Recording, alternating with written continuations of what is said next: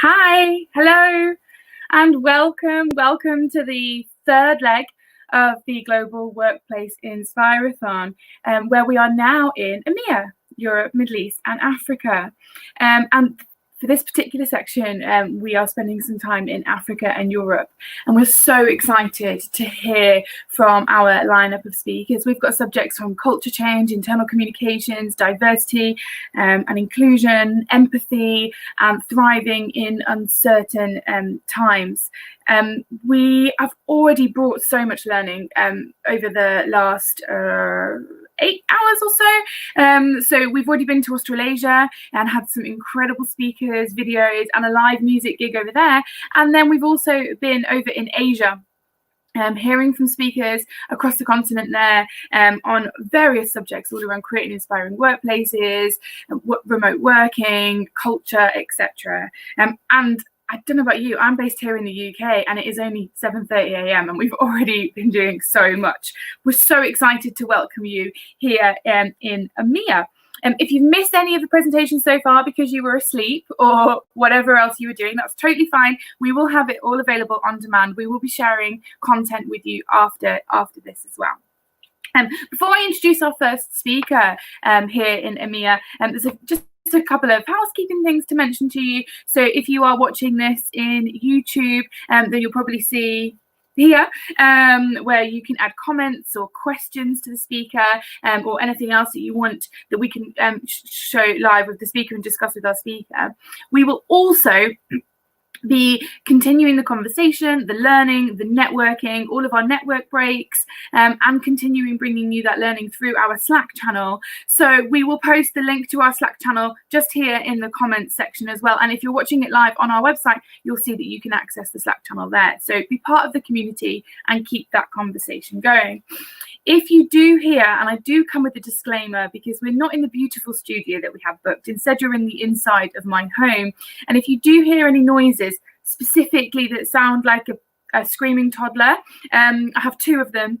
So I do have twin babies at home and I have a 4-year-old at home at the moment as well. So if you do hear any noises, that's my disclaimer. They are being looked after by a responsible adult. They are quite far away from me at the moment, but I promise you it's not you. It's not you thinking it.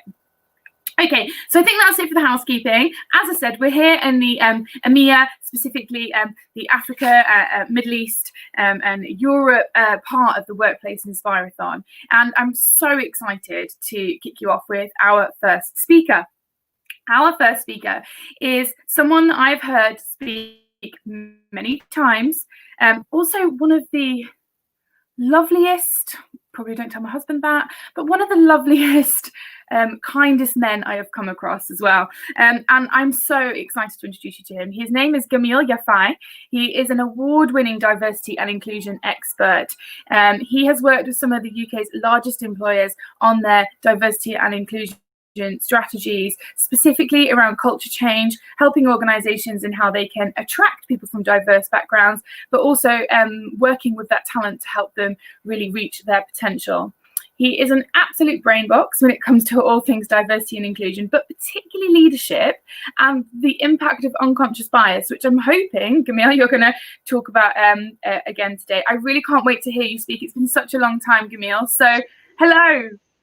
Hello and good morning to you, Ruth. Thank you very much for that brilliant introduction. I'm not deserving. Yeah, it's a great privilege and pleasure to be kicking off the EMEA, African and Europe leg of Workplace Inspirathon. I just can't say how excited I am to be part of this brilliant event. So thank you and Matt and everybody there for putting this on. I want to thank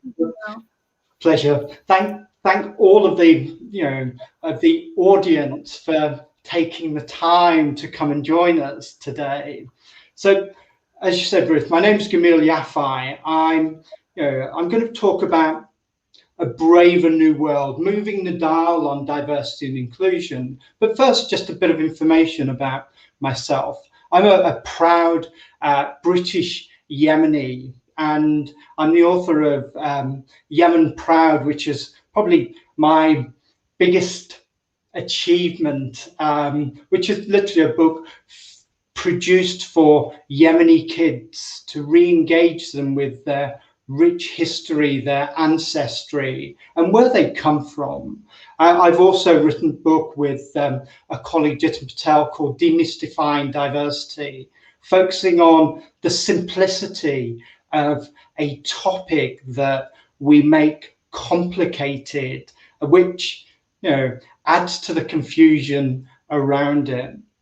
So I've been involved I've been a diversity strategist for 20 years. I spent 9 years as head of diversity for branding, recruitment, advertising, marketing organizations. And the last 11 years, I've focused on developing my own diversity practice. And to be honest with you, it's just given me the freedom to be myself. I'm really fortunate that I wake up every single morning knowing that I can make a difference. And I'm sure for my family and everybody that knows me, that genuinely does sort of help me, I don't know, get a message across and help and support as many people as possible. I consider myself to be a change agent. However, every single person watching this today is a potential change agent and has the opportunity to make huge strides. So just coming into the topic, first, I just want to celebrate the brilliant Martin Luther King, as it was Martin Luther King Day this week. He has many quotes, but one of my favorite is, "The time is always right to do what is right." And we have so many opportunities to do what is right. However, sadly, humans are lazy and we choose the simplest option. We need to move away from choosing those simple options and take time to consider everybody around us. So within my 20 years of doing this work, I would love to be able to stand here and say that we have made huge strides. Yes, there has been lots of change, lots of organizations are doing great things, however, we just haven't moved at the pace that we should be moving at, that we need to move at, that is right to create the change needed in the workplace in order for everybody to feel that workplace is conducive to their needs, to their individual needs. And this is part of where there is confusion around diversity and inclusion. But if I just talk about some of the many reasons why we haven't progressed and why there are huge opportunities ahead of us. And some of those reasons are, when we talk about diversity and inclusion, or if we talk about diversity alone, the term diversity within workplaces can be exclusive rather than inclusive, because when the conversations around diversity are always focused on, disability, LGBT, ethnicity, age, gender, and you've got so many people that don't feel part of that agenda or don't feel that they're included. And that's partially why we've moved over the years, probably within the last 5-6 years, to really focusing on the term inclusion, to make sure that everybody feels part of this journey. Everybody has an opportunity to grow, develop, be their true selves.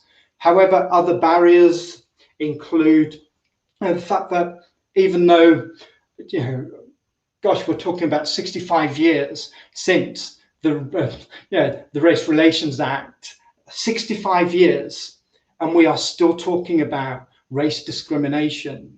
We do so much talking without the action.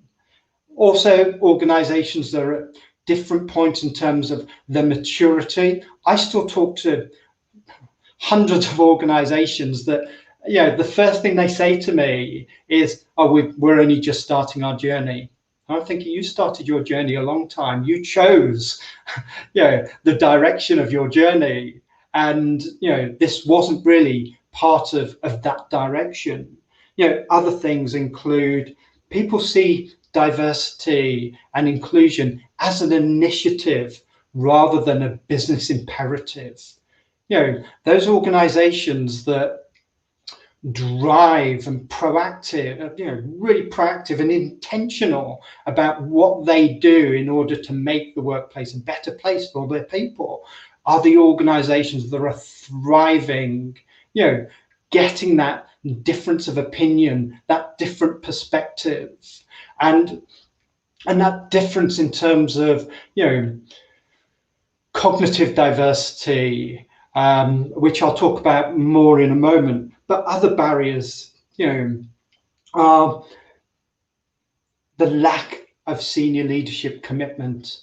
And I'm really fortunate to be connected with so many different organizations. One of those organizations is, D&I Leaders, who support 1,500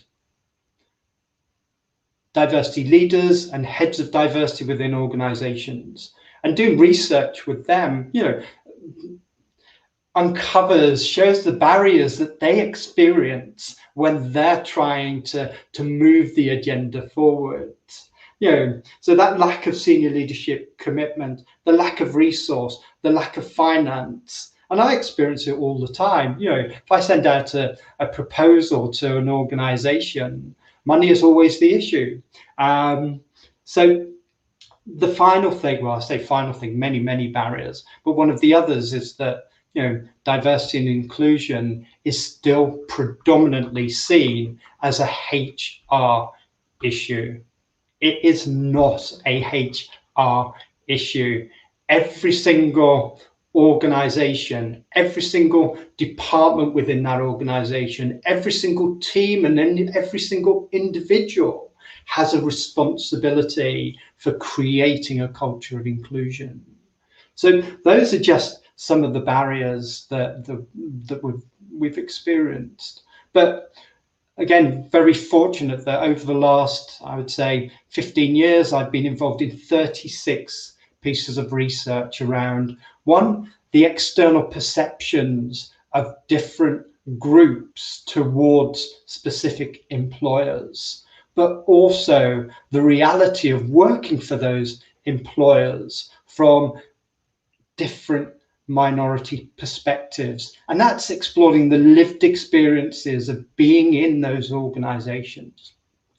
And to me, we have numerous cultures within organizations. We have this, explicit culture, which is how an organization sees itself, and the homogeneous group within that organization see themselves as really positive, really forward thinking. All of their corporate, reports and structures and websites only promote the real positive that's going on in their organization.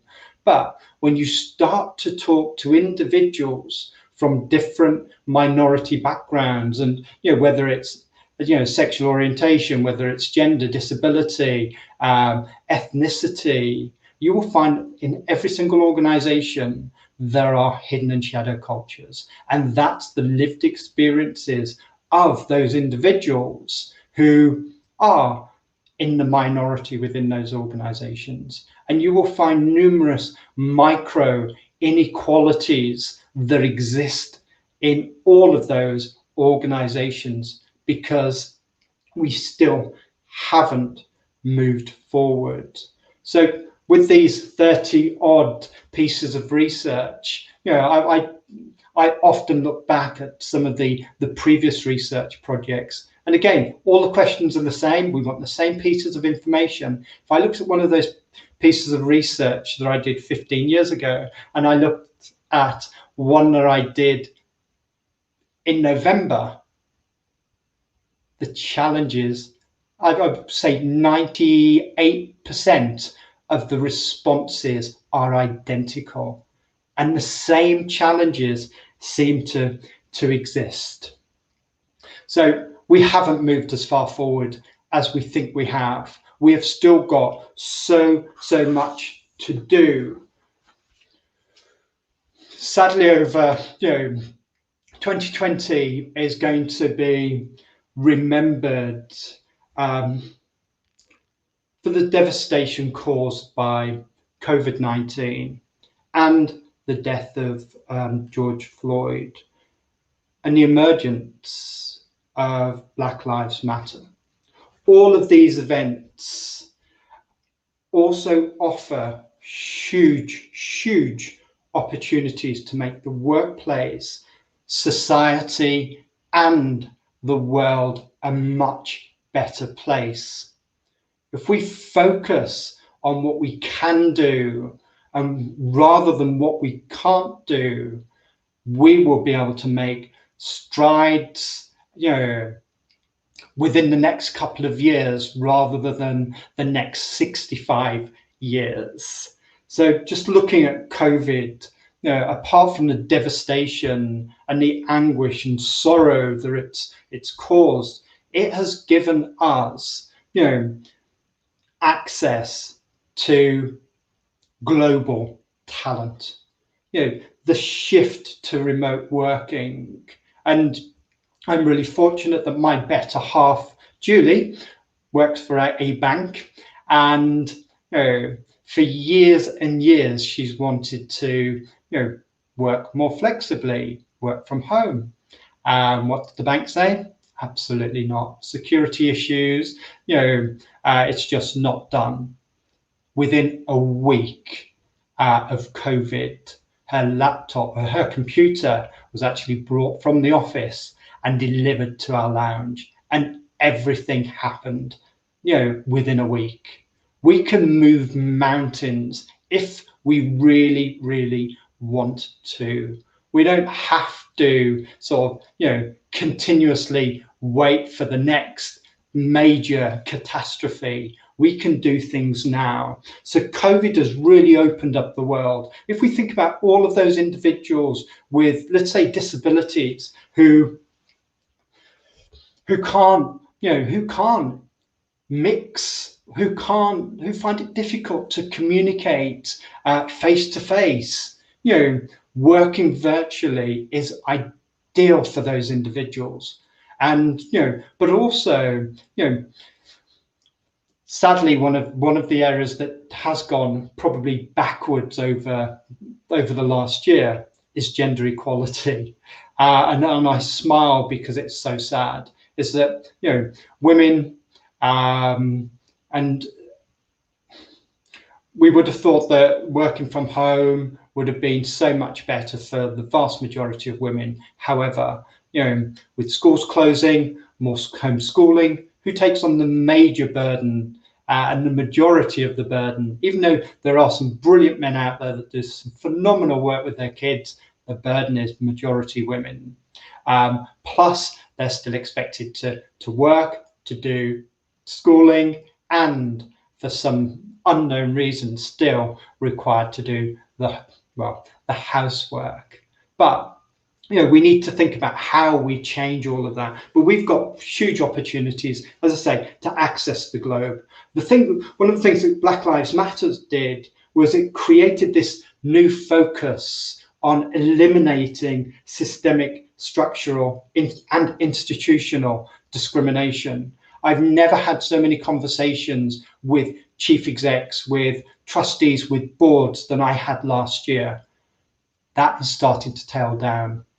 And I hear this from all of my colleagues. We need to ramp that back up, and we need those senior leaders to stay on board and ensure that they are accountable for the changes that are needed in their organizations. We will only move forward if they are accountable and take the responsibility or give the responsibility by role modeling the behaviors that they want to see and everybody else wants to see. But it has to come from those senior leaders. What a senior leader says will be, emulated by everybody else. But in terms of yourselves and everybody on this call, where I talked about being change agents, you don't have to do an awful lot to be a change agent. You can be an ally, whether that's an ally for somebody from an ethnic minority background, somebody with a disability, somebody who's gay, lesbian, bisexual, transsexual, or an individual sort of with a disability, it doesn't matter, or an individual who is introverted, compared to somebody who's extroverted, who has much more of a voice and is, you could say, seen and listened to. We need to focus more on the introverts, and there are so many of them around. So as a as an ally, what is it that we can do? Well, there's a number of things that we can do. One, we can take on the struggles as our own and lift others by advocating. We can stand up for others even when we feel scared. We need to be having those conversations, those uncomfortable conversations. We need to transfer the benefits of our privilege to those who lack it. Think about our network, think about the people that we know, think about the connections and everything else that we have. And that is a privilege because yes, we've worked hard to develop those networks, but those networks actually create opportunities for us to get new projects, to get new business, to actually move up in organizations. We need to transfer that privilege. We need to acknowledge that even though you feel pain, the conversation is not about you, it is about other people. And we need to be willing to own our mistakes and decenter ourselves. We need to be cognizant. We need to be mindful of the biases that we hold and the blind spots that we have in order to progress. We need to start leading ourselves to lead others. We need to be willing to own our own mistakes, but also we need to understand that education is up to you and no one else. It's not up to a Black person to tell you about Black Lives Matter. It's up to us to go and seek support. We need to be more intentional. We need to focus on not just the business case for within organizations, because not everybody buys into the business case. People have a purpose. Let's tap into the different purposes that people have. Let's focus on the moral and social sort of, cases for diversity and inclusion. So you can do whatever you want to do, but it is totally up to you to take responsibility for creating a world that includes everyone. I'll leave you with my last quote, and it's my favorite quote, and it's one from Gandhi, and it's "Be the change you want to see." Thank you very much.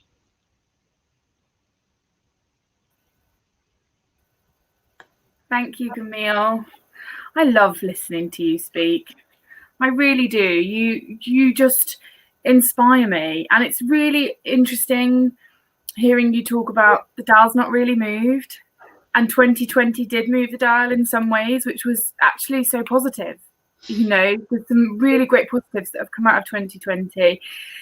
And then I never really reflected on the gender equality piece and how that's actually gone backwards almost without us realizing it. So many organizations have been working on gender pay gaps over the last few years and all the rest of it. But gender equality, as a mum of 3 boys, all under the age of 4, I certainly know that struggle. And I'm fortunate to work for an employer that that gets that and practices what we preach, indeed. But there are so many people in my position right now who are mostly women, mostly. Yeah, really interesting. I've got a question for you before I let you go, and that is if anyone that's watching this right now or on demand is maybe feeling a bit overwhelmed with whether their dial's gone up or down, or where they are in their strategy, or they haven't even thought about it. And I do hear people, particularly smaller organizations, often say to me, we need to do some D&I stuff. If they do nothing else, what would your advice be on where they start? So this is the dilemma that most organizations have, is that starting point. Yeah. The starting point with anything is talk to your people. It's talk to your people, either run focus groups, or get other people to talk to your people for you. Because, the workplace is a strange thing, because unless you have psychological safety within your organization where everybody feels comfortable to be themselves and to say what they really think, unless you have that, then people aren't going to be open. There will be fear that if they say something that they're going to, they're going to be penalized or seen as being awkward or being seen as a troublemaker. There are so many people are afraid to put their heads above the parapet, partially because they've been knocked off so many different times. So, and this isn't a bid for business. This is reality. So many managers will talk to their staff, and the staff will tell them what they want to hear. Get somebody externally to do the talking. Run focus groups with individuals who are from different backgrounds, and find out what their lived experiences are of working in the organization. First place to start. Second place is, I'll be brief, is to do an audit of your own good diversity practice. Find out where you are, because if you don't know where you are, you won't have a clue where you're going. Fantastic. Thank you so much, Camille. Thank you for sharing with us and sharing all your knowledge, and your research that I'm hearing is coming out with the same results. I really, really hope, and I think I've said this a couple of years ago to you, but I really hope next time we speak that dial is moving. All the dials are going in the same direction. But thank you so much. For now, we're going to say goodbye, Camille, but we are going to touch on the creating a psychologically safe places to work with in 2 speakers' time. So we will be going into that a bit more. So thank you for segueing that, Camille. Thank you very much, and we'll say thank you, Ruth. Thank you to the audience for okay. Take care. Thank you, Camille. Thank you. Right, so we're going to go straight into our next speaker. I hope you enjoyed listening to Camille. I always love listening to him. Our next speaker is one of the most joyful people I have ever met, and I've ever had the pleasure of meeting, actually. As soon as I hear her name, the first thing that comes to mind, and I'm hoping she'll be pleased to hear this, is the word joy. This lady is called Karen Vollo. She is tenacious, she is inspiring, and she's definitely got like this real zest for life.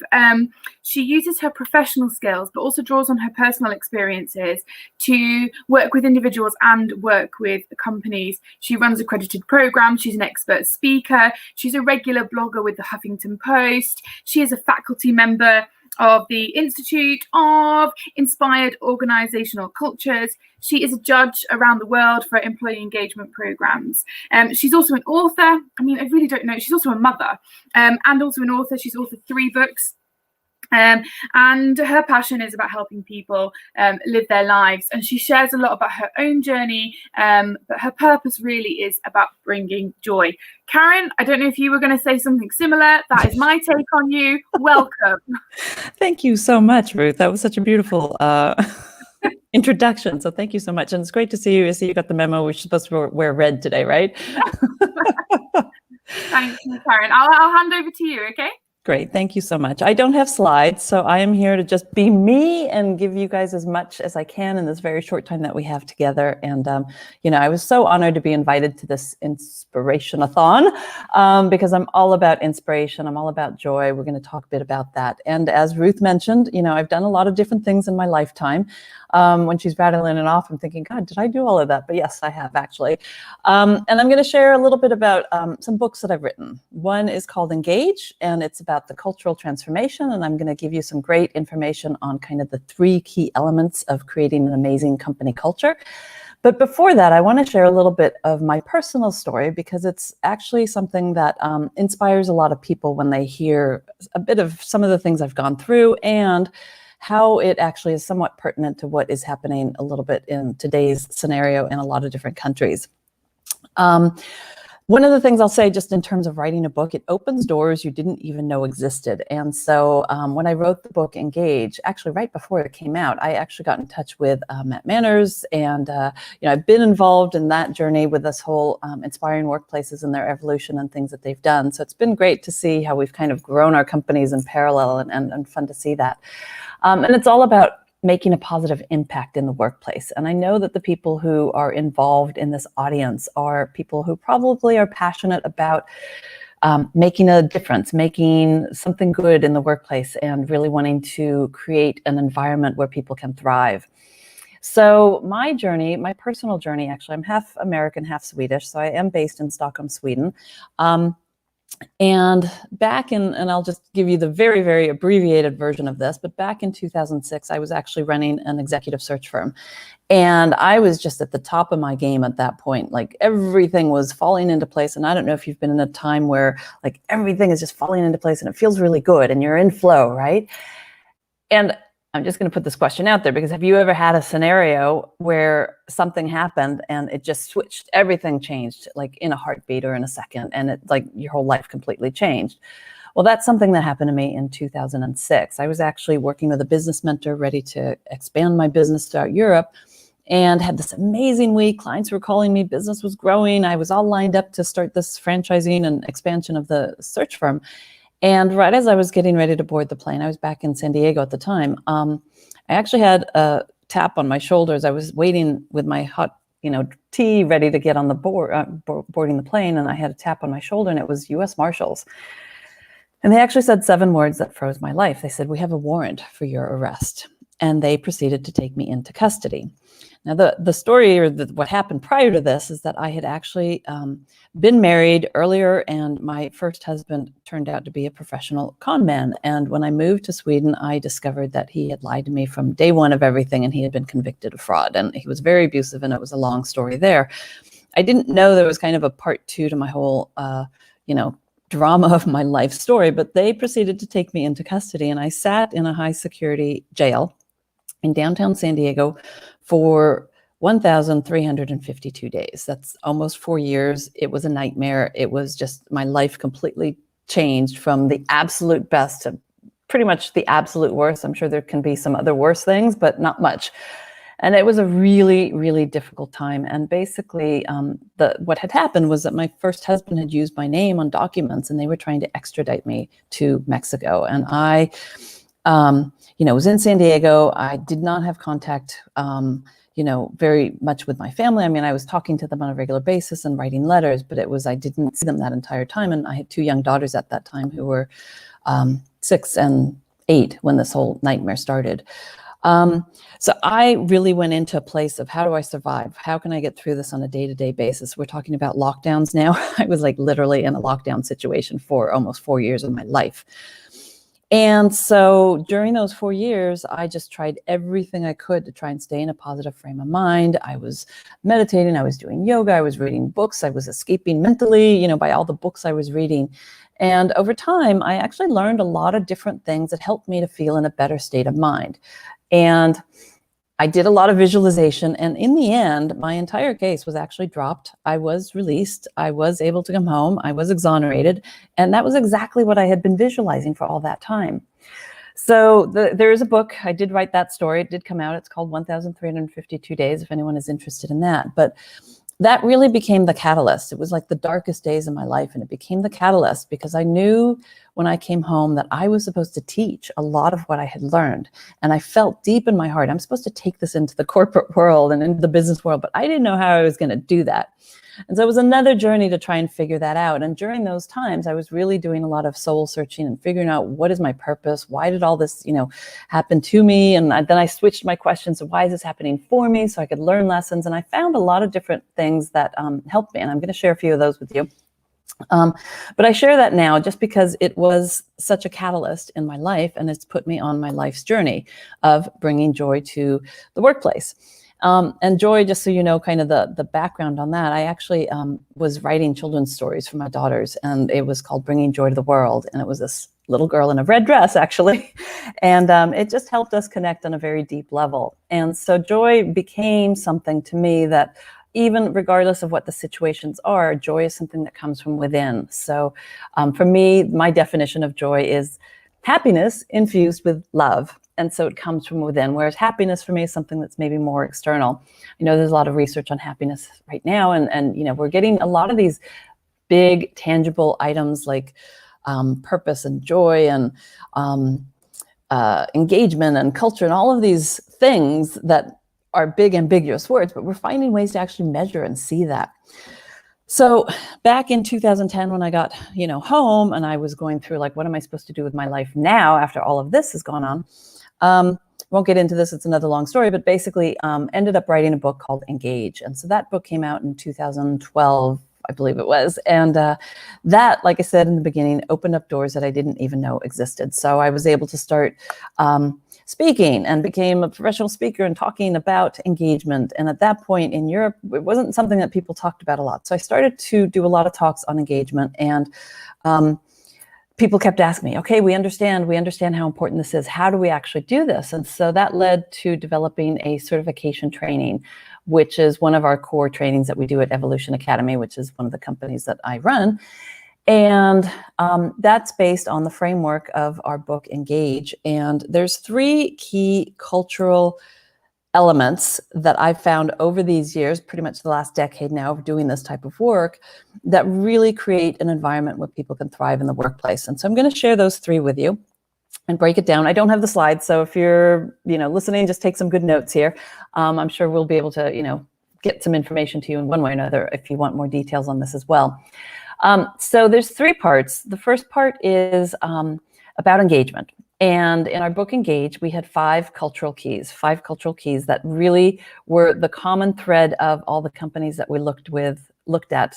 And these companies were 15 companies. They were based in different locations, different industries, and different ownership structures. And we found that these were the kind of the red thread, the commonalities that really, when you have a very engaged organization, they were sharing this. So the 5 cultural keys. First one is collaboration, and that means taking teamwork to the next level. So oftentimes when you look at really highly engaged organizations, there's a sense of family, really deep connection there. They feel really, they're working for the greater good of everybody, and there's a strong sense of, that family feeling and teamwork. And so collaboration is one of the really, strong elements of working together and making the organization go forward, right? And that's where you have a lot of the trust and understanding of each other. The second key is creativity. So what we mean, in terms of creativity is that your frontline employees and employees all over the organization have these great ideas, and you just need to ask them. So you find ways to systematize and pull out the creativity within the organization. So if you can find ways to, enhance and really elevate creativity and innovation inside of the organization, you're going to start moving the organization forward. The third cultural key is connection. And what we mean by connection is that deeper emotional connection. How do you connect with people through your values, through your purpose? How are you communicating both internally to the organization and also externally to the market, right? So it's all about that connection, and really, especially now and what's happening in the world and how everyone is working virtually, we really need that connection even more so. It's really, really important to have that. The fourth cultural key is celebration. So it's looking at what's going well. It's looking at recognition, appreciation, focusing in on all those small wins along the way, and really focusing in on all the good things that are happening and all the ways that you can, celebrate and look at your behaviors and make sure that people are being acknowledged for the behaviors that you want to reinforce inside of the organization. And then the fifth cultural key is contribution. And that's some level of giving back. You're connecting the business to something that's making a difference in the world. And we've seen a big shift in how, kind of people in humanity, they really want purpose-driven companies. They want companies that are making a difference in the world, that are actually doing something good for, the planet and good for the people, right? So contribution is just connecting that so that people actually feel very proud of their company and feel like there's, a lot of, it gives a meaning in life, basically. It's going back to Maslow's hierarchy of needs. So those are the 5 cultural keys. And I started working with that, and I did we have our certification training where we train people to be engagement specialists, cultural engagement specialists. But what I found was that in working with companies, if there wasn't a bigger purpose, so this is the second element of this amazing company culture, is having that bigger purpose and that why. And if companies don't have that bigger purpose, it really makes it harder to do the engagement parts. So it's really important. I love Simon Sinek's work because, he really defines that so clearly and simply. And I think a lot of companies now are really focusing in on why are we here? It's not about making money. Companies do not go into business to make money. That is not their purpose. That is their vehicle. But they have a bigger purpose as to what they're trying to do. They're trying to solve a problem. They're trying to give a service. They're trying to make a difference in some way. And, we're seeing many companies becoming more purpose-driven companies because the younger generations coming in, and really pretty much like a lot of people now really want to work with companies that they feel are doing really good work in the world. So that's the second element there. And the third element to creating an amazing culture is about trust. And over the years, as I've worked with so many companies, I've found that if you don't have that kind of foundational level of trust, where there's trust between the teams and the coworkers and the management and the board to the customers and to the suppliers and the partners, trust is really a key element, because if you have that high trust, you actually can build everything else on top of it. So I love Stephen M.R. Covey's work. He's focused in on trust, and I had interviewed him recently on a podcast I have, which is called the Amazing Leader Series, and we were talking about trust. And he's one of those people that has made trust tangible, and he's found that a high trust organization actually outperforms a low trust organization by 300%. So trust actually is a very fundamental thing that you can work with actively inside of the organization to create this culture that you want to have, where people are thriving and doing well, and there's high productivity, and you're really able to shift things. Another person that I love in the trust area is a PhD. His name is Dr. Paul Zak, and he came out with a book. And basically, when I read a sentence in this book, I was like, I have to interview you because you've summed up my entire life's work in 3 words and a formula. He said, joy equals purpose plus trust. And I was just like, my brain was blown away by that, because it was like, wow, here he is, really kind of bringing it down to the elemental foundational things. And so my work now and our work at Evolution has been pulled into a lot of trust. And one of the things that we work with a lot is the neuroscience of trust. And I love getting into this, and I'll just share a little bit here, because once you learn the neuroscience, we're all human beings. We're all hardwired kind of the same way, regardless of what part of the world you're in, regardless of your experiences, whatever you've gone through. We're all unique and beautiful individual people who have unique talents that we're meant to bring into the world. But we're all hardwired the same way. So I'll just give you a quick example. I like to take the extremes as just to show the way. If you have a really low trust organization, you're actually, or let's just talk on an individual basis. If you have a lot of low trust yourself, you're actually working from your reptilian brain, or your, kind of in the back of your brain. And if you have, if you've been driving down the road and someone cuts you off, right, and you start yelling at them and cussing them out, and you're irritated, right, and you feel the adrenaline running through your body, you're actually having an amygdala hijack. And when you have that, you cut off your ability to have the higher creativity and thinking in your brain. And it takes about 24 hours to get that adrenaline out of your system. So, eventually you calm down, and yes, you can start to deal with things, but that has a physical impact on us. And so if you've got an organization that has low trust, you have a lot of things going on that can be very toxic, right? Let's take the other extreme here. If you have a high trust organization, so look at the individual, right? If you're a person who has high trust, well, say someone cuts you off, and instead of reacting like that immediately and getting pissed off and cussing them out, you might think, wow, maybe that person's having a bad day, they're late to a meeting, maybe they've got a sick child in their car and they're trying to rush off to, the hospital. You have a totally different reaction. Your neurochemicals in your body are completely different. And when you have high trust, you're actually activating your prefrontal cortex and you're activating oxytocin running through your body. And when you have oxytocin and these positive neurochemicals, you're highly engaged, you're able to think creatively, come up with new ideas, you're able to see things on a much longer perspective. And so learning the difference between this is really about your own personal situation on how you can manage your emotions, right? And you can show up at the workplace and decide how you want to be. So coming back, we're all working a little bit virtually now, and it's about, how can we create an environment? And one of the things I've seen, working with companies through 2020 is that the companies that had done a lot of their work with their culture and had a really good, strong culture, that was like the glue. It held them together. And even on teams that were really close, that was the glue that held them together, and they had this good sense of connection. Companies that didn't have the culture or that were forced to lay people off, or there was a lot of uncertainty, there's just a whole different feeling in that environment, and people aren't feeling well there, And so when it comes to, your workplace, it's like, how can you make a difference in someone else's life? So if you're looking at your team members, how can you connect to them on a deeper level so that you feel you can support them and they can support you and really kind of lift each other up. And, we worked with a client and actually had everybody in the whole company going through our trust training this fall. And I just saw such a difference because they were like in this bubble of, I feel good. And even though there's difficulties outside in the world and there's a lot of chaos out in the world, I have my, I have a purpose. I know where I'm going with my work and I feel like I'm contributing and I'm making a difference. And so, I know the situations vary from country to country, depending on, the lockdown, and it causes a lot of uncertainty and this feeling of not knowing exactly what to do. And the thing with this, and I want to kind of leave you with a couple things here to think about, is focusing on gratitude.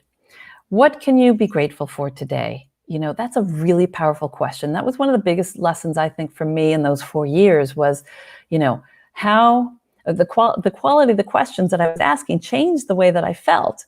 So if I changed the question from why is this happening to me to why is this happening for me, I felt better.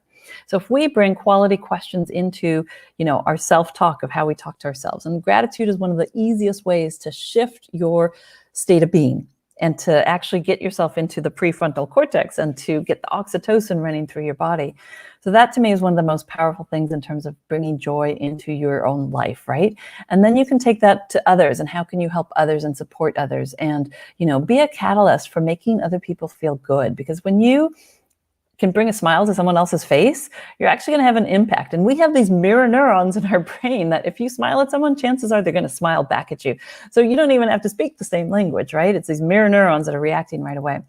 So I love the neuroscience because it just really helps to connect us on a deep level to understand that, gosh, we're all in the same boat. We're humans. We're sharing this human experience on this beautiful planet. And what can we do?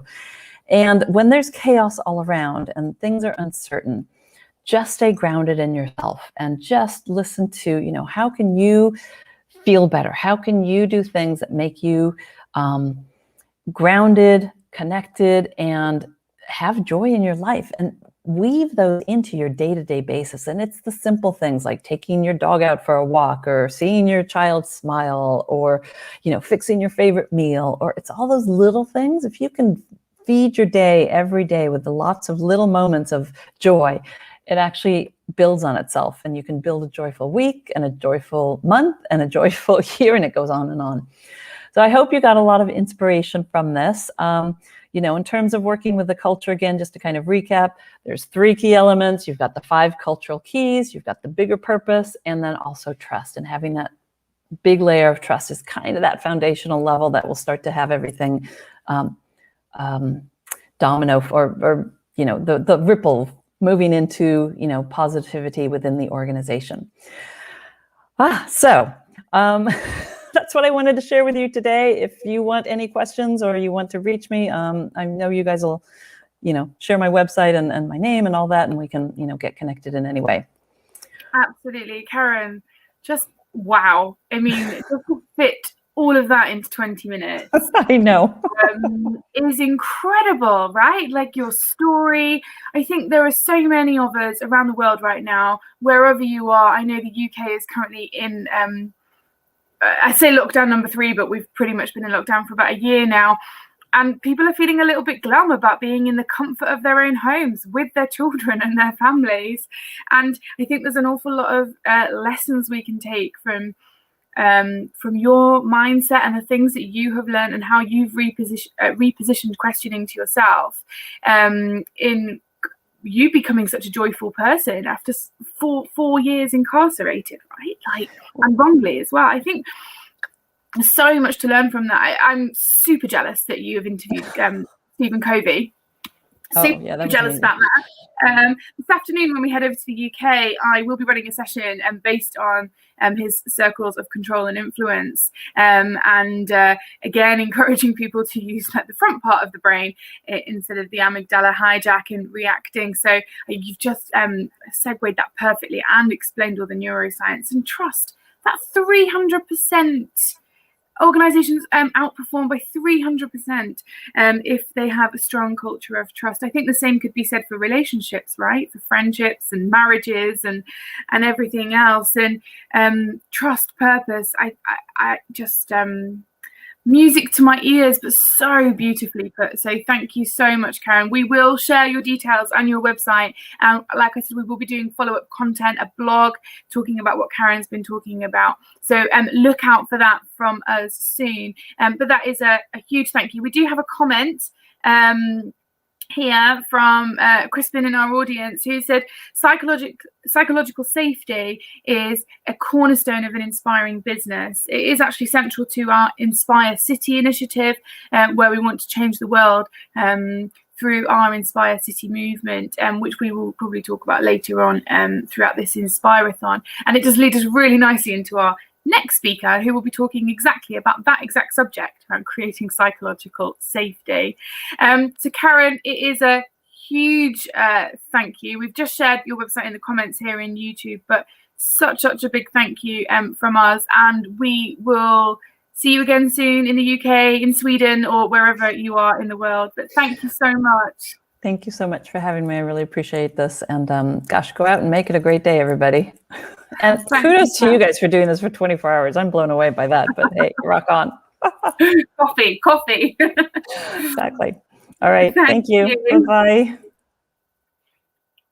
Right. Our next speaker, as I mentioned, is going to be talking exactly about that subject of creating a psychological safety in the workplace.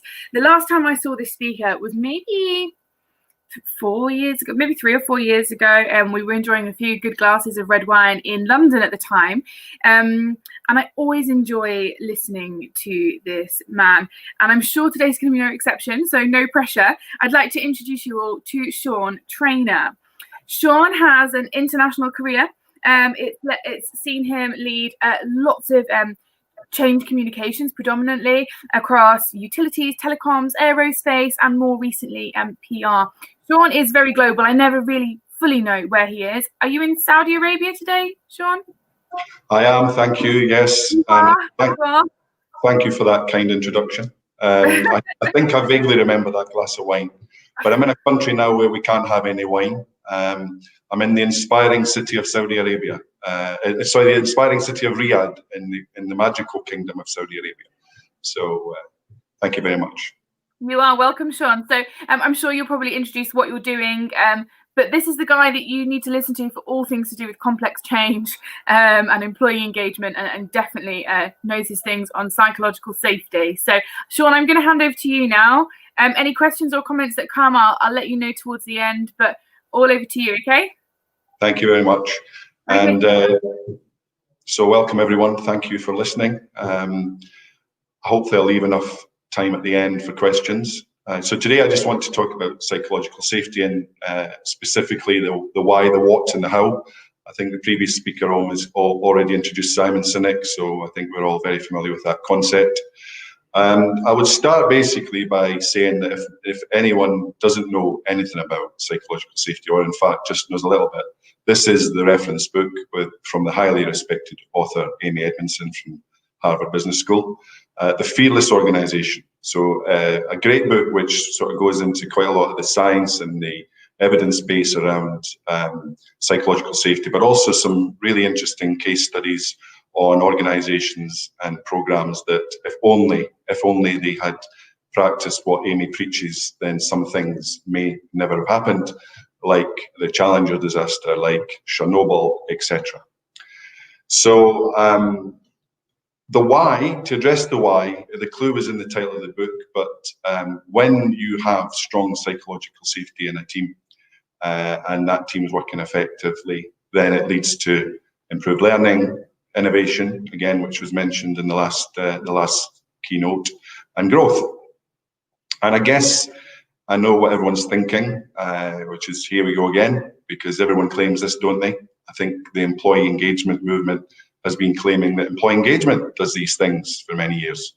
However, I would probably challenge that, and my challenge to myself and to everyone would be, tell me how many times in many of the interventions you may have been involved with around employee engagement where you could fundamentally put your hand on your heart and say that improved learning, that improved innovation, and that improved growth. And I think if we're being honest, we hide behind the memes and the stats and the Gallup figures, but the reality is, in my experience of struggling with the Gallup Q12 process, it's a very hard one to prove, and many people have tried and many people have failed. I often think it's like nailing jelly to the wall. However, if we do go back to a respected organization, Google, they did a program around 8 years ago within the organization called Project Aristotle. And that project was to really get under the skin of what makes a high-performing team. And of course, they had many. So they done a 2-year study looking at very many team dynamic parameters to really get under the bonnet and understand what really makes teams tick. And the result of that 2-year study across 200 teams across their organization demonstrated that psychological safety is the #1 driver for performance. And that was a very close correlation to team output around sales and innovation, etc. So a highly respected organization, and one that has the evidence to prove that this isn't just consultants selling, snake oil, dare I say. This is actually based on a very comprehensive study inside their organization that proved that psychological safety was way above the other more obvious things that people probably assumed had a big factor on team effectiveness and innovation, etc. So the things like having clear structure and clear purpose and having clear impact and dependable teams, yes, they're important, but again, just to demonstrate the importance of psychological safety, this thing floated to the surface. So if we move from an organization that's highly respected and sort of coining the title of Amy's book, what about organizations which are feared? I think probably the industry that's feared the most is the nuclear industry, and I'm proud to say that I had a very rich 18-year career in the nuclear industry in the UK. Not at this particular plant here in Oregon, Springfields, but actually a plant that had the same name, but it was in Preston, not at Oregon. So this site was a site that made nuclear fuel, and it was a very highly chemotoxic site. So as well as dealing with radiation, there was a whole load of nasty chemicals, and I had the luxury of managing a production facility that probably was one of the most chemotoxic plants in the UK. We processed 10 tons of hydrofluoric acid a day, which, if anyone knows anything about hydrofluoric acid, they'll know what I mean. But to put it in perspective, if I was to drop a teaspoon of hydrofluoric acid on your lap, then I would give you 5 minutes before you die. And we done 10 tons a day. So feared, not internally. So the one thing when you work in a safety critical organization is people don't fear safety. They respect it. And there's a big difference between fear and respect. So understanding what you're dealing with is really important. And Thankfully, we never had any big incidents. You know, if we did, then it would have been front page headlines, as well as the catastrophic effect it would have on human lives. But the reality is we didn't have big incidents, but we had lots and lots of small ones, lots of little accidents, lots of little incidents, accidents like people falling downstairs and tripping and slipping and cutting their fingers and things like that. And we also had lots of little incidents where, being the nuclear industry, we had to investigate them thoroughly, and many, many hours spent in management investigations trying to really understand what went wrong. Primarily, we had a very highly skilled and highly intelligent workforce. We had people with MBAs, for example, that were shift operators that operated the process plant. And they did that for a reason. You know, they liked the lifestyle, they were working shifts, so they were working in an interesting environment. But the consequence was that really, in such a highly regulated industry, you lead to a culture of command and control. So it's very important that everyone follows the rules. And often people don't, because humans are humans. And there was a famous safety professor called Jim Reason that coined this phrase, which I love, that says you can't change the human condition. We're all fallible, yeah. However, you can change the conditions in which people work, and changing those conditions, i.e., the culture and the environment around people, is what can drive safety and prevent the human error or the fallibility that we have. And I think most people have probably seen the highly dramatised Chernobyl documentary, and I think that shows the consequence of a high command and control culture where people can't call things out, they do as they're told, and all the rest of it. And through time, people stop thinking because they just follow the rules and they blindly follow the rules, and sometimes they break the rules and all the rest of it. So because we're all human. So really, the Chernobyl incident, and I remember living through it. Again, I was in the industry at the time, and it really spun a movement across the world around safety culture. Up until that point, I think people felt that you could regulate safety through rules and regulations and procedures and engineering, and all these different layers of systems and mechanisms that can hopefully prevent accidents and incidents. But the reality is it comes down to culture, it comes down to people, it comes down to those human factors, those ergonomics, those psychologies of where people are. And time again, I would be in an investigation and you'd be looking a guy with 20 years experience or a lady with many years experience, highly skilled, highly intelligent, and you would just look in the eye and say, what went wrong? And often they didn't know. It was like, well, And I remember one occasion in this particular situation where the gentleman said to me, he said, Sean, he said, I don't know. I really don't know why I did that thing, why I pressed that button or whatever it was at the time. He said, I can only liken it to one thing. He said, there are times when you come to work and you look on your wrist to see the time and you've left your watch at home. And you don't understand why, because every morning you get out of bed and you have your shower and you get dressed and you put your watch on. But, there are once a year or once in a blue moon, there's those moments where we just forget to put our watch on. And why does that happen? Because it's a routine and we do it every day. And it's probably because I got distracted, or it's probably because I'm a little bit stressed, or the phone went, or something like that. But these are the types of things that obviously lead to people being distracted and all the rest of it. So anyway, that's all about physical safety, not psychological safety. But so what am I talking about? Well, there's not much difference. So at this time, when I was the manager of this plant, I had enough, because literally I couldn't sleep at night thinking that people were being harmed. So I brought in the consultants and we went through a complete safety cultural audit to really understand what was happening, because we had a very macho culture and people did it their way, and we were having these silly little incidents and accidents. And the reason I'm telling this story is on two levels, one on sort of emotional level and one on a rational level. The emotional level was one day standing on the control panel, briefing, having a team chat, and a guy literally fell through the roof. He came through the roof and landed in front of us and broke his back. And now this guy was a colleague. He also had a 4-year-old daughter who was the same age as my son at the time, and they both went to nursery school together. So every morning, Andrew and I would drop our children off at nursery, and then we'd go into work, and then reverse on the way back on this. And here I was faced with this dilemma. I now have to go home and tell his wife, who is the mother of the child in the nursery with my son, that actually he might not pull through. And that had a dramatic effect on me. I actually, at that point, thought, this isn't worth it. I don't care about production. I don't care about the manufacturing numbers. I don't care about all these management instruments. I want to protect people's lives. And that's why we brought in the consultants. And this was 23 years ago, okay? Showing my age now. Now, the impact of that in 1 year was me taking the ball off all the management instruments and all the metrics. Our accident frequency rate moved from 3 point something, which was really poor, to a measure of 0.2 something. So it was literally a 100% improvement in safety statistics, which meant, you know, a 100% improvement in the number of people that were being exposed to us. Now, after 1 year, it was another epiphany moment for me, because I was almost on the verge of thinking I was going to get fired because I've taken the eye off the production ball and all the rest of it.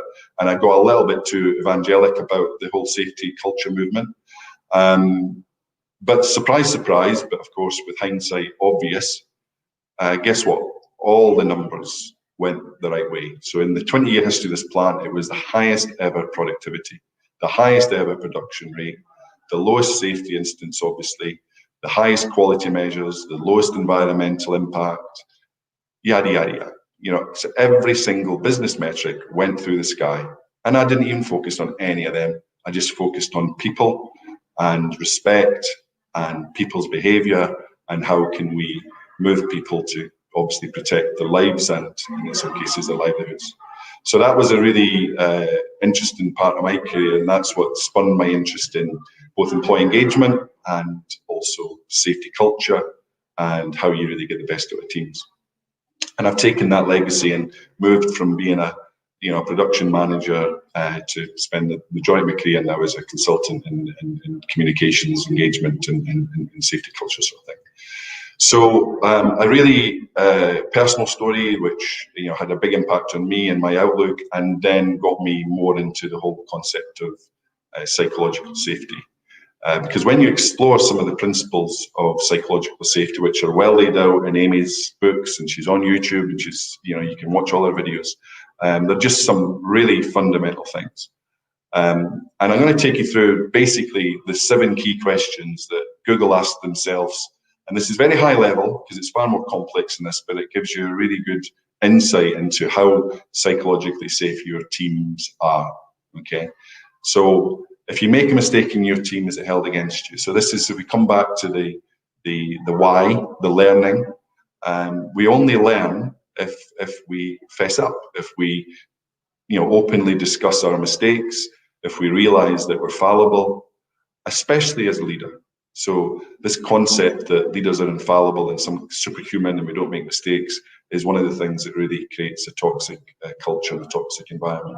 When people actually, are human and they realize they're human, back to that, you can't change the human condition piece, then it makes it so much easier. So not, punishing people for being human, basically. So we often punish people for making mistakes, but just think about that for a moment. We're actually punishing people just for being human. Can you bring up tough issues? So, if you're struggling with something, do you have a culture where it's okay to put your hand up and say you're struggling? Can someone help? Or do you put your head down and just pretend it's not happening? Or you don't want to admit that you don't maybe know all the answers? Again, not knowing all the answers. Another common mistake that leaders make, assuming that they know all the answers when they don't. So this ability to sort of ask the right questions and be able to sort of seek help or seek advice when you don't know is really important. And often in teams that don't perform highly, this doesn't really exist because of lots of dynamics, but and it could an element of personal pride, etc. I think this is a really interesting one about being different in a team, because I think people think cohesion in team, and it was mentioned earlier, you're all part of a family. Well, that's great. It's a close-knit community. But also, I think everyone recognizes the need for diversity, because if you take the cohesive team to the nth degree, then you just end up with cookie-cut people, and then everyone just forms and norms in a way which actually is not very healthy, because you have lack of diversity and lack of diverse thought. And this comes down to all sorts of things. It's not just about normal diversity and inclusion measures like ethnicity and gender, although these are important, But you know, it's just being different. It's just not having been part of a culture and coming from another place, whether, you know, in our industry you've come from in-house to consultancy, or you've come from, you know, another industry. And we all recognize this, okay? So these great industries like finance and oil and gas, you know, they're so protective about, you can only get a job here if you've had 20 years experience in the sector. Well, that's fallacy. It works if you're a nuclear engineer, obviously, but it doesn't really work for a lot of transferable skills, especially in the fields that we operate in. So that whole kind of exclusion piece is really, you know, harmful for organizational culture and team performance. Is it safe to take risks? Well, you know, not only is it safe, it's compulsory, right? We need to take risks, or else everything just becomes very entropic. So the ability to sort of, you know, calculated risks, obviously, but the ability to push the boundaries is really important for that innovation that we talk about in growth. Because if you don't take risks, how can you innovate? It's as simple as that. And I think, you know, recent events with COVID have demonstrated how actually we've been forced to take risks that we would normally never have taken. A whole sort of adage of, you know, crisis is the mother of invention and all the rest of it. But if you look at that and learn from that, there's so many things that we've done over the last year that we probably were angels feared to tread a year ago, a bit prior to that, you know. So I think there's some interesting learnings on being able to sort of push that envelope. Is it difficult to ask for help? It's, you know, very similar to the one about bringing up tough issues, but, you know, if you're struggling, who can I ask? And again, the whole of the dynamics around why people wouldn't do that, and it might just be because, you know, their personal pride, but also they might just be being over sympathetic for their colleagues, thinking they're too busy and all the rest of it. But, you know, you're not going to know unless you ask. So again, a culture which is free, where people think they can do that, is a very healthy culture and a very healthy team. Do people undermine your efforts? Why would they do that? Well, they do it, right? We've all worked with backstabbers and all the rest of it. And you know, again, deep psychology and why people act like that. But the reality is that they have their own insecurities, their own frustrations.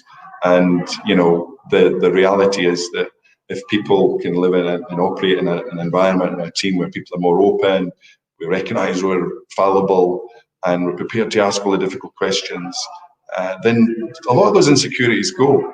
And if the insecurities go, then all the backstabbing and the sniping and all those things go with it. So I'm sure we all recognize how wonderful all that would be. And then the last one around, very similar to diversity. So we talk about diversity in terms of being different, but also diversity is an inclusion, more importantly. It's not just having people who are different, but once they're in the camp, do we really utilize them?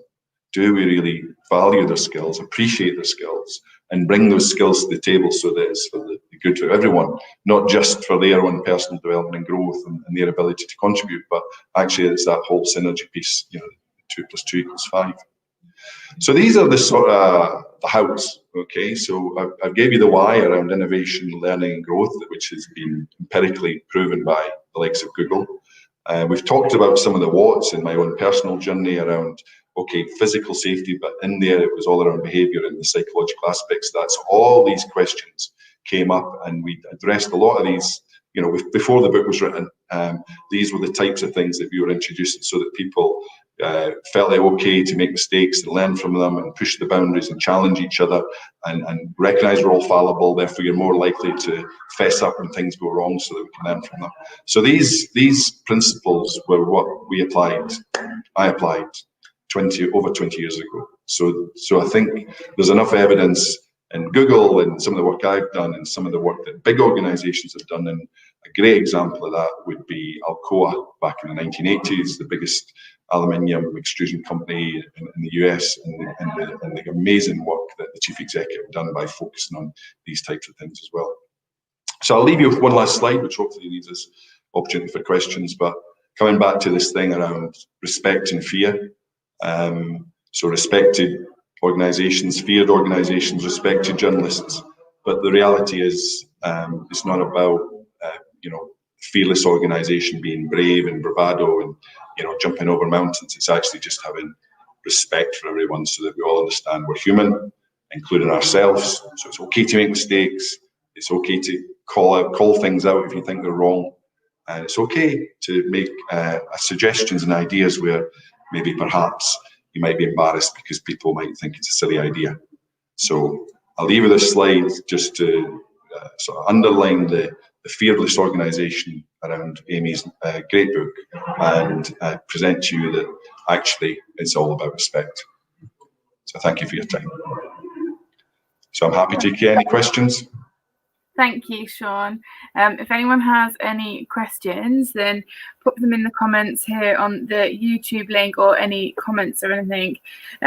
Sean, I really enjoyed that, and thank you for sharing so much advice and tips and learning for people. I really agree with you that leaders really need to be human, right? Yeah. Like, that's such an important part, is if we want to create these psychologically safe places where people feel safe, they need to. And actually, you know, no, it's not hard to be human, right? It's natural. It's actually harder to put on these management personas and adapt and perform in a way and stick on a uniform and a tie and speak with your voice. That's the expectation. It's actually a lot easier just to be yourself. Yes.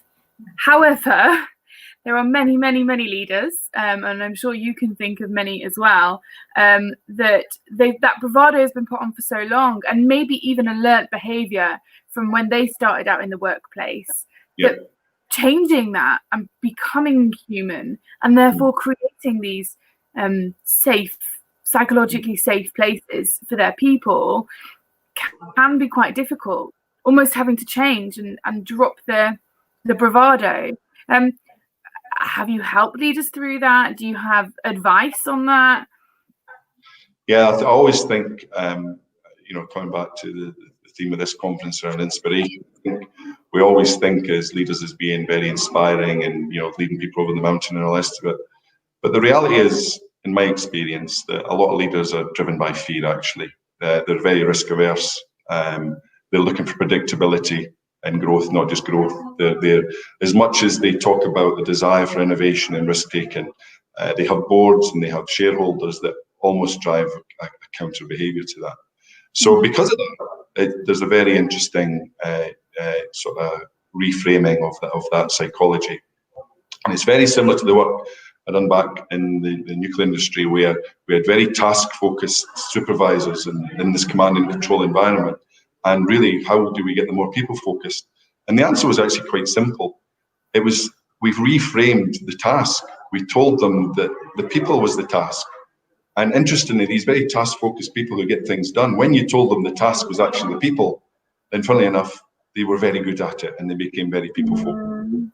Similarly, on a leadership perspective, when you sort of show fear in terms of a what-if scenario, and this is what Amy does in her book very well, because things like Challenger and Chernobyl and all these, you know, things that went wrong, you know, there, but the grace of God goes to your eye as a leader. You don't, you know, observe learning. And, you know, so painting a picture of what could go wrong often is a greater catalyst for behaviour. None of the learning was then that you're talking about, because they come with respect, the inspiration leader, and suddenly in an environment where they feel vulnerable, that's in their environment, or, you know, disability, growth, etc. But to show them the risk of what might go wrong is something which then the behaviour so they understand. Thank you, Sean. I haven't seen any immediate questions or comments coming in yet, but we are nearing the end of the time as well. Sean, if you've got any parting your top piece of advice, one line. One line, put me on the spot.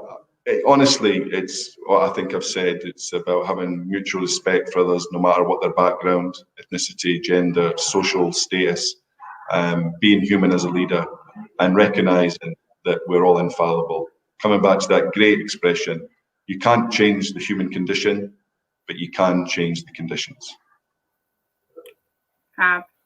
Thank you, Sean. We're going to quote you in that in a blog probably that we follow up with. So huge thank you for joining us from Riyadh in Saudi Arabia today. I hope you're battling, I'm sure you are, less storms than we are here in the UK right now. Thank you so much for joining us. Thank you for sharing so much wisdom and experience that you've been with. As I said, we'll follow this up. We'll follow up the recording. We'll follow up the blog. And massive thank you to Sean. Thank you very much. Thank you. Goodbye. So up next, we are going to share with you a short 5-minute video. This is one of the videos that inspires us, and it's short 5 minutes before we then segue into our next speaker. This video is by David Duchesne, and it is called Being Unstoppable.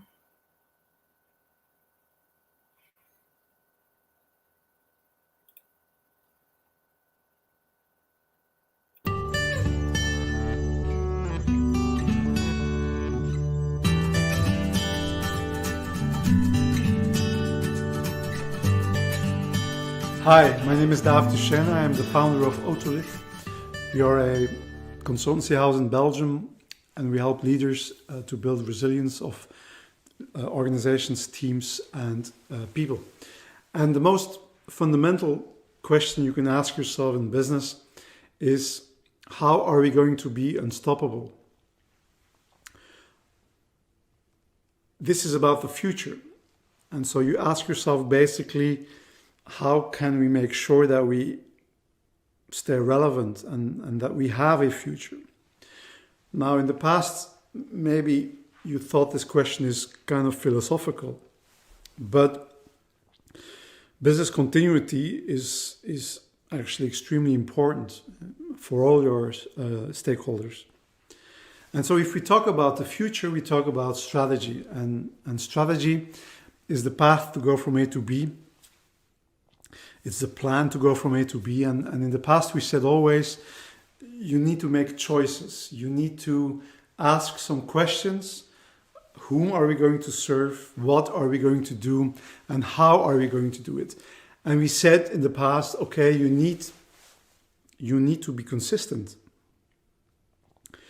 And so strategy very often was about continuity and about, I would say, controlling the situation. We know that this is quite difficult, and this is also not new, because in the past we've seen disruptions, digital industry changes and so on, that made some products and some companies irrelevant. But of course, with COVID, we've seen that it can even be worse than what we've seen in the past. And so we have to ask ourselves that question: how can we be unstoppable? And if we talk about strategy, we talk about change, because every strategy involves change, and we talk about people that have to change. We basically ask a lot of people when we execute a strategy. We ask them to change their habits. We ask them to acquire new skills. We ask them to be their best selves. We ask them to deal with change and the uncertainty that change brings.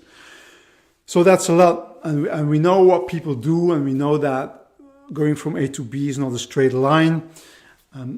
But this has only worsened. A couple of months ago, I was in a board, and we were talking about strategy and going from A to B. And the board still was under the impression that the strategy would control things. By developing a strategy, you would be able to stabilize certain things. And I said, well, actually, strategies don't do that. Strategies are plans that you make up today with all the information that you have about the past, about today, and about the future, but you will never be able to stabilize or to control. And actually, if you want to have a strategy that works, it's about being prepared for the unpreparable. And so they were looking at me and saying, well, actually, this is quite abstract. And I said, well, actually, it's not. Because if you are prepared for the unpreparable, it means that you are able to cope with change, to anticipate change, but also to cope with change. And you could call that resilience. Resilience is about bouncing back and bouncing forward, but resilience doesn't start the moment that something happens. Resilience starts before. And so if you can be resilient, then you have a future. Now, how can you be resilient? And if you look at the literature, people are talking about, for instance, business continuity plans that you have to make. But I can assure you that most business continuity plans are gathering dust somewhere in a drawer. Someone thinks about risk management and says, well, we need a business continuity plan, and so we make one. And then the auditor is content. But actually, it's like a fire alert if you don't train for that, if you don't explain, if you don't work on it, you will have people dying and your fire alert might work. You might have an evacuation plan, but people don't know it, people don't do it. So it's not about business continuity plans, it's not about super forecasting, it's not about deep learning, it's not about technology, it's actually about human capabilities. And I see 3 super apps when you talk about organizational resilience. The first one is leadership. Leadership gives direction. Leadership gives meaning. And so even though everything is in turbulence and turmoil, you might try to give a meaning to things. You might try to give direction to efforts of people. And even if you have to change that direction because the environment changes, you still need to have a sense of direction. That's the first one. The second one is collaboration. How many people or how many organizations, are destroying value because there's not enough collaboration? And with all the challenges ahead, we can only foster collaboration more. Because what is collaboration? Collaboration is about sharing your knowledge, your assets, your experiences, and doing something with that. And so in times of change, you better make sure that everything is on the table, that you have all ideas, all creativity, all experiences on the table. Otherwise, you will lose opportunities and you might lose in the whole. So collaboration is important.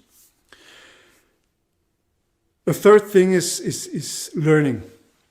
Like I said before, you can learn before something happens and you have to do that. So there's 3 moments of learning: before, during, and after an event. And so we can say, well, let's learn before. And we have to do that, but it's very difficult. Secondly, is we can learn during the calamity, but we know it's very difficult too. And thirdly, we can learn afterwards. And you could say, well, this is the easiest, but no way. We don't learn from the past as much as we could, and we don't take the time. So learning is about adapting, it's about acquiring new skills, it's something that you have to do continuously. And so if you talk about being prepared for the unpreparable, it means that you also have to acquire capabilities that you don't know that will be useful. How many organizations do that? How many people do that?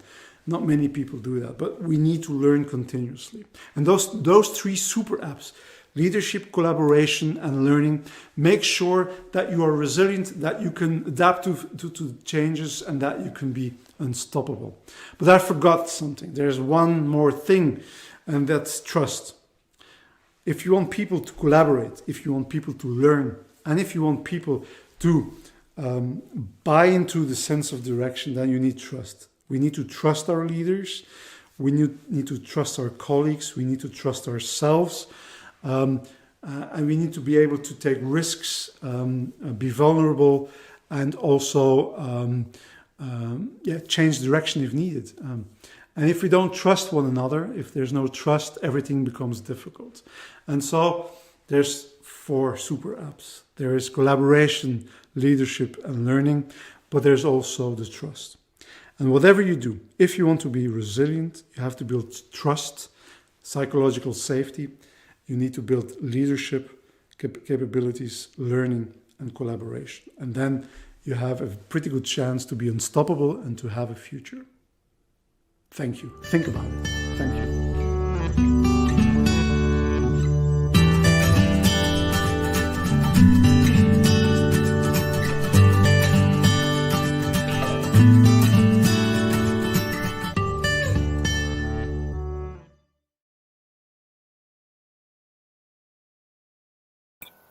Thank you to David Deshane from Otolith for sending us that 5-minute video as part of our Inspire Me in 5 series. Our next speaker, I am delighted and excited to introduce you to Yemi Fishin. And I'm apologies, Yemi, if I've got your surname incorrect. I'm sure you'll correct me on that. Yemi is going to be talking to us about a subject that is super topical right now, thriving in the midst of uncertainty. Now, my research on Yemi tells me that he is the head of human resources at Globalcom, and he's based in Nigeria. He is, and there's quite a lot of lists here. He's an elected council member of the Chartered Institute of Personnel Management. He's recognised in the top 501 most famous global HR leaders. He is a top 150 global HR influencer. He's one of the top HR thought leaders in Africa. He is one of the top 50 personalities on LinkedIn. He has had the best revenue sales supporting HR. He's a work booth, top 50 career influencer, Tech Times Africa, top 3 Africa HR influencer. Yemi, that is a lot of lists for you to keep track of. We are really excited to hear you speak and talk to us about thriving in the midst of uncertainty. Like I said, so topical across the globe right now. So Yemi, I'm delighted to introduce you. Over to you to talk to us about what you're going to talk to us about today. Okay, thank you very much. Thanks a lot for the introduction. Please just confirm to me that you can hear me. We can hear you. Yep. Yep. Can you hear me now? Yep, we can hear you. So thank you very much. Okay, so thanks for the introduction. So just a quick slide correction. The surname is Fashion, Yemi Fashion. And thanks for all the things you read out. I'm struggling to keep up as well, but thank you. Let me just go straight into it. Right, thriving in the midst of uncertainty. Interestingly, when I came across this topic, it was very, very interesting to me because I just released the book late last year, and the title of the ebook, which was free and can be downloaded on my website, yemifashion.com, the title is Thriving in Uncertainty. So it's quite important that I put together my thoughts around the changes around the world between April and end of the year, put them together in that book. And like I said, it's free. But today, what I want to concentrate on within this uncertainty conversation is how COVID-19 really has had implications for the female employees in our organization. We moved from the era of employee satisfaction, we moved to employee engagement, we moved to employee experience. And if you ask me, I think we are in the era now of human experience, because the experience we're looking for from the employee perspective, it's not only the experience that the individual should have at work. It's the total experience of the employee in and out of the organization. And what it means is that we are concerned about the experience of the employee when he or she is working with us in the organization, as well as what happens to the employee when he or she is also outside of the organization. And we all know now that work is where work is. Work is anywhere. We've moved work away from one block of offices down the road to really in my car, to my house, to the pub, to anywhere. So work is where work is. Therefore, the total employee experience is very important. But the concentration of my next couple of minutes is really how this has impacted the female employee experience in the midst of all that has gone on in the last couple of months. And what I'll just drill down on will be delivering on that employee experience given the circumstances we find ourselves now, the lessons we have learned over the last couple of months, and then we'll have we'll share some conclusions around employee experience and the implication for the female employee. So let's go straight into it. Some sort of background to set context to this. In the last 20 years, we've really witnessed some sort of growth, some sort of progress in the place of women in our world of work and what that means for gender equality in the society. I mean, especially from an African perspective, the woman has moved away from the upscale kitchen, stay at home, to what really can we contribute to society, either from a corporate perspective or even not for profit, right? So the last 20 years has witnessed some progress.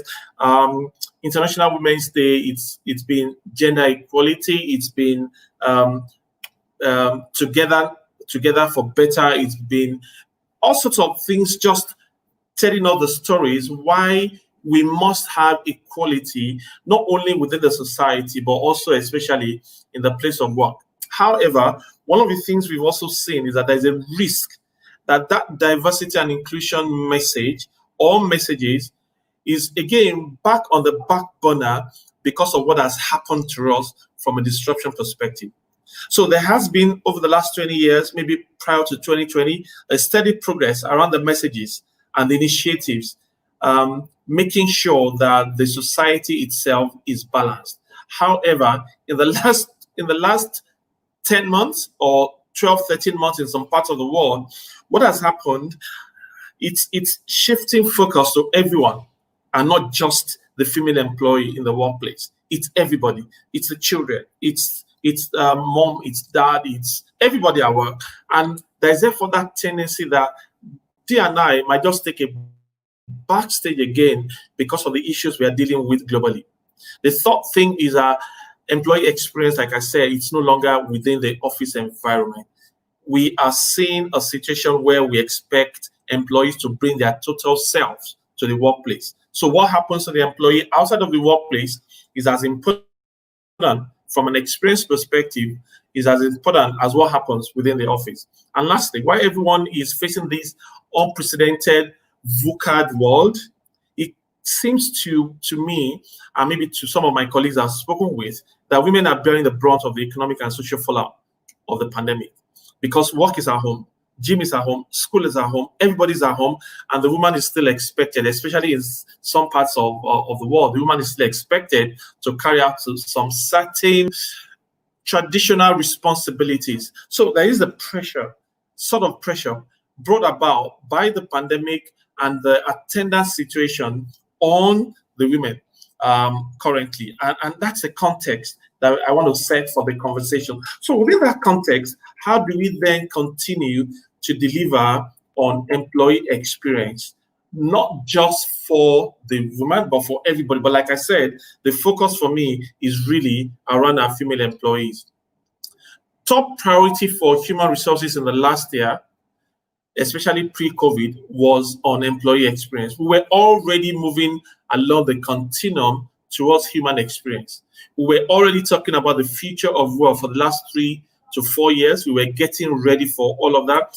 HR was already remodeling its frameworks, its policies, its governance structures around a new world, a new normal, even before COVID-19. What the pandemic has done is to level the entire world at the same time, and we all became aware of the need to give our employees the best of experiences given what was happening. Work from home became the new normal for many people. At a point in time, I think the entire world was on lockdown and we're still working. So work became wherever work is. And employee experience therefore came to the front burner as a strategic imperative, almost a competitive advantage that companies couldn't afford to miss. It touched every aspect of how we continue to engage the employee, how we continue to connect with the employee, and how we continue to get the best out of the employees. So it became a new normal for us in the new world. And women kind of became a big concern about their workload, because work-life balance or work-life integration became highly challenged. Like I said, there's still a place for what the woman should do, take care of the child. I mean, we're not placing the entire burden of the home on the woman, but we know that so many women might have their babies at infancy, and there's still that connection between mother and child, and there's still expected connection between mother and the organization. So work-life balance became, or work-life integration or work-life fluidity became seriously challenged within the society because of the pandemic. A survey also showed us that women feel less supported by management and leadership in the wake of the crisis. Rightly or wrongly, but that is the feedback we are getting from surveys. So that's it. Delivery on the employee experience became therefore challenged because of the circumstances around the pandemic. However, we couldn't afford to take our eyes off the ball. We had to still find a way to continually support all employees and especially our women, given the new realities. So what can we do? What are some of the ideas? What can we do to support more? What can we do for the female employee to feel still connected with the organization, to feel the kind of employee and human experience we're expecting? Some 4 or 5 things that I think should happen. We need to have a review quickly of our employee benefits. If possible, change them to face the new realities, because what we had prior to the pandemic might not be relevant anymore. It might mean that we need to change some things around our employee benefits because the world of work itself has changed. So 3 things changed. The place of work changed, work itself changed, and the workers changed. To therefore balance out old realities with new policies with new realities, we therefore need to look at our employee benefits. For example, the gym membership. Is that still necessary in today's world? How about online courses for children or mental health counseling? Mental health has become extremely important in our world today because of what is happening, because of the news that we hear every day, what is happening in different parts of the world. Before now, in our environment, it was just about numbers and data and statistics. But I promise you, currently, those numbers are translating quickly to family, friends, and colleagues. So are we still going to stay with policies around benefits that are not relevant, or we need to change? My position, we need to change this quickly. Second thing, communication is extremely important. We need to stay in touch with our employees. We need to stay in touch with our female employees when we feel that they are carrying the brunt of the current realities. Encourage conversations. Continue to have feedback, surveys to ensure that organizational practices do not unwittingly ostracize our female employees. We need to have that consciousness in our mind as we encourage conversations around what should happen within a new place of work. Flexibility is another. We need to have, work, like I said, is where work is. So we need to also understand that we are not managing people from a time perspective anymore. More and more focus from me should be that we are managing people based on deliverables. And we should shape those deliverables around individuals rather than around the entire workforce. Because what works for A might not work for B. I'll give you an instance quickly. Maybe I have a smaller house where it's a 2-bed and I have 3 kids. They are schooling at home. I still need to carve out a place at home for my office, and I am constantly also checking on the kids. I am a single mom and I am managing all of that. So flexibility becomes very, very important. And what it does is to give control back to the female employees, allow them to schedule their deliverables based on the circumstances around them. Like I said, what works for A might not work for B. Policy reviews become important. Let's define them. Let's define them and modify them to make them more relevant to today's reality. So we're not stopping at only the review and change of employee benefits. Let's look at the entire handbook, entire employee handbook, the policies. What is relevant for training today or learning and development? What is relevant the way we recruit today? The entire human resources value chain from the point of entry to the point of exit. If there was a time for us to define and modify those policies, the time is now. So what have we learned? What lessons have we learned? 3 things quickly. Flexible working is the future. Actually, I lied. Flexible working is the now. The future happened yesterday. Flexible working is I have people talking to me from a candidate perspective, trying to get other jobs. And one of the things they put on the table is no longer the salary. It's about, will it offer me flexibility? So flexible working is no longer something to look out for in the future. It's something that is important today. And ultimately, it supports employee engagement and employee well-being. We must quickly become a caring organization. And that is in all its ramifications. A lot has happened, and the care economy is the foundation for the global economy. The critical leadership competency for today, if you ask me, is empathy. We're looking for more and more people who will care for the workforce from an empathy perspective, because it will have a positive effect on the employees and ultimately on the organization. Let's rethink how employees interact with each other. The world has totally changed. Interaction is now limited. Life is now online. Everything is either Zoom or Google Meet. We need to rethink how employees still need to interact and retain the connectedness between them, primarily, and then secondarily, the connectedness between employees and the organization. We need to look at how today's realities, especially the virtual realities of our time, will continue to allow our employees to still remain connected.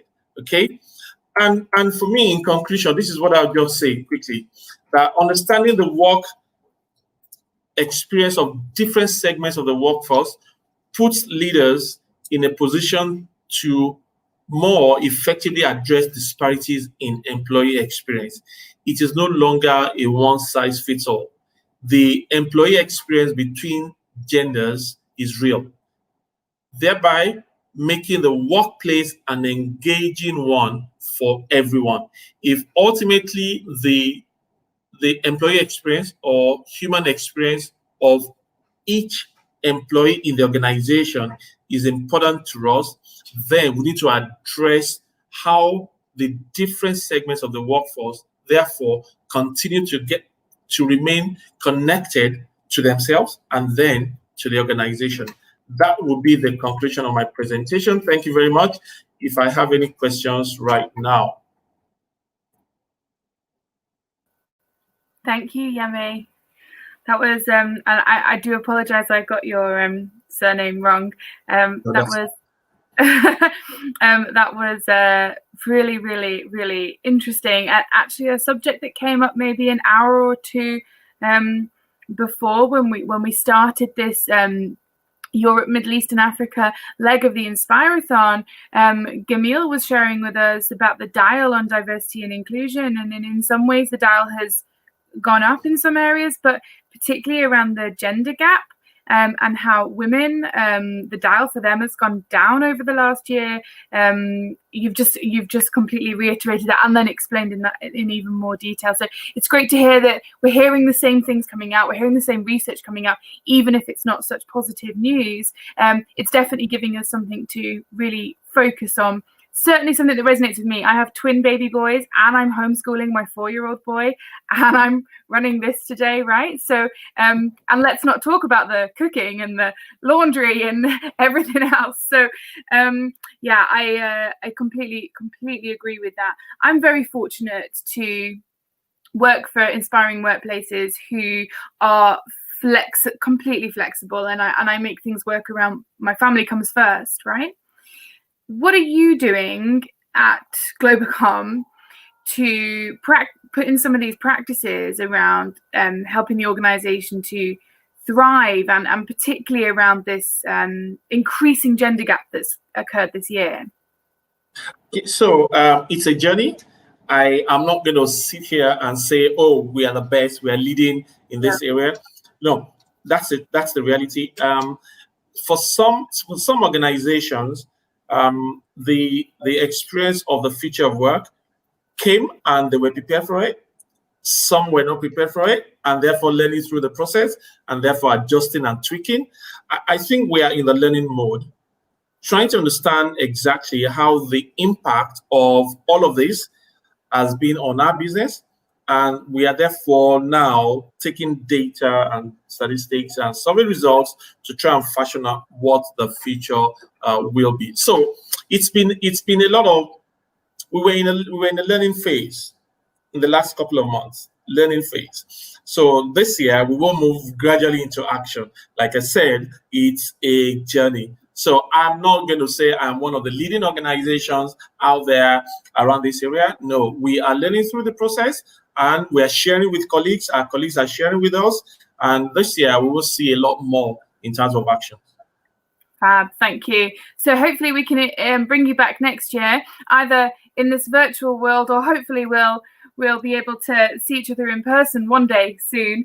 And we can talk about some of the great strides you've made in helping your specifically your organization to thrive and to take the lessons from this year and come out stronger. Great. Yemi, thank you so much for sharing with us and flying the flag. You are in Nigeria, right? Yes, I am. Lagos, Nigeria. Flying the flag for Nigeria for us today as part of the Workplace Inspirathon. You know where I am right now. I've not even had my breakfast, and we've already been this morning to Australasia, Asia. We've been around Singapore. We've been to Saudi Arabia, Sweden, and now Nigeria. And we are just about to head to Johannesburg. So thank you so much, Yemi, and we look forward to having you back with us soon. Bye. Okay. So on to our final speaker before we take a networking break. And this speaker, not only in my experience, but also from my research about him, is a very calm, collected, but also incredibly inspirational, not only an inspirational leader, but an inspirational person. Now, a couple of years ago, when we ran our conference and awards in Johannesburg, we had the honor of having Dr. Jerry present and keynote there for us when we ran the conference in South Africa. And today, I'm not exactly sure where you are, Dr. Jerry Jewell, but I'm sure you will enlighten us. He is joining us. He is the Chief Executive Officer of the Institute of People Management. He has an incredible background in human resources and development. He spent a large proportion of his career as a general manager at Total, and he, as I said, is his reputation precedes him. So, Dr. Jerry, I'm really, really delighted for you to share with us and speak with us. And I will leave you now, and then I'll come back and ask you lots of questions before the end, okay? Thank you. Oh, I'm just... Thank you so much. You were on mute. You were on mute. Yes. We've unmuted you. Now I'm good, right? Yeah, you're good. It's a great privilege for me, Amy, to be here this morning and to be sharing to be part of this marathon. So I'm very excited to be here talking to the audience. And I have a question for everyone. The question is this. Having listened to Yemi now, the question I want to ask is, the workplace is what we bring to it. Yeah, who we are, how we show up, where we live, and then we come to the workplace and we make the workplace. The workplace is not the bricks or the car right now, or the home, the kitchen, your study. You create, you make the workplace. So let me ask you the question: what kind of a work colleague are you?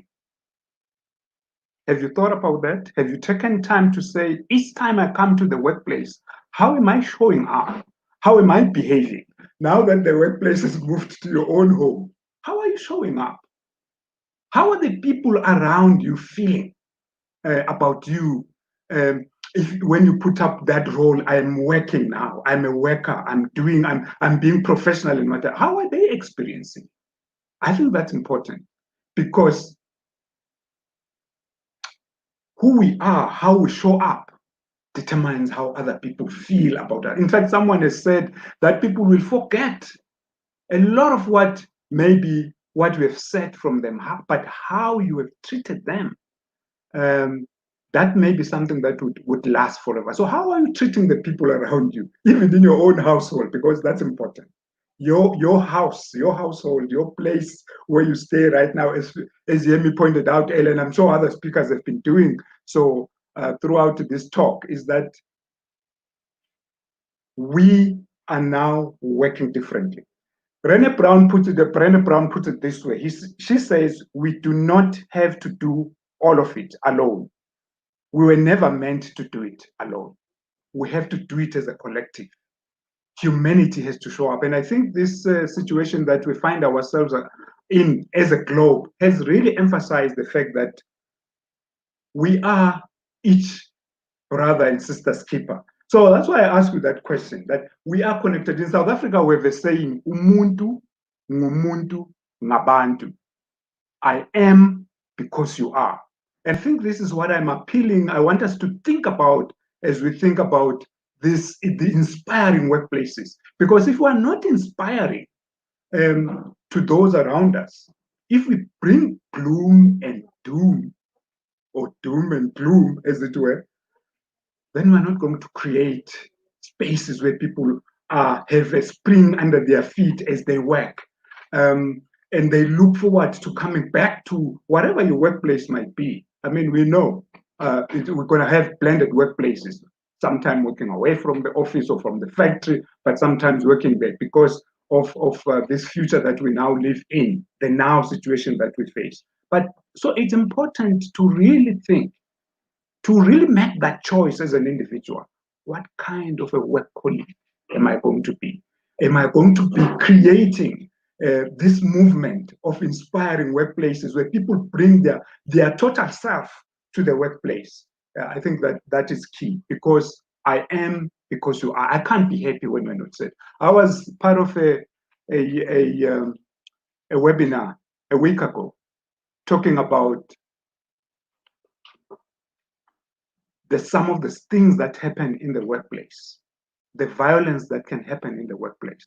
I mean, you can only look across the pond, those of you, or across the Atlantic, because remember, the Capitol Hill is a workplace. If you just reflect on what happened there a week or so ago, and you think the people who are working in that environment, what were they feeling as they were under that particular siege? So we are each other's keeper. We've got to do that. We've got to make sure that we bring inspiration to the people around us, because we're living in a world that is, as Yemi again pointed out, and other colleagues have been pointing out through this marathon presentation, we are in a VUCA world. We're in a tuna world, turbulent, uncertain, novel, and indeed, there's a lot of ambiguity. And we cannot have all the answers. So we need our colleagues. This is where I say, and the video that was presented earlier actually speaks to this, the role of a leader in creating that stability, in creating that certainty in an environment that is uncertain. But we're all called to change. We're all called to make choices for being good colleagues. So I want to talk, what I'm talking about here are just those 5 pillars that will help us to navigate this now new normal. People have spoken about psychological safety. I will mention that again also in my talk. But we need, the first thing that I think we need to make sure that we create a humane workplace, because that's what we are. We are human beings. Therefore, we must create these humane workplaces where where everyone feels they belong. As a work colleague, that's one of the things that I'm urging us to do, is to think about, am I making people feel here welcome, feel they belong, especially if you're a leader, but not only the leaders. Because teams, we create this psychological safety when we come together, how we welcome each other into the environment. So belonging is fundamental in the workplace. That is what is necessary. And are you a thorn, or are you the flower that brings people in, that encourages belonging? Because everybody should feel, I totally belong here. I'm not a stranger. I'm not an outsider. We must make all our employees, our team members, wherever they are, even if they are working remotely, but when we come together, because we have, by the way, we have to create those opportunities where we come together with our team. I try to do that every week with our team, even if we can't connect. Of course, sometimes we can't connect physically if the environment doesn't allow social or physical distancing, but we can connect online, as I know most of you are doing. Belonging is so critical.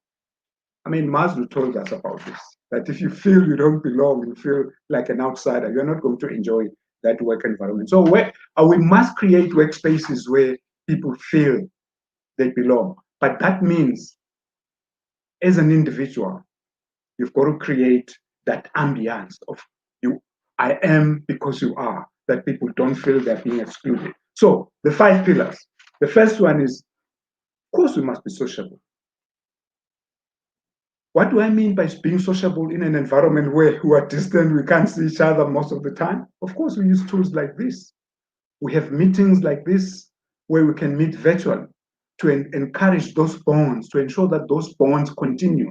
And as leaders, as supervisors, and as work colleagues, when last did you just make a phone call to a colleague to check, how are you doing? Yeah, because we need that. The loneliness can kill us. Someone has said, actually who works for The Guardian over there in the UK, has said, I work with brilliant people, smart people surround me, but I feel so isolated. And we all know what the isolation, what it can do to an individual. Let's reach out to our work colleagues, wherever they may be, and make sure that we remain sociable. Being sociable doesn't mean we have to be hugging all the time. You can give those virtual hugs, but make sure that we are indeed compliant, because at the moment, sociable and compliant, because we are living with, we are living under this particular cloud until the whole thing has been resolved, hopefully in the coming months. But be sociable, but make sure that you are compliant. Make sure that you care. You are because I am because you are. Let's make sure that you take care of one another. Second one, we've already referred to psychological safety. I want just to emphasize that, because that's so important. When we feel like outsiders, one of the things that I'm very passionate about is mainstreaming diversity and disability in the workplace. Sometimes we just forget the fact that we have colleagues who may have a disability, and how do we treat them? How do we welcome them? Actually, do we ever even think about their involvement and their safety and their psychological safety within our work environment? We can spend a long time talking about psychological safety, but what does it mean? It means you, as an individual, we have a responsibility to make others feel included in your sector, wherever you are as an individual. But because one of the things that will happen is you just make a contribution and you depart the stage. As you are on stage, how are you acting? How do we see your action as a work colleague? Are you inspiring us, or are you distracting and actually repelling? Are you a repellent or an attractor? I'm appealing that we should be liberating the motivation of all those around us. We should be enablers. As somebody has written a book, of course, that some of you may have seen, The Multipliers. That's what we should be. People should feel, I want to be around this person because they add to what I have. Psychological safety is when people feel around you, they feel safe. They can disclose. They can be who they are. They need not be fakes. They show up genuinely. They live their true north. Are you living your true north? Because that's what makes inspiring workplaces. When work colleagues focus on the task in as much as they focus on the welfare of their colleagues, those around them. That was my second pillar, right? Third pillar, we must have a sharing culture. This hoarding whatever you want to hoard, information, that's so old school, that's so old fashioned. We need to create cultures that are sharing, where we know that we can put emphasis on abundance, because there is abundance, not the scarcity mentality.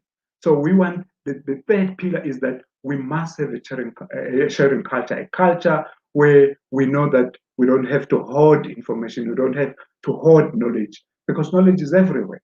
and we can share that to enable our colleagues to function better in their roles or in the things that they are supposed to do. A culture of diversity, a culture that is comfortable with diversity. In some countries, you have legislation actually that requires that the workplace must be diverse. Okay, and I'm not talking race and gender.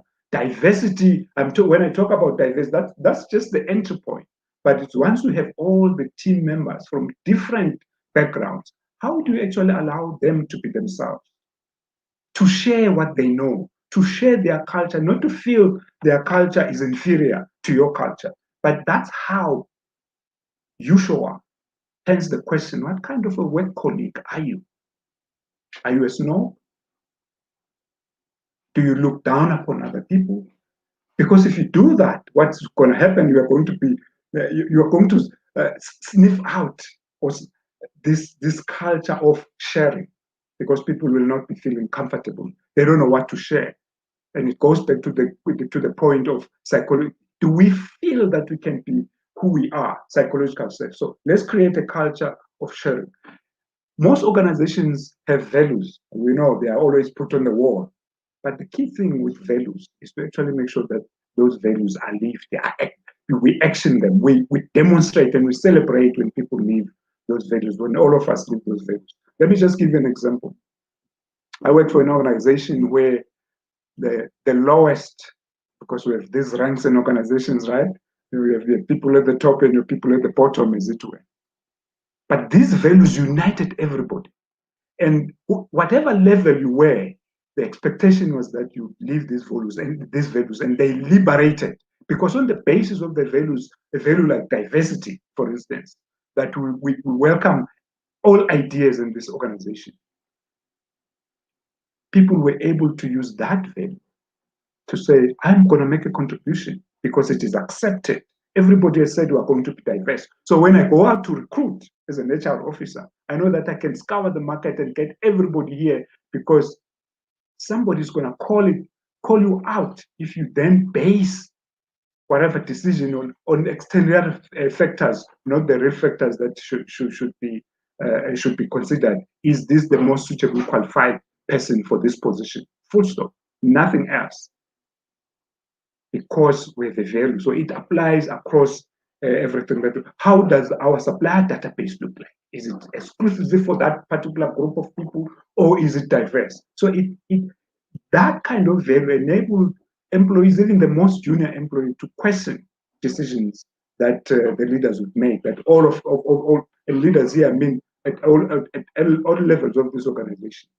Because on the strength of the values that we share, a sharing culture, we can challenge each other, we can hold each other accountable. So values are critical if we are going to create a culture that is inspiring, a culture that is diverse.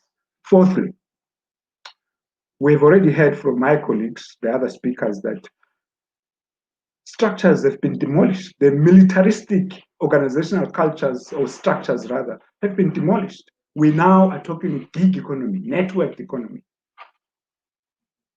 And that's what we need in order to have inspiring workplaces. You don't have to be going through a hierarchy to get stuff that you could get from another work colleague in order to deliver what you have to deliver to the customers. Because remember, it's not just about us.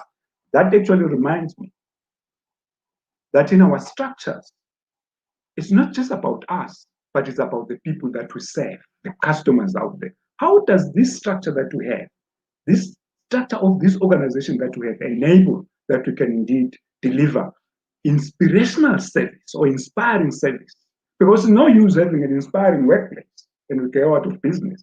The whole thing, what we're trying to do here is to create an inspiration, have our workplaces inspiring so that we can inspire our customers, therefore retain them. So everything that we do, the end result is the people that you serve.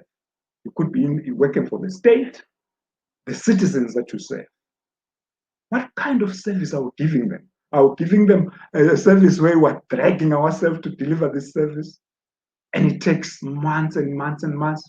We are not known for speed, agility, because we have bureaucracy in the system. Again, bureaucracy is created by people. We can break bureaucracy. We can create inspiring workplaces wherever we are. It's a choice that individuals make. Of course, this whole thing is based on relationships.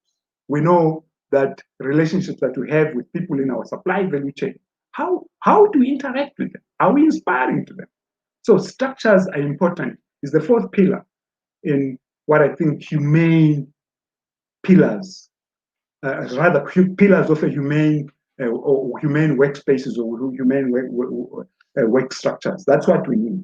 We need to make sure that we create relationships that generate freedom for us to deliver to the people that we're supposed to deliver. Here's the quotation that I made earlier. I get paid well to do something that I enjoy, and I'm surrounded by clever, funny, like-minded people.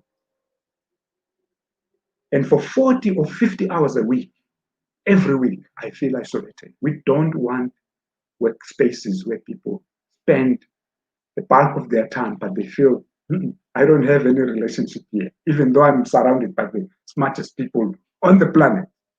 You've got to make sure that as a work colleague, you look out for your other work colleagues to create this inspiring workspace. They may be a distance away from you. Pick up that phone call. Make sure that we destroy isolation. It's important. Finally, the fifth pillar is spiritual connection. Spiritual connection, I'm not talking about being religious mambo jumbo here. No, I'm talking about a sense of purpose. Because when we live our purpose, when we have a sense of purpose, we are going to be caring. Because it's no longer about us, it's fulfilling that purpose that we're driving. And when we do that, we'll be caring. We'll be doing work that we know is meaningful. And when it is not meaningful, and when we're not connecting with what we're doing, we're going to make sure that we let others know. We find our voice to say we shouldn't be doing this or shouldn't be doing this way. Because why? We're the culture that is supportive of inspiration. Because you're not going to get inspired by something that is purposeless. A sense of purpose is key if we're going to create these exciting, inspiring workspaces. And finally, well-being under this.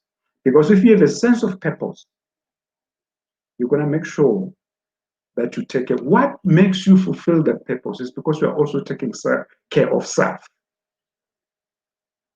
Men, we are very notorious. We take our big cars, our expensive cars for service. But the body, that is so critical, we never actually take time to say, am I well? We postpone and postpone and postpone that visit, that critical visit to your GP, to check, just to once a year, to check how you are. So if we need to understand our sense of purpose, how that sense of purpose, we can fulfill it for the longest possible time by taking care of ourselves, taking care of those that are around us.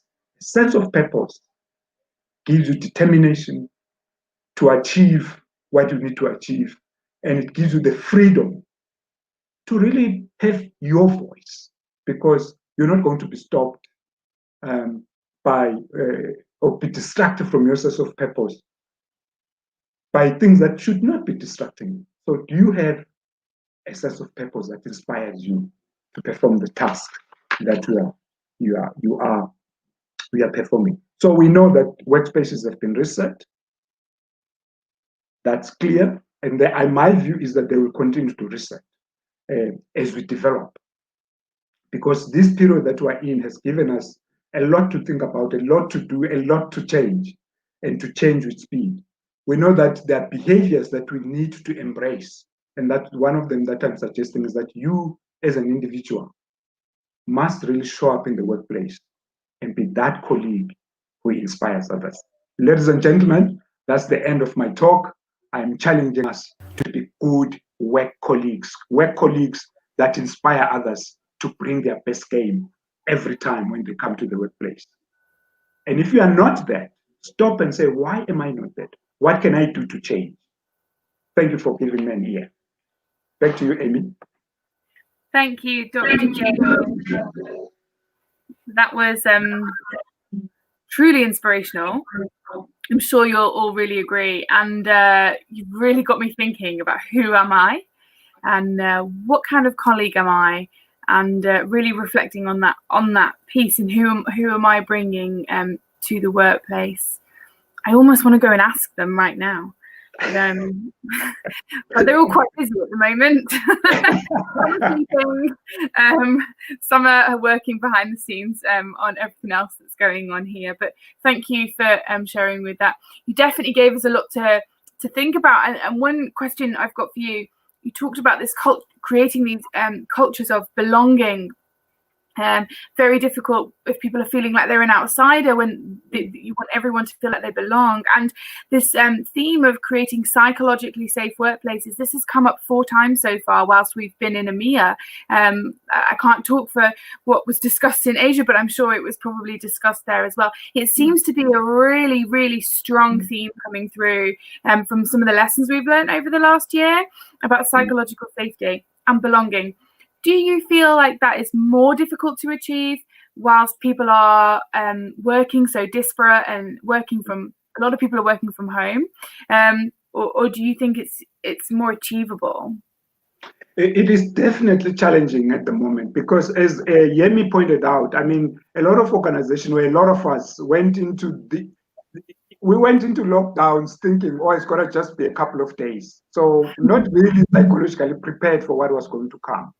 And in cultures or in organizations where this was psychological safety, I mean, where people have been bashed, and Amy, the workplace, I mean, just look at what has happened to figures that we respected because we saw them in Hollywood and all that.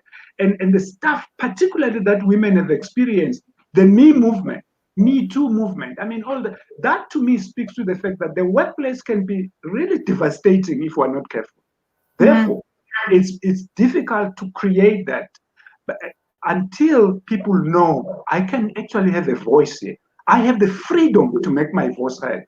Now, it's not a one-way street. Remember, leaders themselves, I as a leader, for instance, with my team now, which I meet once a month, because we can, or not once a month, once a week, we can come together physically, but of course, socially distanced and all that, masked up and so forth, because we want to make sure. But it's my responsibility to touch base with each one of those members as they do this. Sometimes not even to talk about work.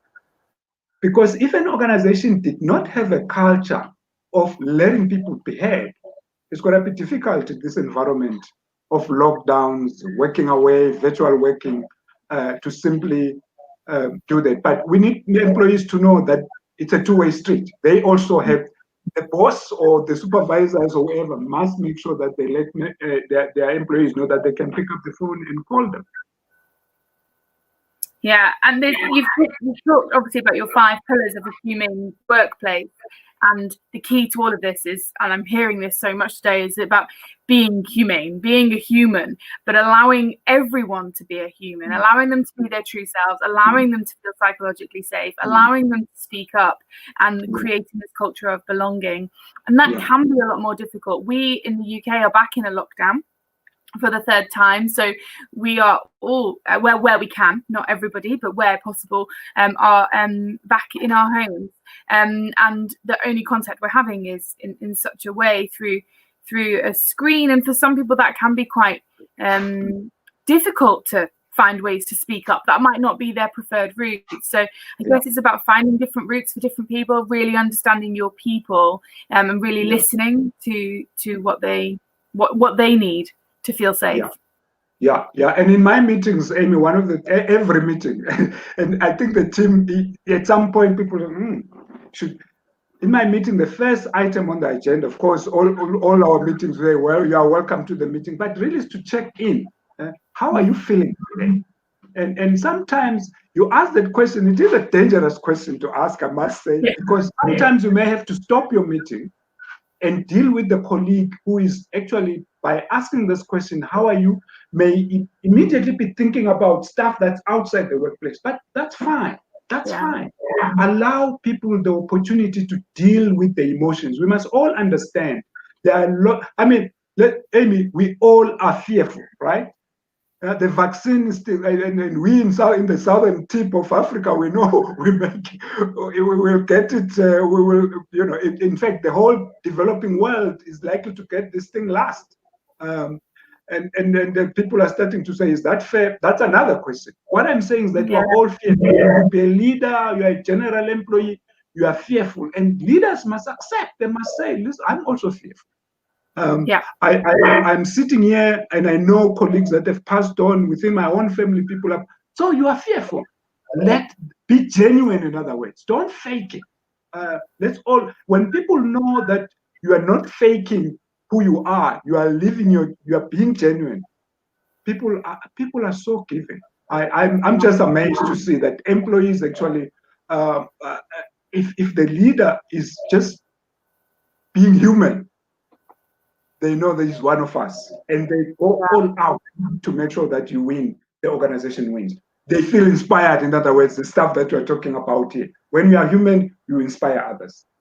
Yeah, you're absolutely right. The best leaders I've ever worked for and continue to remember and have a lasting impact on me are the ones that were human, and the ones that were not so inspiring for me, the ones that put on their mask, right? Put on the I'm the boss. And they weren't human. So I therefore felt that I couldn't be human. Or felt that anything that was going on in my life was not important because I'm at work now. And actually the line is blurred almost so much that we need to encourage that humanity in people. Dr. Jerry, thank you so much. Again, it's been a few years since our conference with you in Johannesburg, but it's so great to be with you in that southern tip of Africa today and have you sharing so much. So we really appreciate it. We will be following up some of the 5 pillars of a humane workplace and everything that you've talked about in a blog, and we will be sharing that to everyone after this as well. But for now, it's a goodbye for now, and we'll hope to see you soon. Thank you very much, Dr. Jerry. Okay, so we are, this brings us to the end of the leg of Europe, Middle East and Africa of the Inspirathon. So we're going to take some time now to go and have a networking break. If you're currently watching this on YouTube, then the link to the Slack community where everyone's having a conversation, things that they've learned, maybe where they are, what they're doing, maybe what are your top priorities for this year are happening over in the Slack channel. Or if you're watching it live through the Inspiring Workplaces website, then the link is just down here. So do go and join the Slack channel, say hello, have a chat with some people in there, or go and get a drink and refresh and stretch your legs. Or I'm going to go and see my kids downstairs and grab a much needed coffee. But just go and do whatever you want to do. And we do encourage that conversation to carry on. We will be back at midday GMT time. Where we will be kicking off the next leg, the 4th leg of the Inspirathon, as part of EMEA in the UK. So our next speakers will be joining us in the UK. I'll be leading you all the way through the UK until late afternoon, where I'll be handing over the baton to my colleague Matt, who will be kicking off in North America as we travel across the Atlantic. So really hope you found it as inspiring and learned as much as me this morning, this afternoon, wherever you are in the world. And I love to see you at midday GMT time in the UK. But for now, it's a networking break. So bye for now.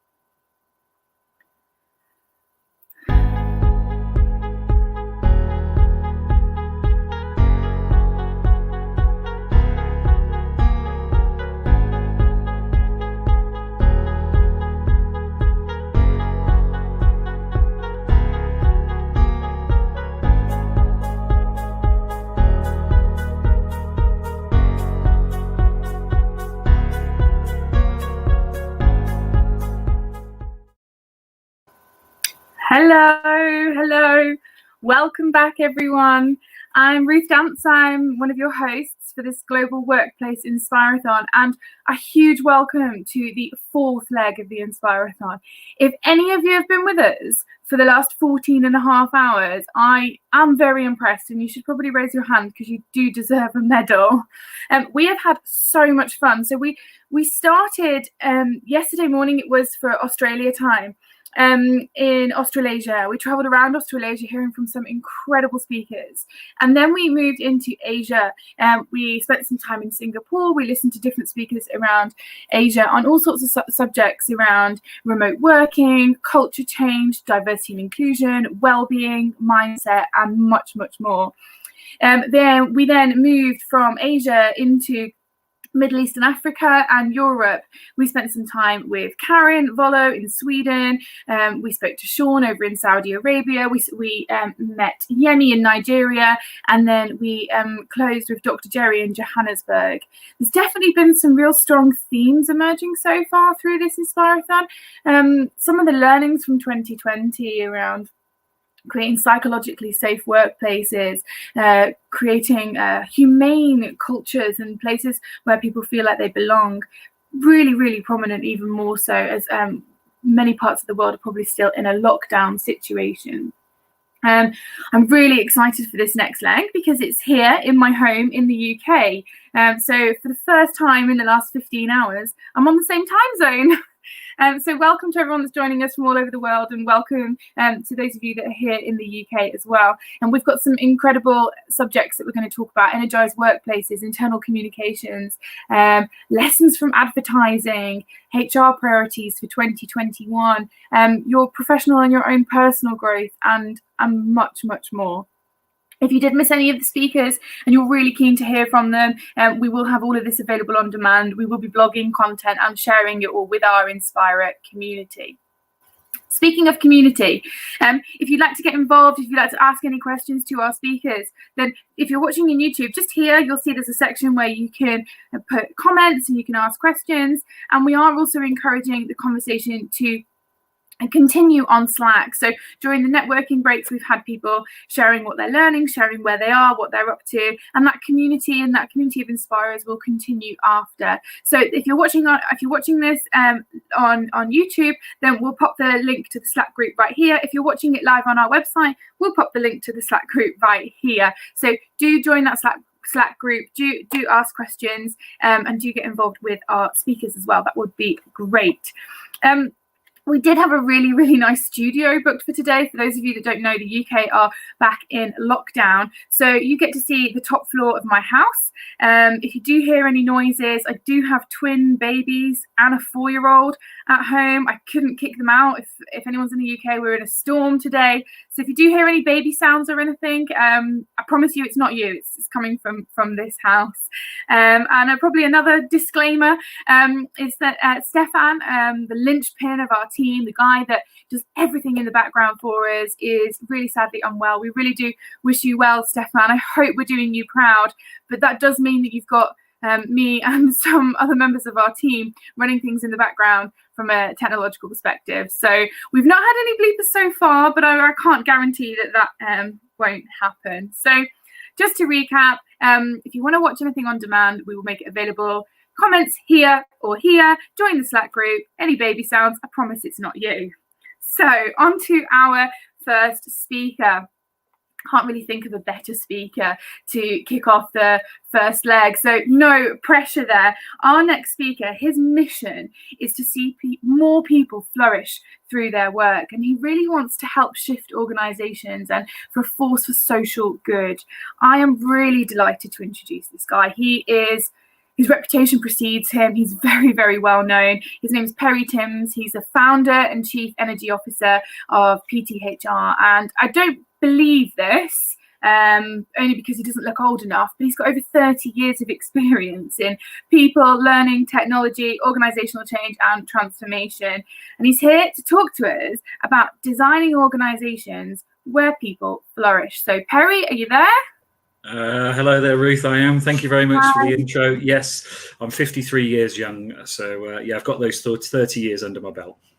Well, you look great. You look great for it, Perry. I will hand over to you, Perry. I think you want to share some slides with our community today, and then I'll pop back in whenever you ask me to, really. Thank you. Okay. Absolutely. So yeah, for me, what a feat. Ruth, Matt, team, you've done amazingly well so far. So thanks for that. Also, I'd like to call out the sort of diverse range of speakers that you've got here. It's really nice to see that you've got a really good demographic and different kind of vantage points, I guess, for people. So thanks for that. So yeah, it's a big day. It's a big day in all sorts of respects, not only for the Inspirathon, but I guess there are things happening in the political world that we're all watching very keenly. So as the great Dr. Martin Luther King once said, we've always got hope. So let's hang on to that. My job today is to inspire and also to be on time, because I'm followed by some terrific speakers like Rachel, Jenny, Charlotte, and more. So it's a real pleasure to kick off this UK sort of EMEA leg. So I am going to go into share screen and get some slides up for you. So that I can talk you through what it is I believe helps us create more inspiring workplaces, but designing them so that people flourish. If you need to get in touch with me, website and Twitter feed is down there. I'm also on Twitter at Perry Timms, LinkedIn, etc. I'm not difficult to find, as Ruth said. So yeah, great to be part of this massive event. And this is the concept: designing organizations where people flourish, not just where they transact or exist or comply. Unleashing the full potential of human endeavor. I wrote a book that was published in August 2020, right in the middle of the pandemic, called The Energized Workplace. And of course, the place of work now isn't a thing we always go to. It's places like Ruth's top floor. So for those of you at home, hope you're doing well. For those of you that are still out there keeping the world moving, thanks very much for all that you're doing. So that's the concept I'm going to talk about today. Tiny bit about us. As Ruth says, we are very sort of socially oriented and sort of activists, I guess, for creating better business for a better world. And you'll see why when I talk through some of the things today, why I think that's really compelling for us all to think about work and business as a force for good. So the small team, 9 of us across different time zones ourselves, we want to help transform teams and the way they operate to help people flourish in their work. So that's what we do as a business. We're very proud to have some affiliations and some accreditations under our belt. One of the things we're most excited about, hopefully fingers crossed, is that we're pending our B Corporation certification. So hopefully that comes good, and then we can be part of a community that helps business build that sort of better future by doing good. The kind of work we do, people-powered change, lots of agile, autonomous working, design and systems thinking if you're into that, but looking at this whole concept of regenerative energy in the workplace. I think we've all seen it. Zoom fatigue is a thing, but we've all seen how depleted we are. When we go into work with a full tank, by the time we're finished, it's pretty much spent.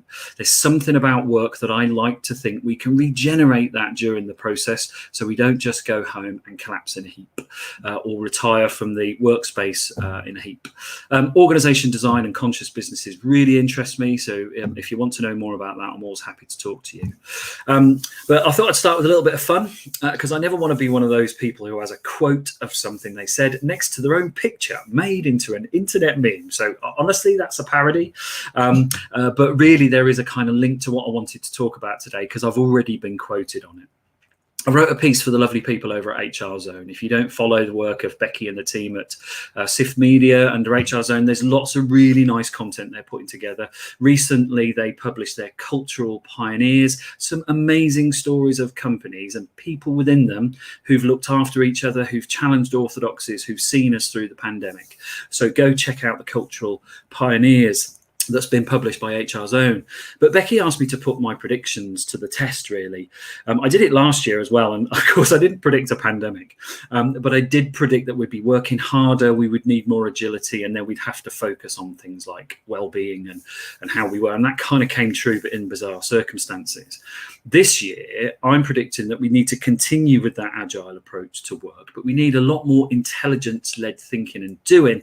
And we need to stop talking about hierarchical cascading board decisions We need to think more mission control. We need more responsive leadership and inclusion on decision making and pathways that may only see us through the next week or month, but we need some more of that clarity, surety, and direction of travel.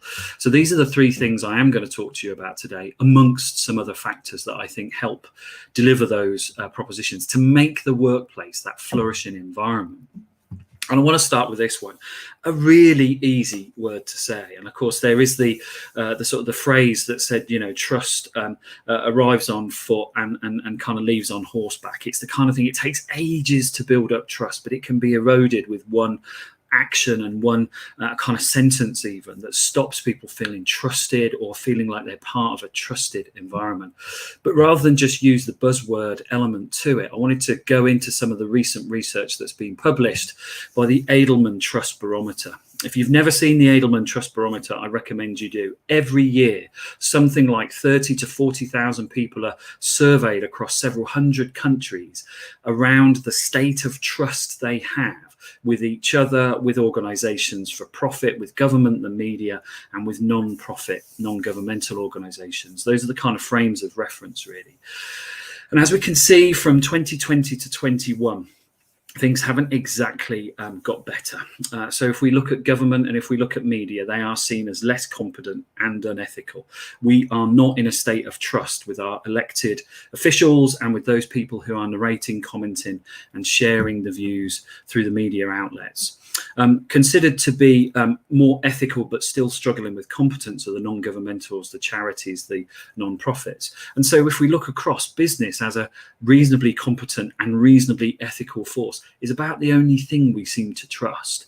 Some of that, I think, has come through the responses to the pandemic, where we've seen organizations who have stood firm, have looked after people, and they've been described as the saints. The Guardian published an article last year about saints and sinners. Sinners are those who say, no, you will come to work. I don't care if you don't feel safe. I'm not going to look after you any more than I already have. So I think there's really something profound in how businesses are standing in the space of certainty, sanctuary, safety, trust, and belief, and helping people cope with an extraordinary amount of pressure, tension, and anxiety. So that reflects that. And in it was some questions specifically about businesses being expected to fill the void left by government. And here where we can see that people do want to see CEOs stepping in to fix problems that governments don't, to not wait for governmental imposition and change things, and to hold themselves accountable, not just to the board of directors, but to the public writ large. So these are some pretty profound things. So I think in order to create a flourishing workplace environment, we've got to take these things into account.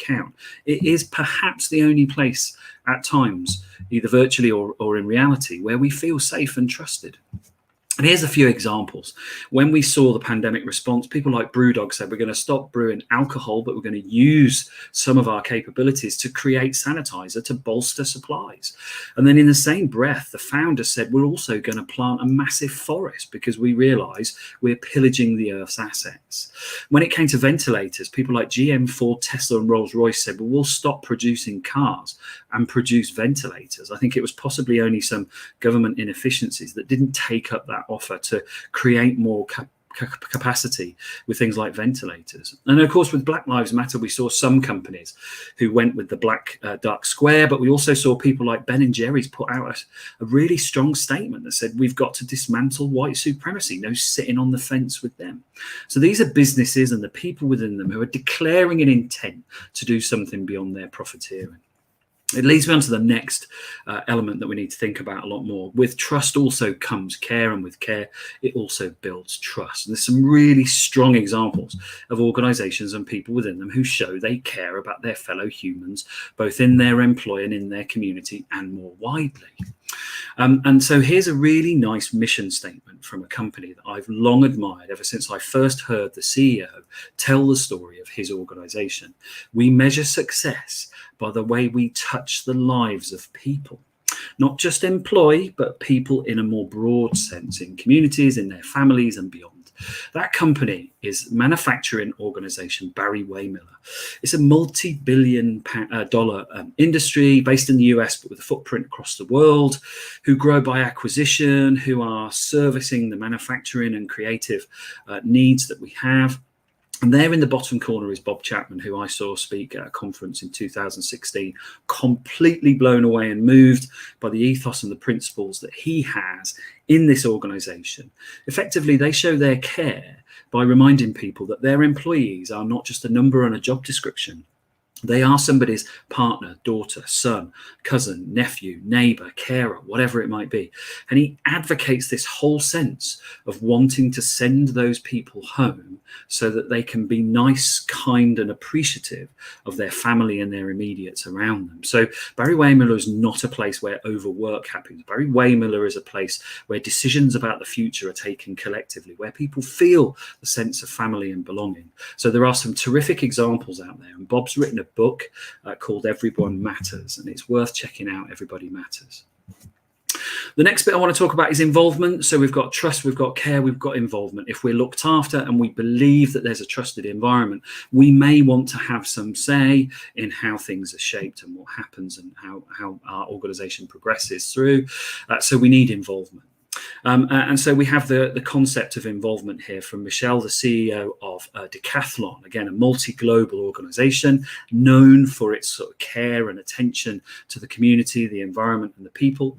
And on a visit to Lille a few years ago, when I was at an event that Decathlon ran and I spoke at, I really saw and sensed just how connected people are, but also how involved they are in the future of the organization. And Michelle Labrea kicked off an enormous conversation within Decathlon saying, what would you like to do? What are you good at? And what do you want to develop? It sounds like a performance management conversation, but coming from the CEO, this is an invitation for people who work at Decathlon to shape the future, to be involved, to participate and change the dynamic of how an organization functions. That kind of involvement isn't tokenistic. It's what shapes companies in their direction. So I wanted to talk now about my 3 predictions, and rather than talk about Agile from either ING Bank or Spotify or those other organizations that we know to be Agile, I want to take you to the wilds of the northwest of England and the wonderful people at Salford City Council. So this is a team of people working in local government, high pressure, lots of work to do and demanding citizens who need terrific services, who I worked with in 2018 to create an agile sense of bringing their values to life and delivering great services to the people of Salford. So pride, passion, people and personal responsibility were their values, which just so happen to fit perfectly with the way agile projects can be put together. People who want to build something that makes a difference, people who've got the passion to solve a customer's problem, people who want to leave their badge at the door, and people who want to stand in accountable space for creating something that makes a difference to people. Within 6 months, we turned some stuttering digital agenda at Salford into a flagship program that won Digital Council of the Year. And this is an organization now that people want to go and say, how do you do the Salford way? We call it Magenta Magic. This is a company that's not just an organization that's not just embraced agile, it is agile. Their COVID-19 responses were to create a staff app to help with working from home and using new tools in under 48 hours, to deliver equipment that people needed to use to do their work in the communities within 48 hours, and to work with the Rugby League Club at the AJ Bell Stadium to set up a testing COVID centre, all in under 48 hours. These are people who lean in and make things happen because they bring their values to life through agile working. These are flourishing people.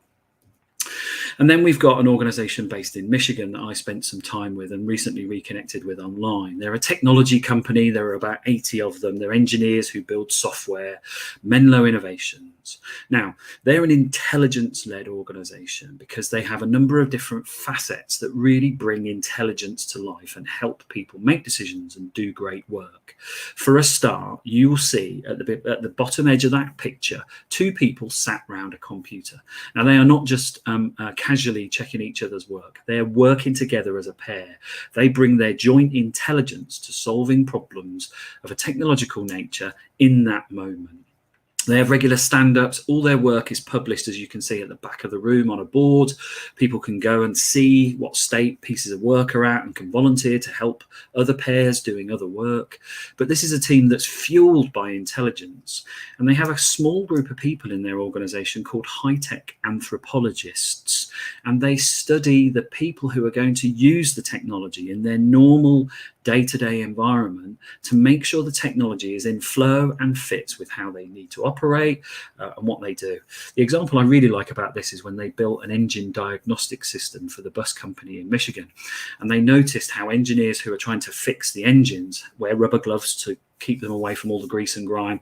When they're using a touch screen system to get into the engine diagnostics, they have to take the gloves off to then have a sort of fingertip sensitive invoking of the program. So they changed it so that they could keep their grubby sort of gloves on, and it was pressure sensitive, not to the fingertip. So that made a massive difference in how efficient those engineers were. These are intelligence-led people who flourish through their work. They're also called the Joy Factory because their whole esprit de corps is they work with joy. And then this is another technology company, again in the US, a small one that I visited again a few years ago.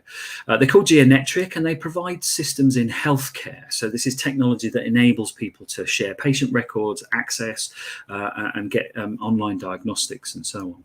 Now, the reason I've picked on this company and put the mission control element to it is because this is the only corporate management team I've ever seen whose work, as in the things they have to work on as a management team and decide upon, is posted to a scrum board. It's a big whiteboard in the office that any of the team can walk up to and see what the chief exec, the chief operating officer, the chief product officer, or the chief marketing officer are all working on at any given time. They do have a rule as well that anything confidential is put in an envelope. It's not sealed, but it's in an envelope. And so they can maintain confidentiality that way.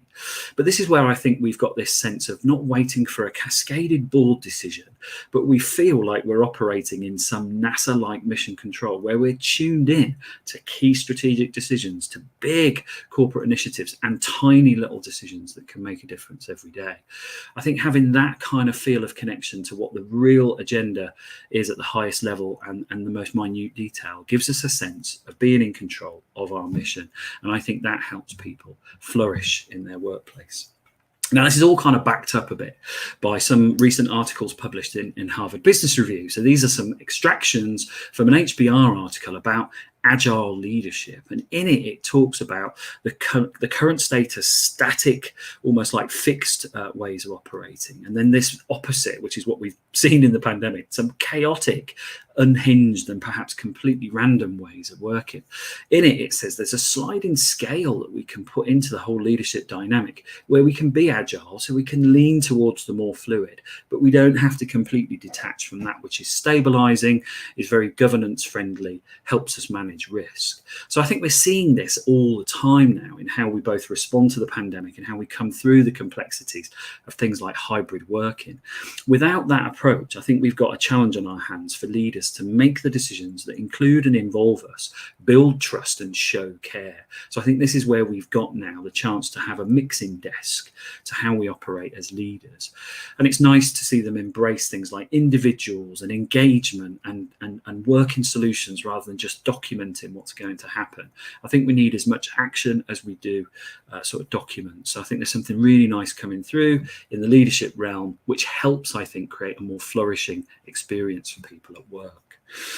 And of course, we're now faced with this huge spectre of choice. Once we're vaccinated and we're through a program where the pandemic is no longer our big anxiety, we've then got that kind of tension, I suppose, of what we like about home working, what we don't like about home working, how we reintegrate for people who have had no choice versus people who can.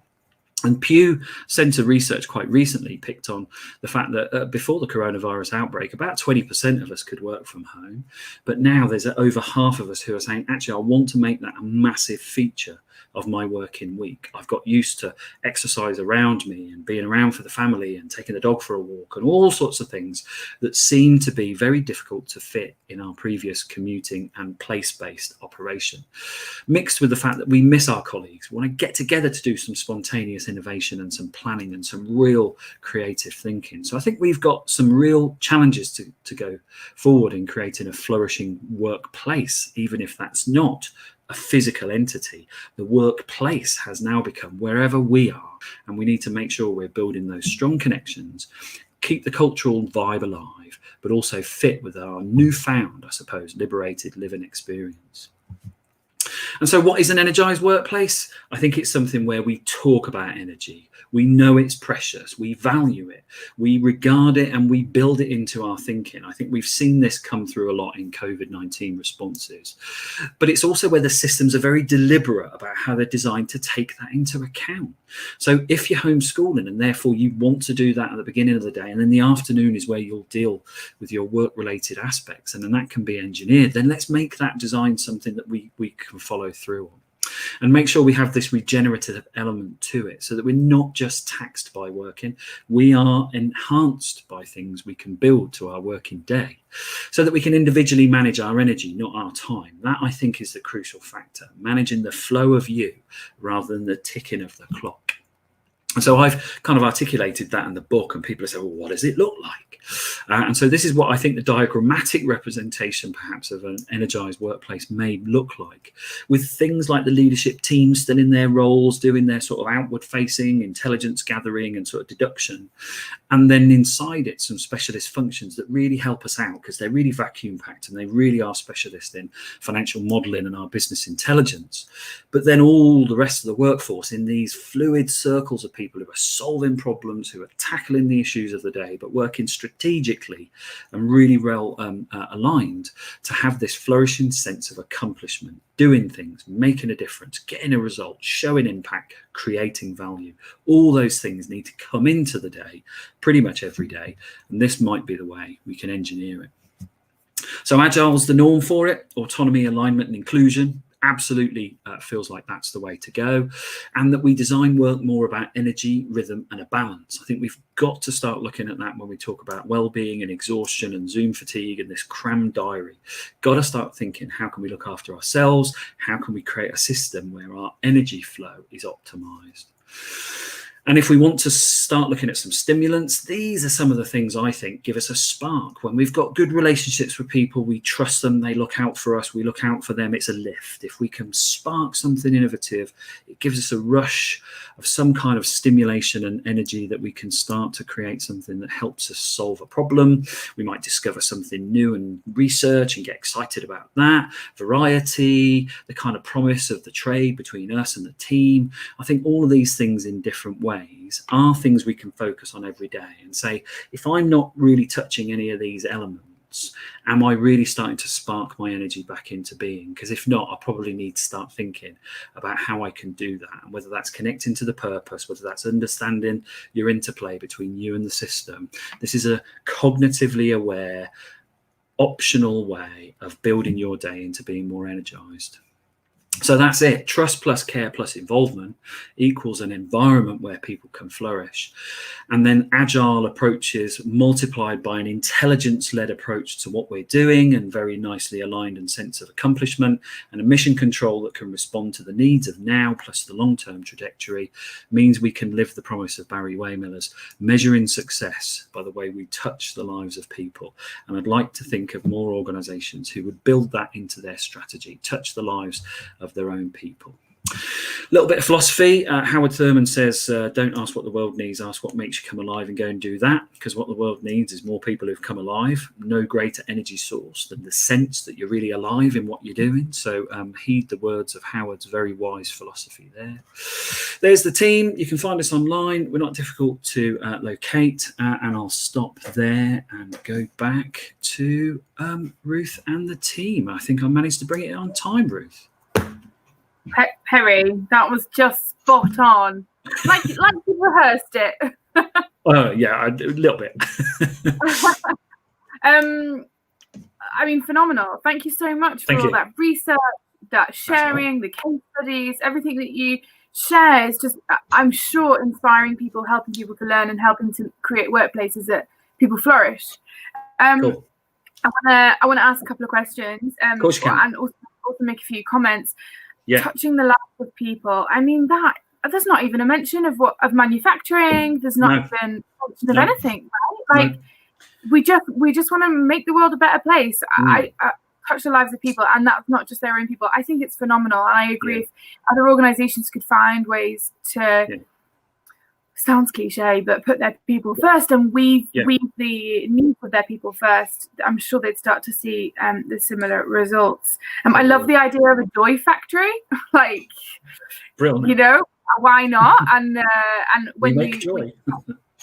and when you share the examples of the people that are working in that joy factory, if I said the word joy factory, the image you probably get in your head is quite different to what it is. So I think that's fantastic. And Geonetric, that was the name of the organization. There's been quite a few sessions today where we've talked about creating these psychologically safe workplaces and building humane cultures. It has come down to leadership being human, being open, admitting where they, don't know the answers or they don't know mistakes, not withholding information, just being humans, being normal people, whatever normal is. And I really like that. I really like that idea of this, the envelopes with that are not sealed with anything confidential, but everything else on a board. Yeah. I've worked many places where the leaders are all huddled in meeting rooms all day long.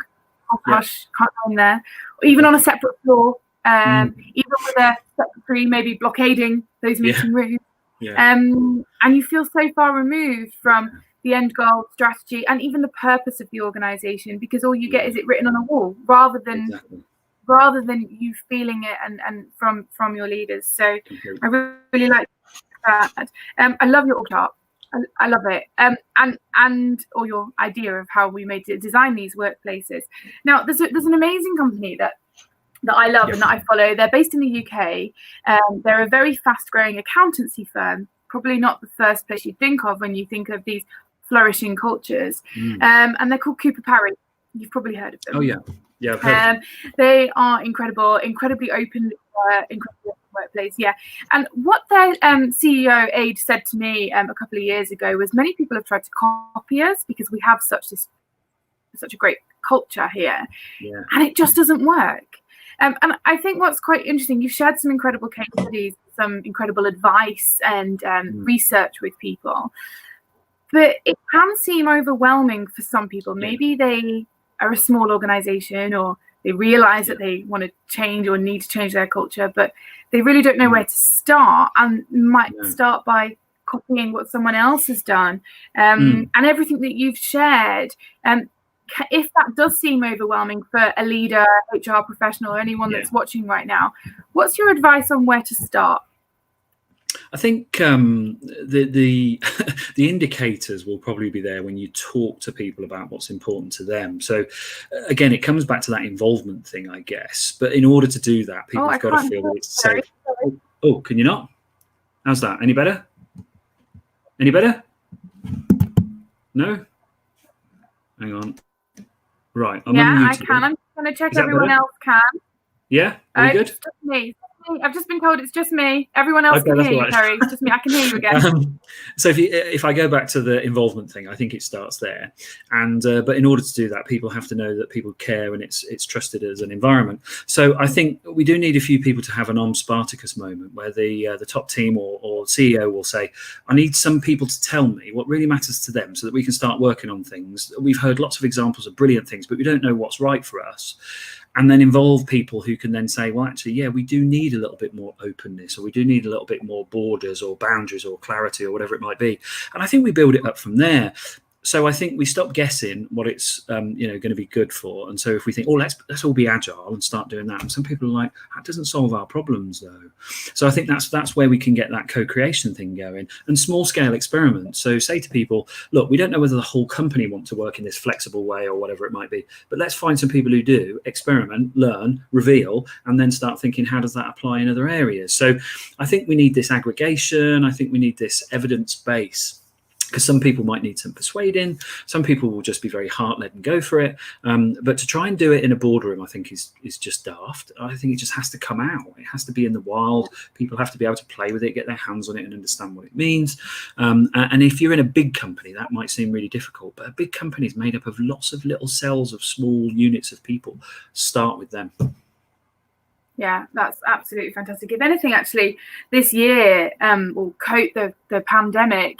It sent everyone out into the wild, right? Like it wasn't a decision that was made in a boardroom. Like leaders didn't have any choice in it. It sent everyone out into the wild, and look what happened. Some great things have come from it. Some devastating things, some great things have come from it. Some of the amazing stories I've heard from companies are where leaders actually went, I actually don't know what to do here, people, so you're going to have to help me. And it was so refreshing because people went, oh, blimey, yeah, we can do something here that has significance. And so whether that was forced or not, I think it creates a precedent now where people are like, no, I don't want that to go just because we're stable. Yeah. Amazing. Thank you, Perry. I'm just going to quickly check that there's not any pressing questions that everyone's asking for on Slack. No one's got any pressing questions. We've put a link to your website here in the comments. Thank you. Right on YouTube. We will follow this up. We'll follow it up with a blog, more content. And if you want to hear more from Perry, get in touch with him or contact me and we'll put you in touch. Perry, thank you so much. Thank you, Ruth. Thank you. We'll see you soon. Yeah, good luck for the rest of the day. Yeah, thank you. Wow, wasn't that good? I don't know about you. Perry's got so much to share. So do get in touch with him if you want to, or keep listening to us, and we'll be sharing lots more content. We're going to move into something a slightly different subject now. And our next speaker is called Rachel. She is in the world of internal comms, and I think if you are based in the world of internal communications, particularly if you're based in the UK, I think you'd be quite hard pressed to find anyone that hasn't heard of Rachel Miller. She is the woman who launched and leads all things IC. Her list of accolades is actually very impressive. She's made her way onto the top UK female bloggers list, along with being named one of the UK's leading social business influencers. She's been awarded Outstanding PR Professional of the Year, along with Best Individual contribution to internal communications. Her blog features in the top 10 social business blogs, the top 3 PR blogs for the last 3 years running. She's one of our top 101 influencers, and she has contributed to some of the best-selling PR books. She's very passionate, very influential, and is an all-round great human being. And like me, she has twin sons too, so I've often gone to her for twin advice. Now, Rachel, sadly, through one of her children and one of her children's school picked up COVID a few weeks ago.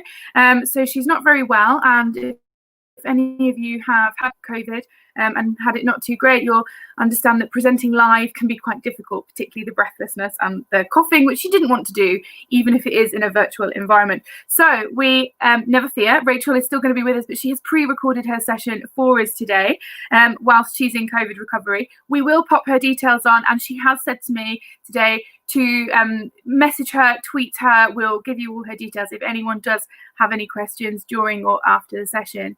So, Rachel, are you there? She's here. Okay, so I'll pass you over to Rachel now.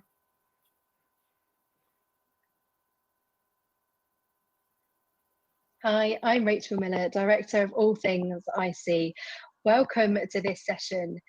Throughout the next 20 minutes, you and I are going to take time to think about how to transform your internal communication in 2021. Now, what does transformation actually mean? When I think about transformation, it reminds me of clay. It's about us molding and shaping something into a new shape. Now, the best example I can give you of this is thinking about Play-Doh. Now, my children love Play-Doh. I'm a mummy of 3 young children, and particularly my 6-year-old twin sons, they love a pot of Play-Doh. I'd love to tell you that this is their Play-Doh. In fact, theirs looks a lot more like this. This is their actual 4 pots from their stash. Now, these aren't the colours that they started out. They love getting stuck in, using all sorts of implements they can get their hands on to mould and shape and transform Play-Doh into all sorts of different creations. If you look at the lids, you can see we actually have to write the name of the colour on it because it doesn't look like the pot anymore. So the yellow there, you can see is much more of a, well, orangey red, I think is more appropriate.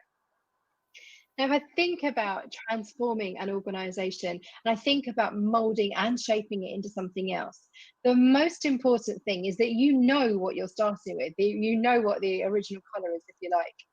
So think about your starting point. If you come out with a statement like, we want to transform our internal communication in 2021, brilliant. But what's the starting point? What shape are you in right now? This is really important because in order to think about transforming your internal comms, you need to know your starting point. Transformation is going from one thing to another. So without knowing your starting point, it's really hard to measure and it's really hard to track your success. So I encourage you, if you're watching the replay, do pause at this point and jot down this question. And if you're watching live, then I encourage you to think about this, make a note of this. What does transformation mean for your organization? So the statement to answer is, transformation is ...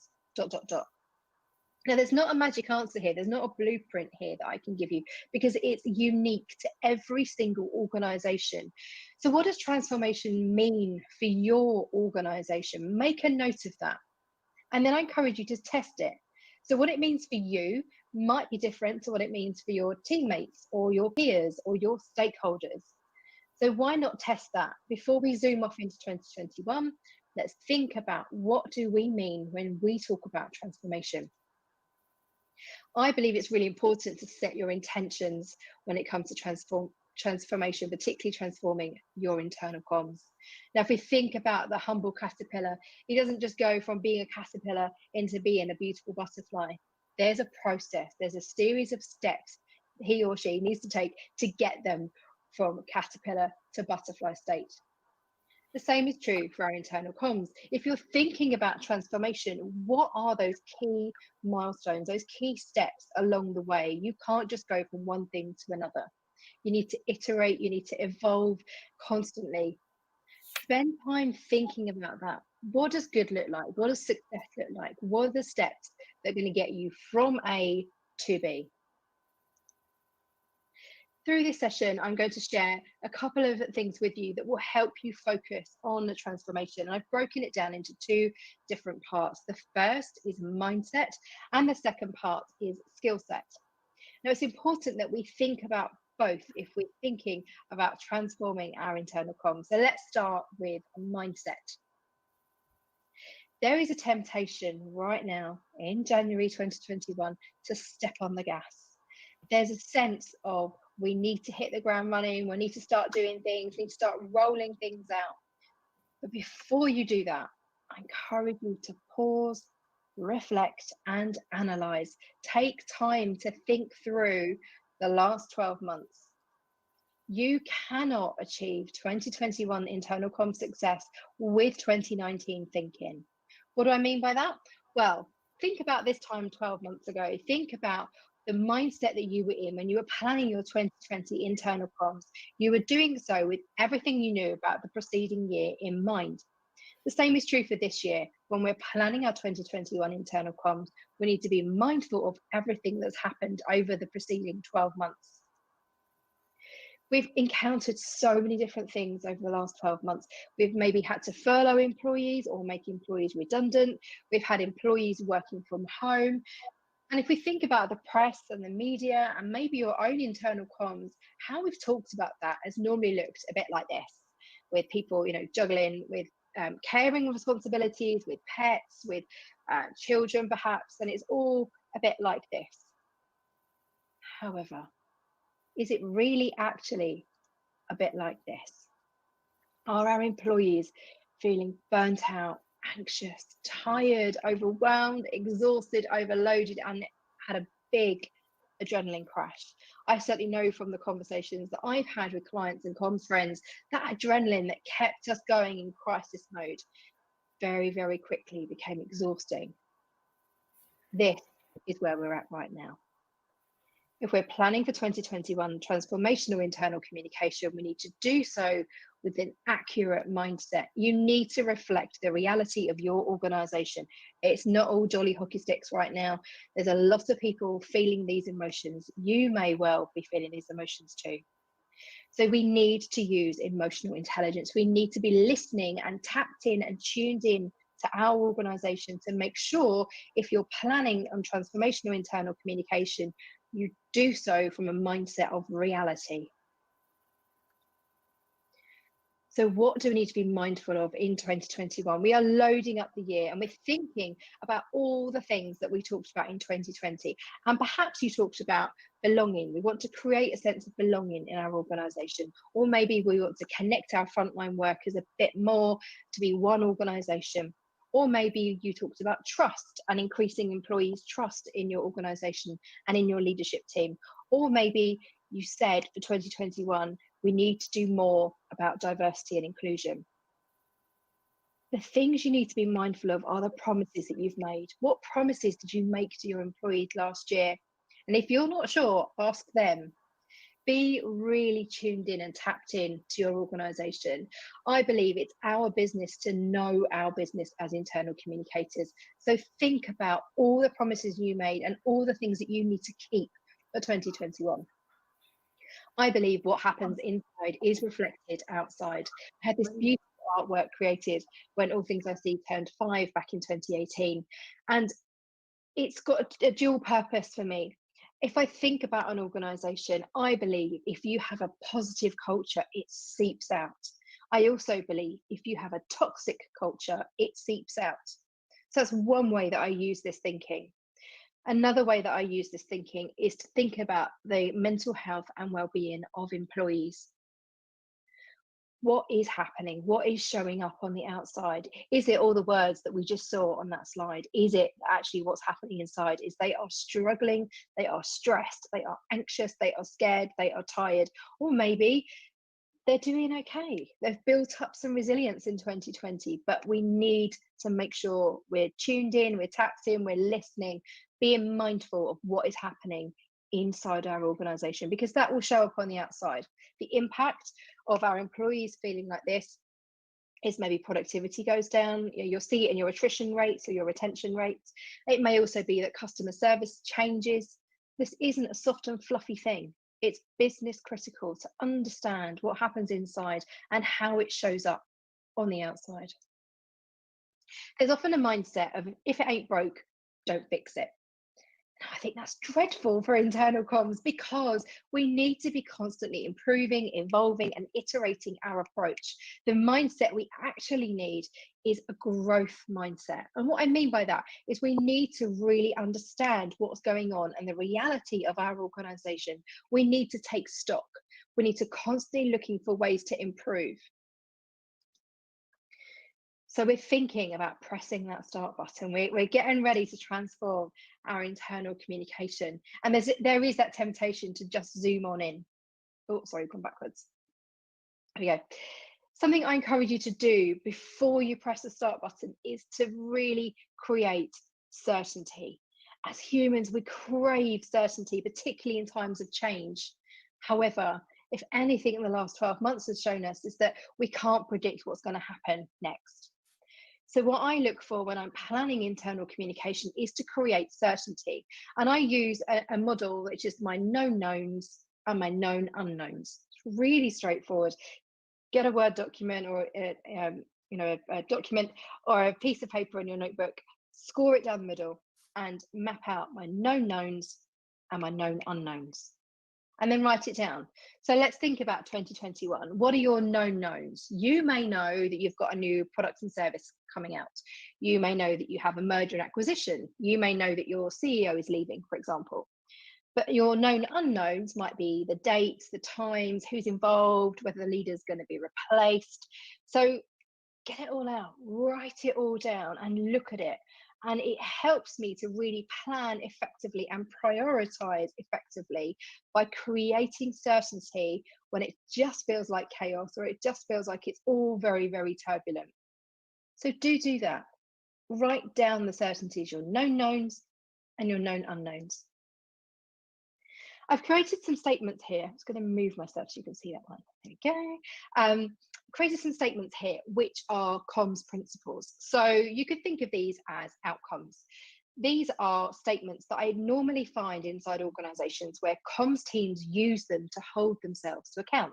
So you may have statements like listening to employees and taking their views seriously. We have employee first content.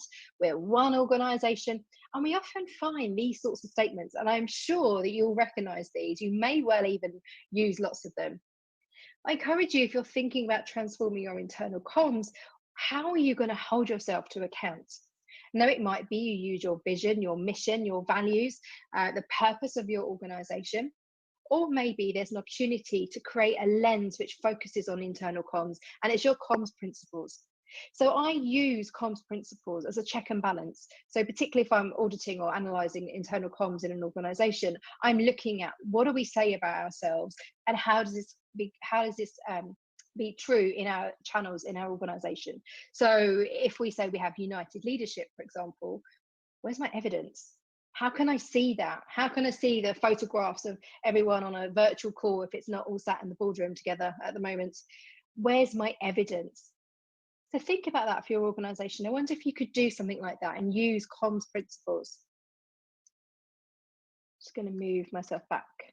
There we go. So mindset plus skill set equals transformation. And we've talked a lot about mindset. Let's focus on skill set. This is the best example that I know of in terms of the skill set you need to be an effective internal communicator. On a page, this is what good looks like. This is the profession map from the Institute of Internal Communication, IOIC. Now, this first came out back in 2016, and then it was republished and refreshed at the start of 2020. And this is everything you need to do, everything you need to be, the skills, expertise, the knowledge that you need. What I particularly like about it is not just the 6 areas that are in blue. These are the core bits. You need to nail this, get these areas sorted. But it's the behaviors. I love the behaviors around the outside. Some gorgeous words in there. You need to be empathetic. You need to be tenacious. Well, I was getting into that then. You need to be, I find it so empowering. You need to really be good at these things, because this is how you show up. This is how you show up in your organization. So you need to be challenging. You need to be curious. I love that. What makes you a good storyteller is if you're curious, if you're always asking why, you're getting to the root and the heart of the story and the problem. It makes great content, great, compelling internal communication.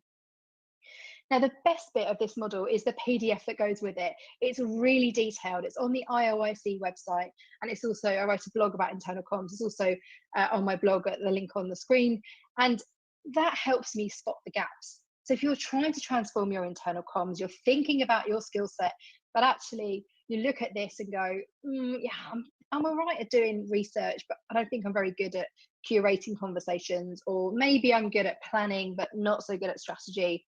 This gives you the blueprint. This gives you an understanding of what good looks like, where you can spot your gaps and you know from a skill set perspective what you need to improve. It's an awesome piece of work. So it's the IOIC profession map. Check it out if you've never seen it before. Your future self will thank you. When I have conversations about how do I be a brilliant internal communicator, the word strategic often gets bandied around. And also coupled with that is trusted advisor, where people will say to me, oh, Rachel, I'm a trusted advisor. And I say, great. How do you know? How do you know what a trusted advisor is? Sounds brilliant. When I think about being tactical or being strategic, and these are words that we use a lot on internal comms, I've broken it down and translated it into reactive versus proactive. I pretty much guarantee that if you're thinking about transforming your internal comms for 2021, you want to move away from reactive internal comms and be much more proactive. But you've probably couched it in language that says we need to be strategic. But what does that mean? What does that mean for your stakeholders? What does that mean in how you show up as a team or as an independent practitioner? Think about how you can be more proactive.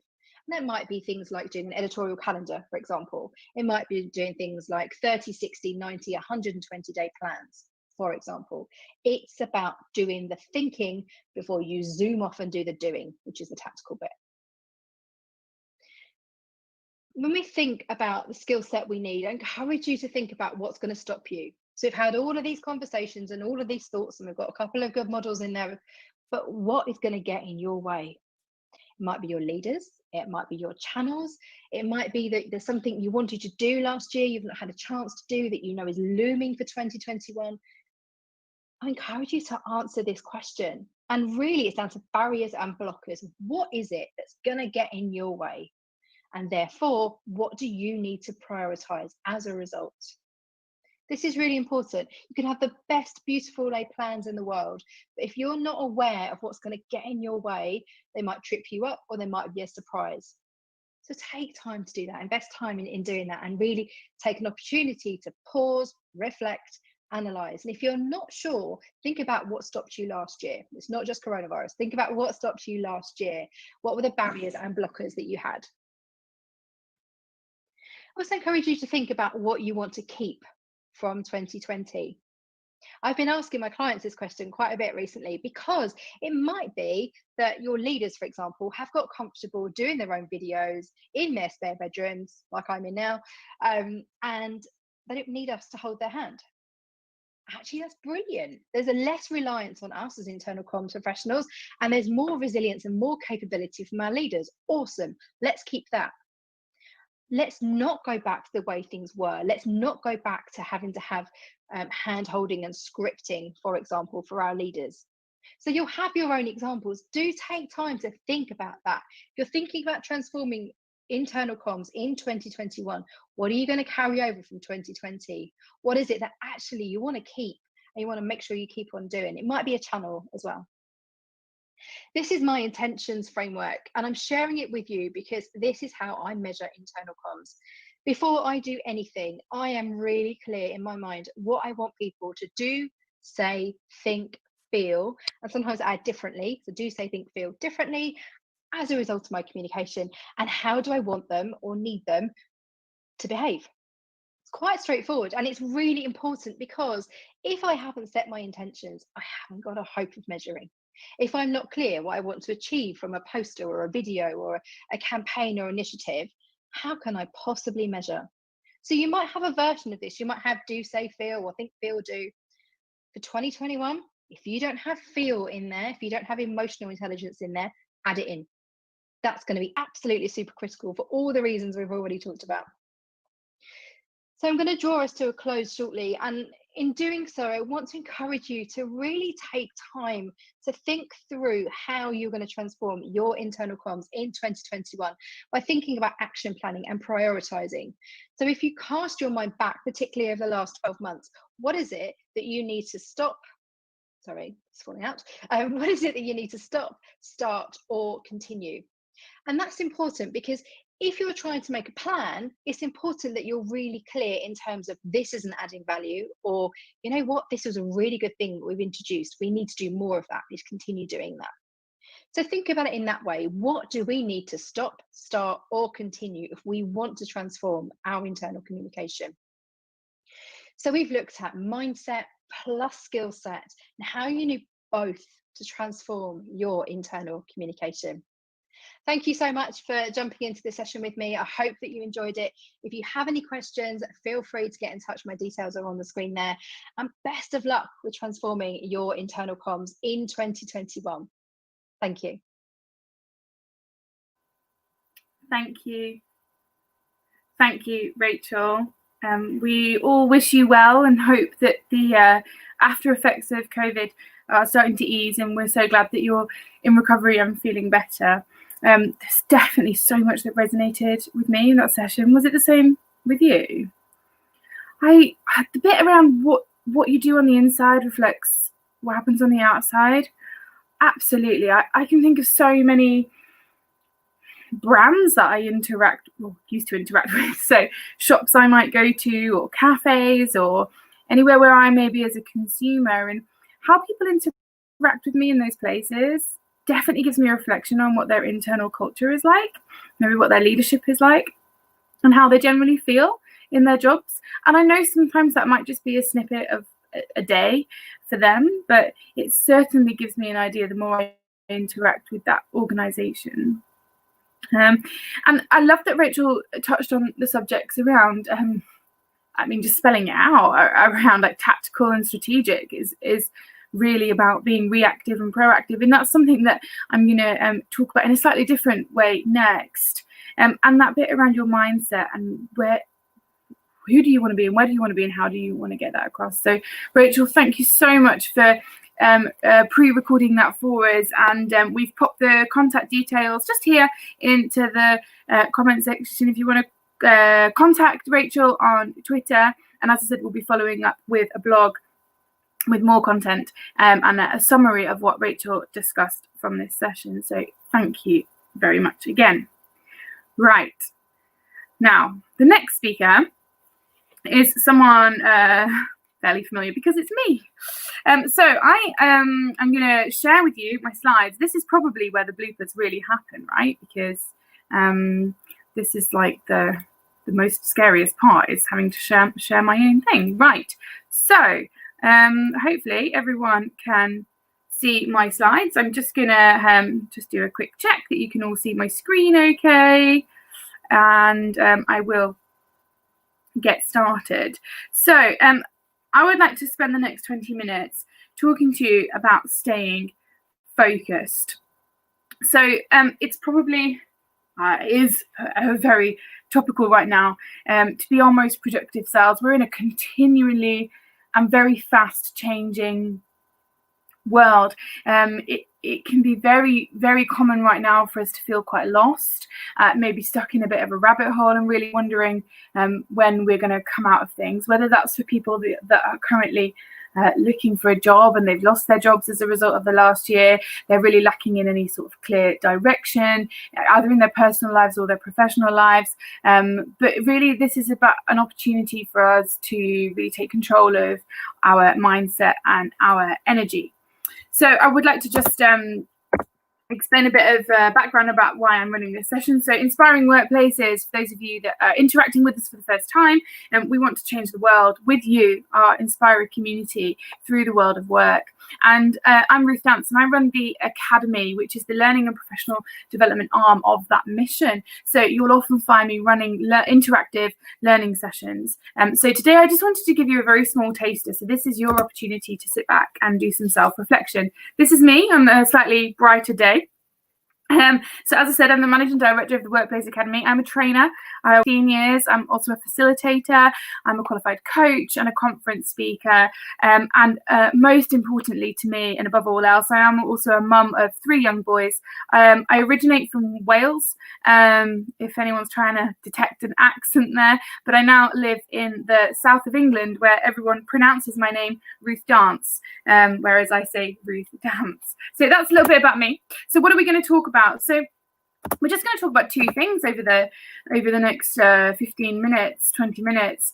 And that is about your energy and what does it mean by your energy and how do you control your energy. And the second one is around something called the circles of control. Now, what I'd like you to do, if you don't already, is just grab a pen or a pencil or anything to write with, or if you want to do it digitally, that's fine. And also grab something to write on, so a post-it note or a napkin or a piece of paper or whatever, because I would really like to, it's that like midday after lunch slump if you're based in the UK right now, just to take that time to do a bit of self-reflection. So that's, if everyone got that, you're ready. Okay, so I'm going to ask you a question. You don't need to write this anywhere publicly. Just write this down, make a note of it. This is for you. And the question is, how are you?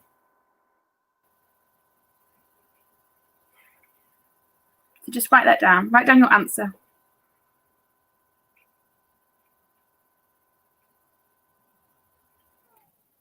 Okay, and my next question is, how are you really?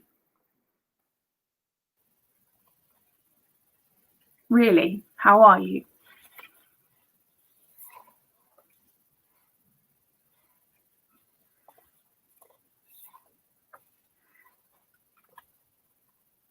Okay, I'm going to take a guess here because I'm not with you, I can't see you, and I also can't see what you've written down, but I'm going to take a guess that the words that you've written down or that you've answered to those questions may well be indicators of your energy, maybe where your energy is right now. So I'm just want to take a few moments just to explore this concept of energy, and it has been discussed quite a lot already about having energy in these difficult times, in these times of adversity, and how we can really be more in control of our own energy. Okay, so I'm sure many of you may recognize this man, hopefully not from your lifetimes probably, but he is Albert Einstein. So if you don't recognize him, you'll probably have heard of his name before. And he was a German physicist. Now, you get bonus points for this if you can guess when he died. It was in 1955. And does anyone remember or know what was his most famous? He's famous for many, many things. A very, very, very smart man. But one of his most famous equations was E equals mc squared. Now, you're probably thinking, where is Ruth going with this? I think I'm just going to go and get myself a coffee. But please just stick with me just for a few more minutes. I actually studied physics, believe it or not. I actually really wanted to go and be a physics lecturer. I decided at a young age I was going to go and be a physics lecturer in a college. And I'm really glad that didn't actually pan out, because I am so passionate about people development, and working with people and improving the lives of other people as well. However, I did study this equation and I loved it at the time, and I loved working out how we got there, but I've since translated it into my own way of assessing my own energy. This is not taken from Google or anything like that, so just stick with me for a second. So E equals mc squared is energy equals mass times the speed of light.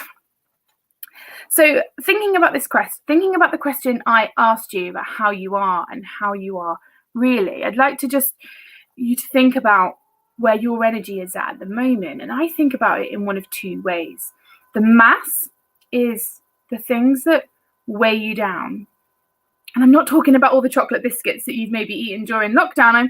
I'm talking about the things that drain your energy, the things that bring you down, the things that change your mood, or maybe the people or the surroundings, things that you can identify that really, really drain you. They're your mass. You can think of a few things, right? Okay, now the c squared is the speed of light. Now, when I think about my speed of light, I think about the things that really, my sparkle moments, the things that really get me going, the things that excite me, the things that give me energy, or the people that I surround myself or I choose to contact that give me energy and really, really bring me back up. And then I think about where my energy is at each day. And I realize I am actually in control of this. I am in control of this. I can choose to dial down the things that are draining my energy. I can choose to recharge myself by looking at those things that are my speed of light and doing more of them. Okay?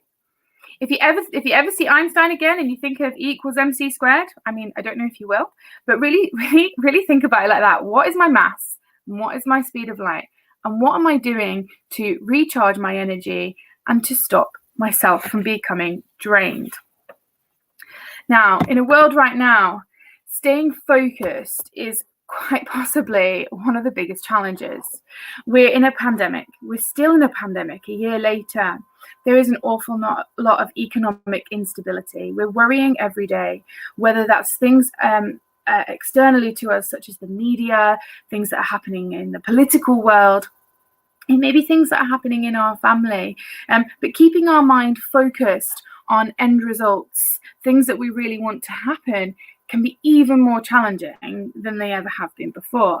I've certainly experienced that myself, that I've been setting myself goals, and so many things, so many more things than in my life previously seem to be stopping me from staying as focused. So I would like to introduce you to something that's quite personal to me and something that's changed my life. And having run an academy session on this before with a group, I know that it can be quite life-changing for other people as well.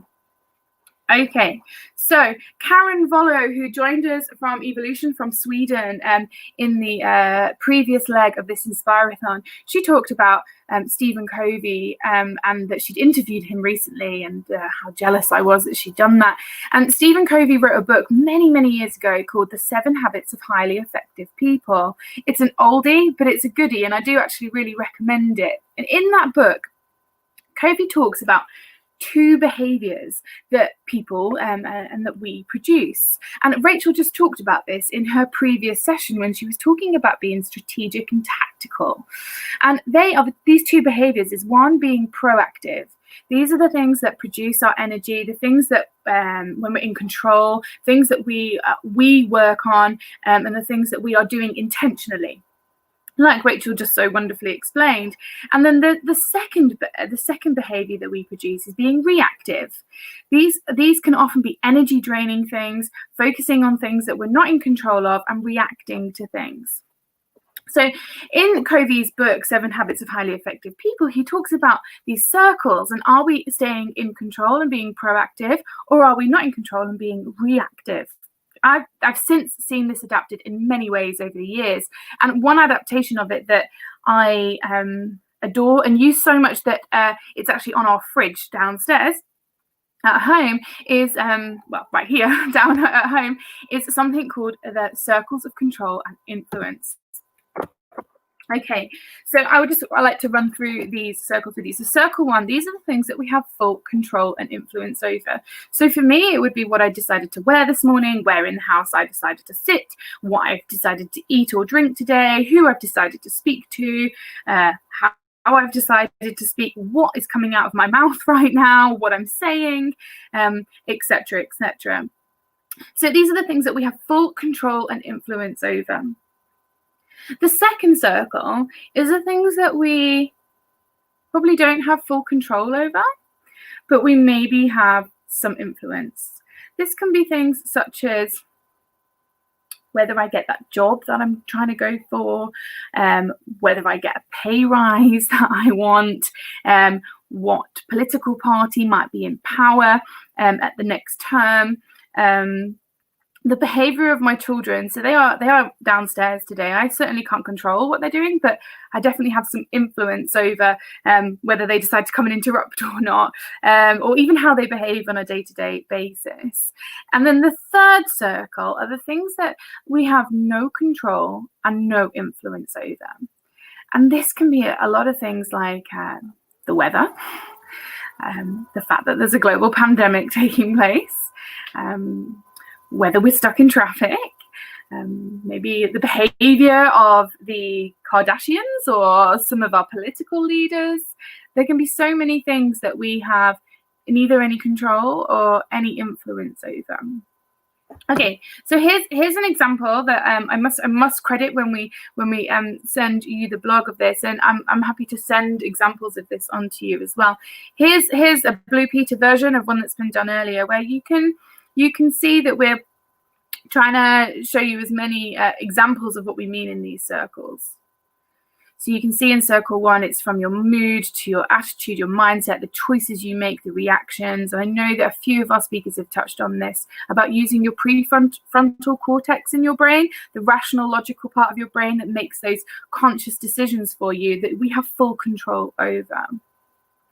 Circle 2, other people's choices and activities, my reputation. I don't have any control over my reputation, but I certainly influence how other people see me, what happens to my children, etc., etc. And then the third circle, you can see, you could add even more things into that, and particularly this year's, I know Yemi, who joined us from Nigeria on the Africa leg of the Inspirathon, was saying that when we first went into lockdown, we all thought and hoped it would probably only be a few weeks. And here we are almost a year later, some of us still or back in lockdown. And whilst we maybe have some influence over that through the actions that we take, we certainly don't have control over the decisions that are being made around the world and the impact that's having both socially and economically. Okay, so why am I sharing this with you? What I would like you to do is really take some time to practice this. So the brain, it's an organ, right? But it acts almost like, it's like a muscle. If you think of it like a muscle, you can use this model to really start to feel more in control and more focused. You can really start to reflect on which circle you're spending more time in, really start to ask yourself and question yourself. And me and my husband do this quite a lot. So we'll start on a rant about something and we'll be like, oh no, we've gone into circle 3. Let's get ourselves back into circle 1, or at least circle 2. And sometimes that might sound corny to you, but actually it does really, really help in keeping focused right now. So which circle is going to drain your energy? Circle 3, right? And which circle is going to give you energy? Circle 1, right? So you can use this to reframe your mindset and to really give yourself that self-reflection. You're stuck in traffic.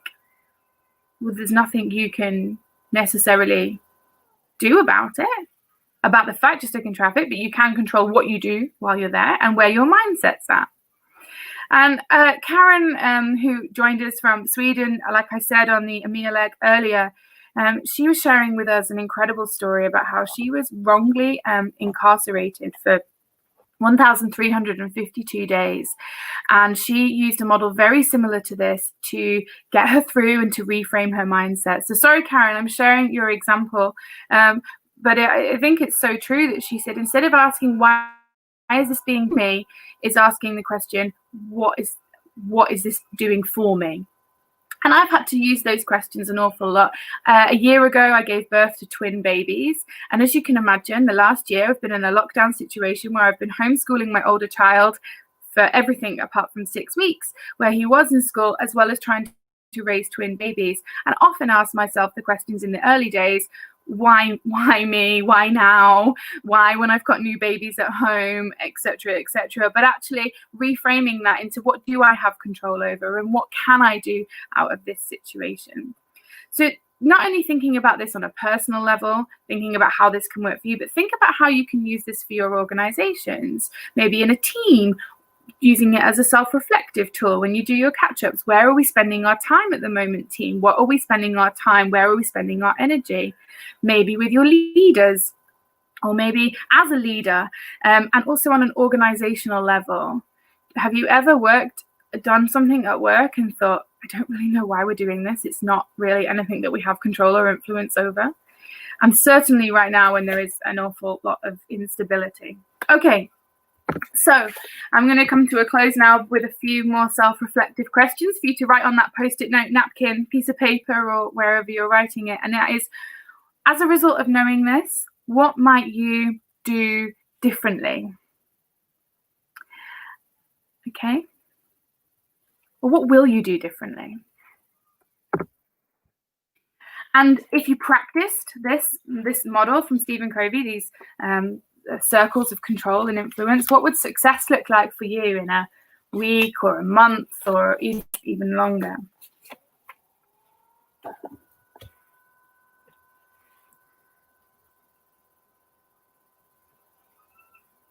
Okay. And how will you keep momentum and stay focused? How are you going to do that? I hope that this has been useful for you, as useful as it is for me. And I hope that you can take these learnings and apply them on an individual level all the way through to an organization level. And I also hope it's given you an idea of some of the learning that we can help you with if you are looking for learning and support and professional development. So thank you from me for listening to me longer than just my hosting. I'm going to move on now to final speaker. And for our next final speaker before we take a break, this is definitely not the final session. And for our next slot, we have something really exciting. So I've just been talking quite a lot about this, but 2020 definitely brought some of the most challenging socioeconomic times that people will probably ever face in their lifetimes. And it gave them a real test of leadership. So therefore, Inspiring Leaders was created, and it was created during COVID-19 to create a vehicle to recognize people who have stepped up to help others, to help teams, and to help organizations, and to help them navigate through both business challenges, but also through personal challenges, and how they can make a contribution to their business, their community, and also how they can change the world. Now, our very own Matt Manners from our team is here to take you through a sneak peek of some of these winners before they've been announced to the rest of the world, and share with you some of these inspiring stories of these inspiring leaders across the globe. Now, Matt is currently asleep. So he's recorded it earlier for you because Matt was hosting the Australasia and Asia leg, and he will be joining us again in a couple of hours to pick up across the Atlantic in North America. So instead of waking Matt up from his sleep, I asked him to record this session. So I will hand over now to Matt, who's going to take us through Inspiring Leaders. I didn't think, you had quite enough of me. So we have all had a year in 2020, and I don't want to dwell on 2020 too much as we're in a new year. But we've all gone through and are going through so much change, forced upon us change, and some of it's fantastic, and some of it's awful. As our own business, we're here doing the Inspirathon, and it's one of the challenges and hopefully achievements of our lifetime for those who are involved, 24 hours non-stop. But how we got to see you over the years was, and will be again, knock wood, was in person. And it will be 3 years between our conferences in London and New York by the time we come back in 2022. 3 years of time in between us. And that threw up a huge amount of challenges for us. A lot of the revenue for us to be able to create our mission and drive our mission forward comes from our face-to-face events, where we shine the spotlight on you professionals, the people who share our purpose and mission to change the world through the world of work. So that was a massive challenge, and this Inspirathon is the product of that environment, I suppose. Another product of the environment is Inspiring Leaders, and we have the Inspiring Workplaces Awards, which used to be the Employee Engagement Awards that happens all over around the world, but we wanted to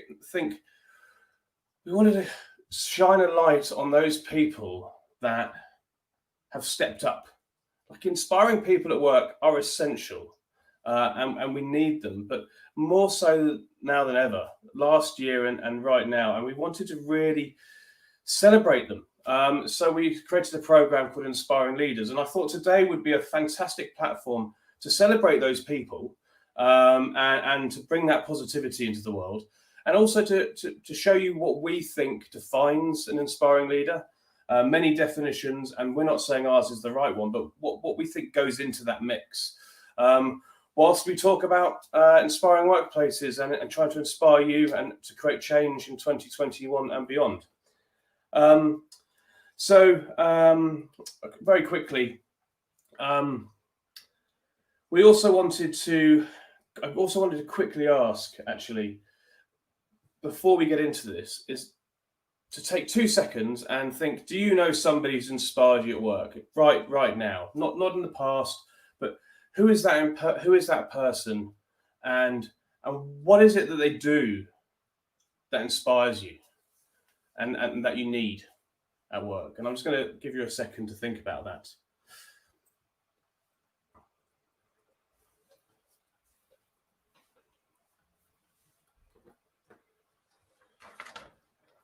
So hopefully you've got somebody in mind, or at the very least one person, but hopefully multiple people that inspire your work. I know basically my whole team inspire me. Amy, Stefan, Ruth, to name a few.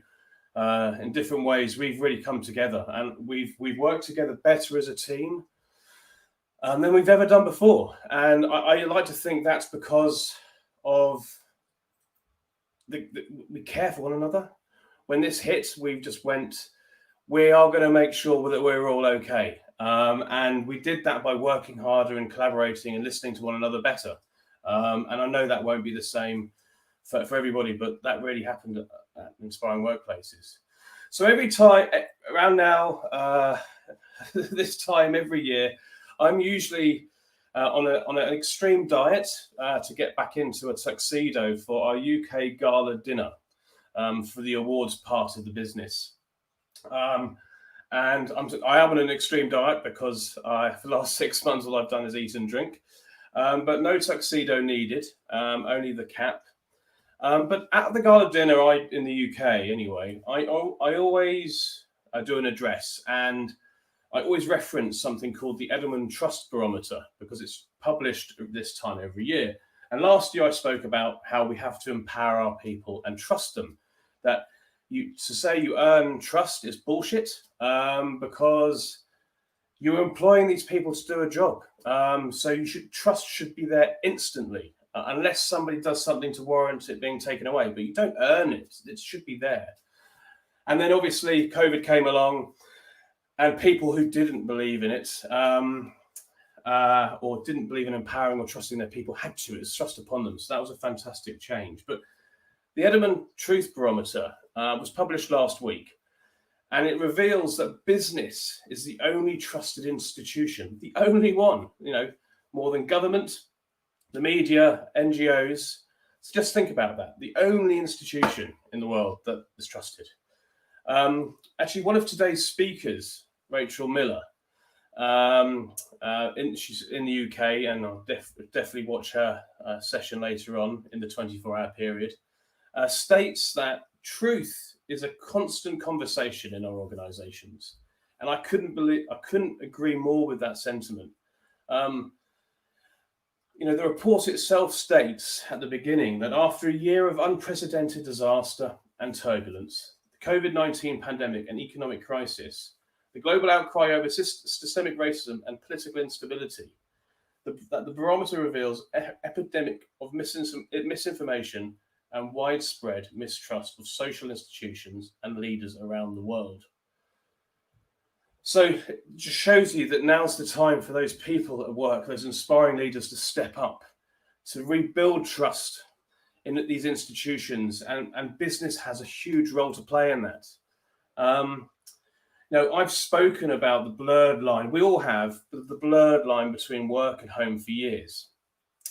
That line got smashed, obliterated in 2020. There's no more line. And there are obviously some silver linings to that, that there's going to be flexibility, there's hybrid workplaces going forward, that people who didn't trust their people or didn't empower their people are doing those things because they have to. And let's hope that they don't return to that. But however, the home life has started, and it always has done, so let's not be ignorant. The home life has started impacting work more. The pandemic, politics, misinformation, social justice.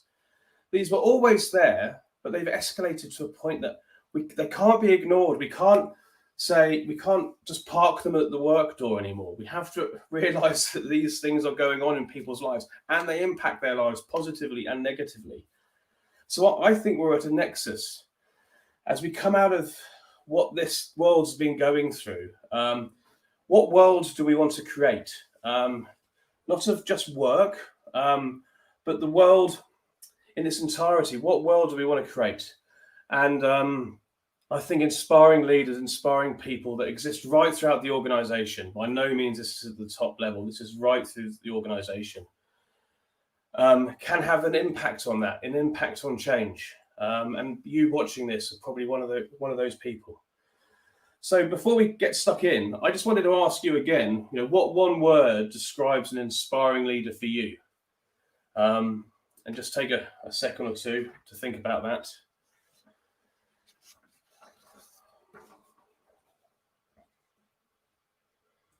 What one word? What one word do you want to see in somebody at work? What do you need? Whilst you're thinking, I'll take you through our definition. So we think that they all portray, own, exhibit these 4 characteristics. They're courageous, they're humane, they're communicators, and they unleash your potential. And within those, there's a subset of characteristics and traits that sit within courage and the rest. So what do we mean by courage? They have resilience and they're calm.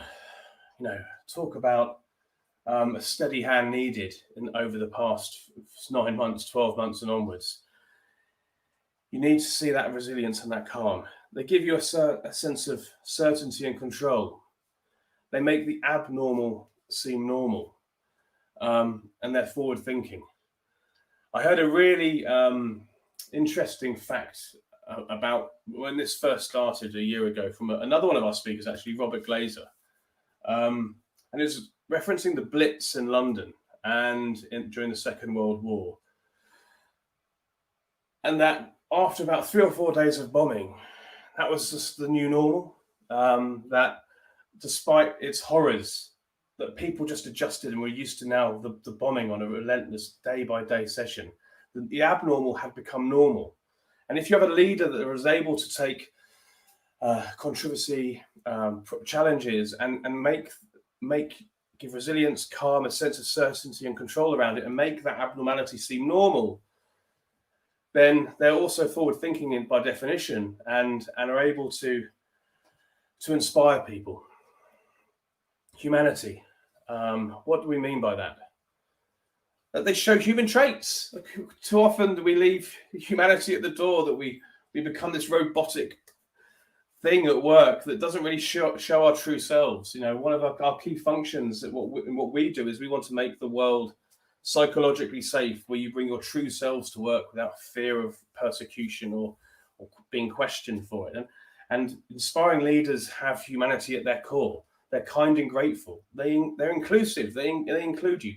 They walk in your shoes. They empathize, and they're authentic. And again, we all know this has been spoken about a lot, but people have got to know each other and more of their true selves, because we've had windows into their homes, into their worlds outside of work with Zoom. Can I hear you? Can you hear me? Dogs walking in and out. My puppy is actually behind this screen right now. We're in lockdown in England, and the studio we had booked we can't use. So this is in my home, and my puppy is chewing on one of his Kong toys that hopefully will last longer than this presentation goes on for. They communicate. They're great communicators.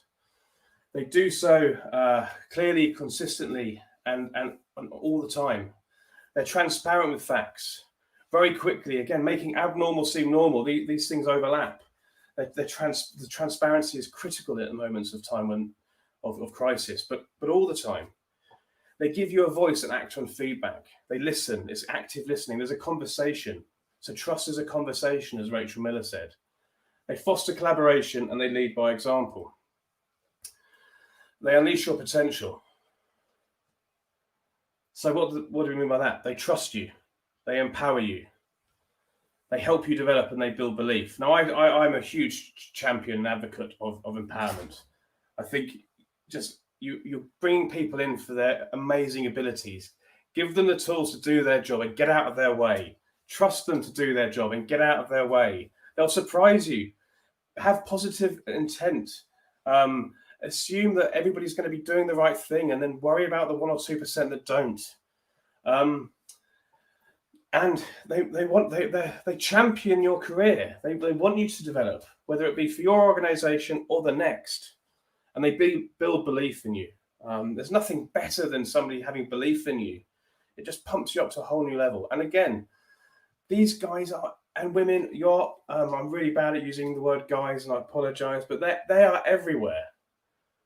They're in the C-suite, they're at the manager level, and they're the unsung heroes, the frontline workers, the people who've just joined your organization. And I hope you agree with where we went with our definition of an inspiring leader. And I hope you're starting to Picture those people in your organization. And please email us, get in touch with us, and see, and let's add some traits, because I think we're going to bring this back in 2021 too. So this came to an end at the end of last year, but we didn't want to announce these people until, and you can probably hear my puppy now. We didn't want to announce these people at the end of last year. We were all so tired. We wanted to get to the holiday season. And so we thought, what better platform than to share some of those stories today in the Workplace Inspirathon. So we've got a few stories from people, from our inaugural Inspiring Leaders, right through from the C-suite to Unsung. And it's basically what their colleagues said about them. That's the bit we're going to share. And my puppy is now going full tilt in his den. But these are their stories, and we're going to have a full list of these leaders on the website, and we're going to actually publish a book showing the story behind them and the endorsements of their people too, to hopefully inspire you and to create more leaders yourself. So within courage, that aspect, we have Denise from Atos, and you can read it, but Denise managed to deliver award-winning programs despite herself having COVID and feeling the after effects. She's also open in sharing about her hearing loss, which was a hidden disability at the time, and it's something she could have stayed silent about, but she had the courage to share it. She chose to talk about it because she believes that leaders should show vulnerability and humanity, and that great organizations are ones where employees truly feel that they can be themselves. And all these words are words verbatim from people they work with. Congratulations, Denise, and thank you on behalf of everybody at Atos. Irma Olgrin Jr., CEO at Shift 3 Technologies. Moreover, in an effort to put the well-being and safety of her team first, she reduced work hours by 40% without cutting their salaries or using any employee vacation time. By working less, employees are better able to deal with the many stresses of living, working, parenting, educating, and caring for family members during the pandemic. Wow. Awesome, Irma. Absolutely fantastic, and no wonder you've been nominated by your team. Ketan Samani, CEO of Acolyte Digital in India. Our CEO gave a clear mandate of not retrenching a single employee during these troubled times.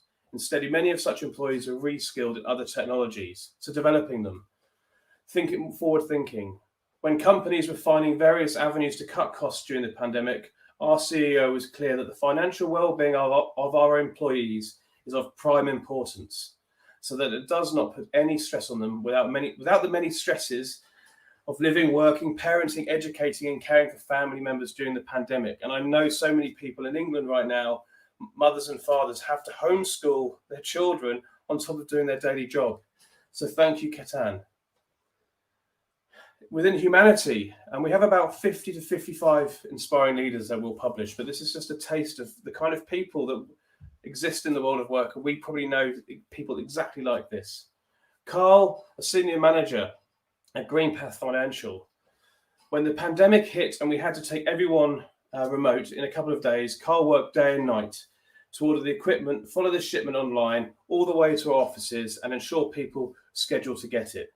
When I asked where he gets his energy from, and I started to get emotional reading some of these, but he said every piece of equipment delivered is equal to one person continue to be employed, one family continue to be supported. That's where I get my energy from. Congratulations, Carl.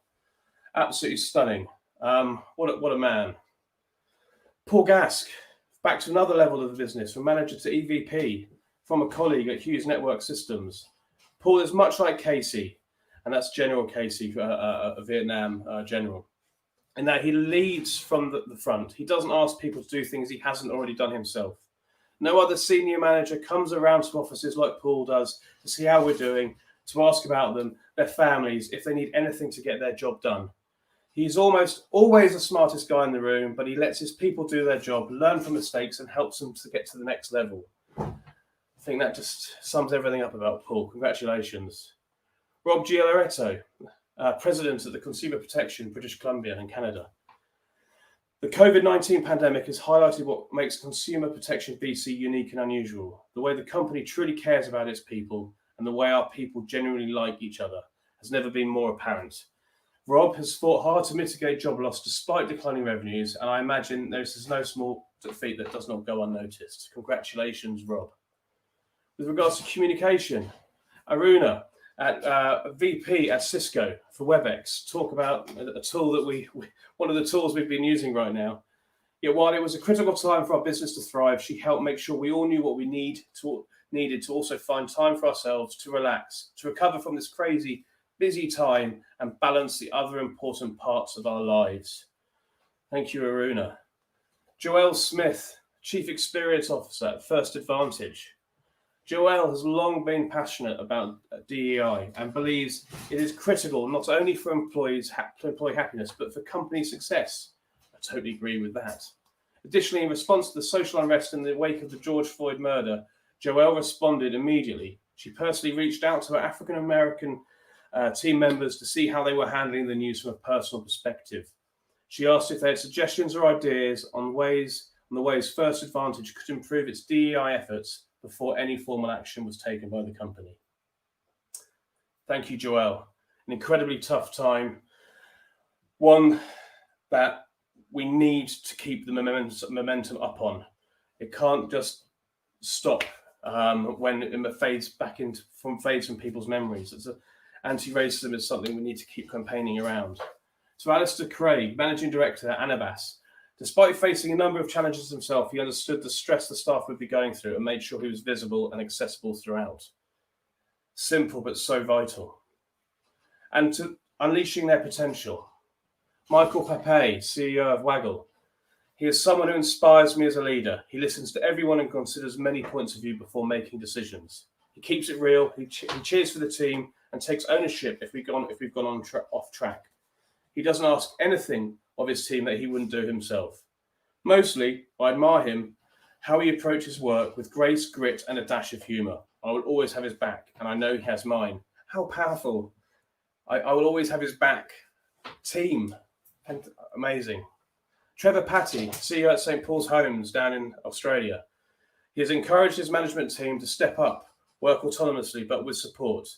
Trevor has been my number one supporter from the very beginning. Being a female leader, it's often difficult to find the courage and belief that you can do whatever you set your mind to. He has mentored, supported, and cheered me on, and I feel like I could take on the world with his unwavering support. We talked about belief. That just jumps off the page. You can feel the passion and the belief that's been instilled in this person. So they're some of our inspiring leaders. We're going to publish them and do a lot more over the next few weeks and months, but I just thought it'd be a fantastic way to celebrate these people during our Inspirathon. So I really appreciate you giving me the time to do that. And Seamus the puppy is telling me that is probably about me done as well. So do you know an inspiring leader? Have you got them in your head? We are going to be bringing them back in this year. We just want to share these stories. We want to put these people on a pedestal and celebrate them, and garner learning from what they're doing, so we can try and create more of these people within our organisations. They will create positive impact in and outside of work. They just have that. They have that ability.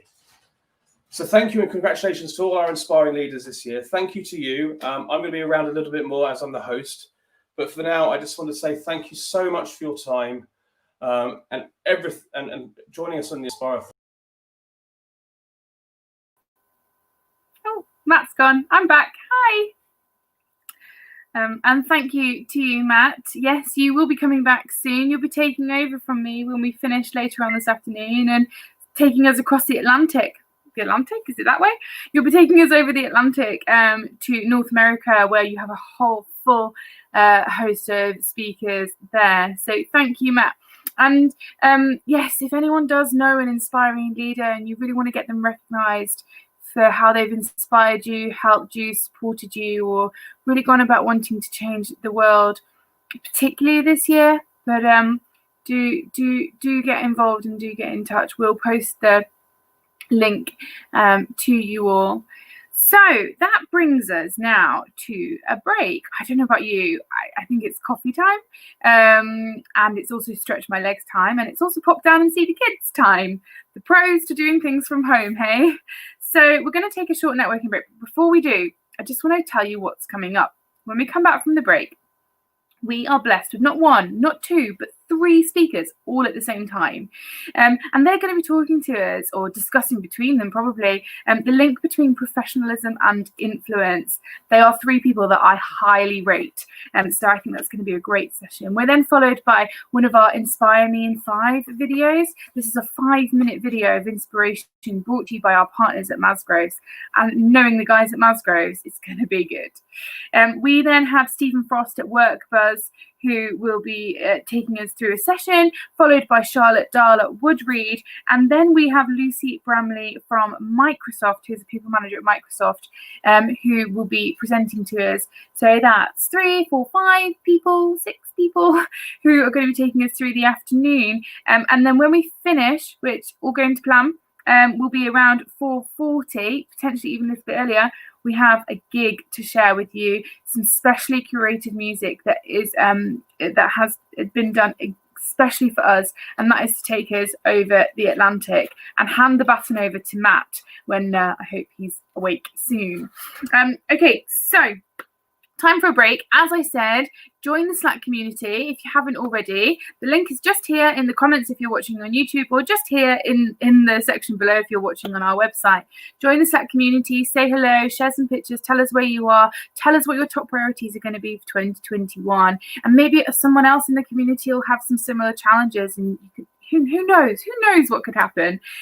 So join the community, get involved. Stretch your legs, take a break, see the kids, walk the dog, whatever you need to do. We will be back with our not 1, not 2, but 3 speakers at 2:40 p.m. GMT, which is 50 minutes. Just looking at my clock, is 50 minutes from now. So you've got 50 minutes. Imagine what you could do in 50 minutes. I'll see you then. Bye.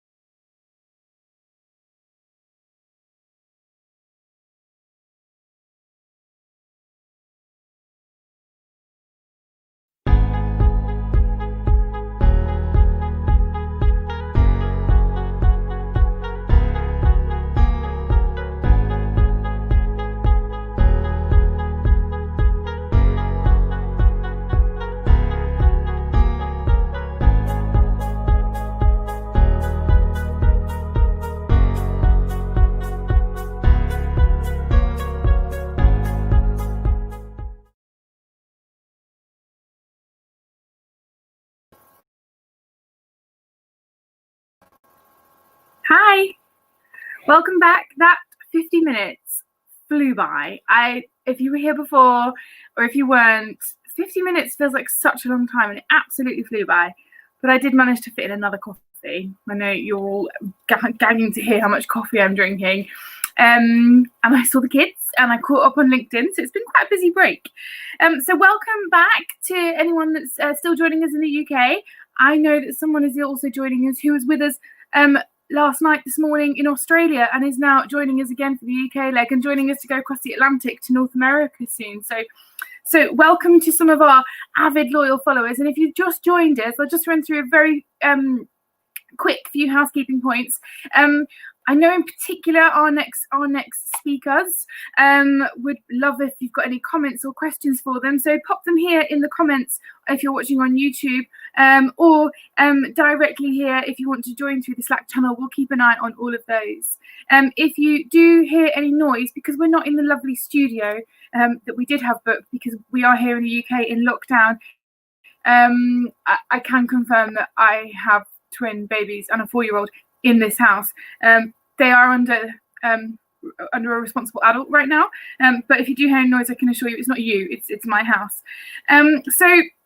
I hope you enjoyed that break. Welcome back. We are still on the 4th leg of the Global Workplace Inspirathon. As mentioned, we've been in Australasia, Asia, we've been across Europe, the Middle East, we've been in Africa, and we are now here in the UK, taking us through until our live music gig at 5 p.m, where we then travel over to North America for the 5th leg of the Global Workplace Inspirathon. And bringing us back from our refresh break is not 1, not 2, but as I said to you earlier, 3 speakers, and I for one really rate all 3 of them, which is handy really. So firstly, we've got our business communication strategist, a chartered practitioner and international speaker, and all-round just like wonderful human, Jenny Field. We've also got director of Comms Rebel and co-founder of A Leader Like Me, Advita Patel. Hi, Advita. And last but certainly not least, we have comms consultant and executive coach, Trudy Lewis. Hello, everyone. So they are here to talk to us about the link between professionalism and influence. And having personally met all of these remarkable women, I can confirm that they are absolute experts in their field. Anything to do with comms, change comms, internal comms, communication in general, then these are your women. 1, 2, 3. You are so lucky. So I'm going to hand over to you 3 ladies. I'll keep an eye on questions, comments, and bring me back whenever I'll come back whenever you need. Okay. So Jenny, Advita, and Trudy. Thank you. Thanks. Well, hi everybody. For those of you that don't know us, we are Comms Rebels, and I'm Jenny Field. I'm Trudy Lewis. And I'm Advita Patel. And the 3 of us run a podcast, which hopefully you've listened to. If you haven't, then please go and check it out. But we're going to run this session much like we run our podcast episodes, where it's the 3 of us having a conversation on a topic. We've already covered professionalism and influence in season 1. We've got a couple of episodes there, so feel free to check it out if you want to know more. But to kick us off today, I'm going to go to Trudy and ask her what her thoughts are on professionalism and influence, how they're linked, and what the challenges might be. Yeah.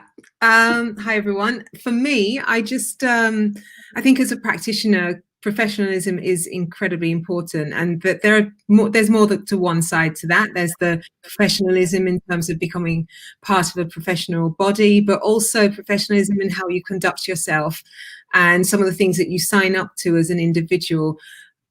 All of those things together cause that you become influential. And I think there's that heavy link between how you're influential and how you're professional. And through all of those things, it then builds your reputation and you become trusted. And that's when leaders believe what you have to say. Follow what you have to say. They work with you a lot better. So in a sense, that brings up what the challenges are. So the challenge is, how do you engage leadership to the point where you're demonstrating that professionalism to them so that they can get the most value out of your work with them. And that's kind of a real priority for us as communication practitioners. Definitely. I think on the professional side, I have been involved in quite a few debates, surprise, surprise, online around professionalism. And I know me debating. Oh my goodness. A few folks definitely don't think that our profession, our industry, should be classed as professionalism, which is very interesting. Which I completely disagree with. If that wasn't clear, by the way, and I don't think professionalism is about being a member of a professional body by any stretch of the imagination. I know all three of us are, and all three of us are quite heavily involved in the Chartered Institute of Public Relations. But professionalism, like Trudy said, is all about how do you demonstrate your trusted advisor role to your leadership team so they understand that what you are saying is valuable. And you are making sure that you're keeping on top of the trends, you're keeping, you're ethical, you're morally sound. And as public, relations and communicators, we have quite an important role to play in the business. And then particularly now, in the last 12 months and with everything that we've gone through, if we can't demonstrate our professionalism now, then, when can we? And I think that's really important for us to recognize that and put ourselves out there a little bit more and be proud of the industry that we belong in. I think when Trudy was saying just now about how do you demonstrate your professionalism, I think that's the thing we've got to come back to at the end of this session of those tips and advice that we often do. But I'm reflecting on a conversation that I remember having when I went into a pharmaceutical organization as a communications director, and they were very set on having this kind of entrepreneurial spirit. And as I was setting up the function and doing things, they kept saying, "You're trying to make us like too professional." And I was like, I'm really, can you be too professional? I mean, I'm not sure. But it was really interesting, this battle between being seen as a professional and being seen as this kind of entrepreneurial spirit and how the two go together. Whereas to me, there's something about having a bit of structure and that integrity, I think, is the piece that I kept coming back to of. It's about making sure that people trust the information you're giving them, that you've got the integrity, that you can verify that data, that you've interrogated it enough that whatever you're presenting, is fact, and it's those kind of things. But it's interesting, there's this kind of battle between the two. And it's interesting when people talk about the fact, as you said, Advita, that for a lot of people, we're not a profession. How can you be a professional communicator when, how is that a profession? But I wonder if people said that about people that did marketing or HR or those things, which are seen as professions, although they've had professional bodies a lot longer than PR and communications. But I wonder whether they had the same battles that communications have had and have somehow overcome it, certainly to the point with HR, where there is kind of that standard that people are going for from a qualification perspective to be seen as a professional. Yeah. And, But we're looked at as, and sometimes we look at ourselves as we're supposed to be creative. And there's that thought about how creativity doesn't really fit with being super professional. And so some people probably feel as if to say, if I keep pushing myself as a professional, as perhaps an HR person does, I will be seen as not necessarily creative. And creativity is the part of communication management that everybody loves. Everybody's like, I love it that I have that creative element. However, for your voice to be heard, it's difficult if you don't come across as a professional, because we complain about things like, oh, we can't get into the boardroom, or we're not being listened to by leadership. And that all comes down to how you're viewed as a professional. And so, just tying that back into something like influence, if we don't get there, we won't be influential. It's as simple as that. But do you think people have different views on not what professional is, but in terms of what would make me trust you? So I remember my boss saying to me, your opinion's not enough in the boardroom. Yeah. And that's what made me go and do my diploma in internal communications, because even though I think my opinion is more than enough in a boardroom, she was quite clear it wasn't gonna fly. But I wonder if every board is different. Some people might think, absolutely we need that to operate. This was a FTSE 250. Is that different to a charity? Are there different perspectives on things, or is it about me as an individual and how I feel in terms of my professionalism? I think that's really interesting. I think it's down to confidence as well, right? So I know when I've spoken to leaders and I'm not fully versed in what I need to say to them, and I'm kind of, and I completely get where your leader was coming from, Jenny, that said, your opinion it's not that important, which is, I know, shocking. No, that's not what she said. She said it's not enough. Oh, it's not enough. Sorry. Sorry. Talk about spreading misinformation. Goodness me, fake news. But it is, part of that will be down to your confidence and how you approach that conversation. And like when we talk about professionalism, it's, I spoke about this on our previous podcast, where I remember sitting in a room with, I finally got that seat around that table that I'd been crying about for the last, 6-7 years. And I remember sitting around this table with all these board directors, not knowing what on earth they were talking about when it came to finances. And I was like, what are they talking about? What is EBITDA? What's profit and loss? When reading a profit and loss sheet, I was a bit like, whoa, this is just beyond my reach at the moment. And I had to go out and learn, and went and did a course on finance for non-finance managers to upskill myself. And I think that's where, when I talk about professionalism, that's what I mean. I mean, you're recognizing where your learning opportunities are and where your weaknesses are and where your strengths are, and making sure you do your due diligence and you back yourself up with your opinion, with the data, so your leaders can actually listen to what you're saying and they don't think that it's just your opinion or it is just a gut feeling. And those things are important. But I know when I became chartered, for example, when I became a chartered practitioner with CIPR, I worked in a very technical organization. So they're used to that terminology, chartership. And I remember telling my program director that I'd just been chartered. And straight away, he was like, you could just see him being pretty impressed. He was like, whoa, that's really good. I didn't realize public relations did chartership. And I explained the process with him and how it all worked. And he was like, oh, that's very similar to how we do it in the engineering profession. And that, for me, I recognize that in this particular organization, me being chartered would help my professionalism and the conversation I'm having. So it's about making that judgment call in the organizations that you work in. So if it's FTSE 250 or as a charity, sense check what is valuable to your leaders and what do they need from you to upskill yourself into that professional mindset. Yeah. I mean, the whole area of being trusted is just leads to all of that. You just think, how can you be trusted if you don't come across as skilled and knowledgeable and you know what you're talking about? I think that's incredibly important, and some of that is just down to us as individuals to create our development. Definitely. And influence. Yeah. One.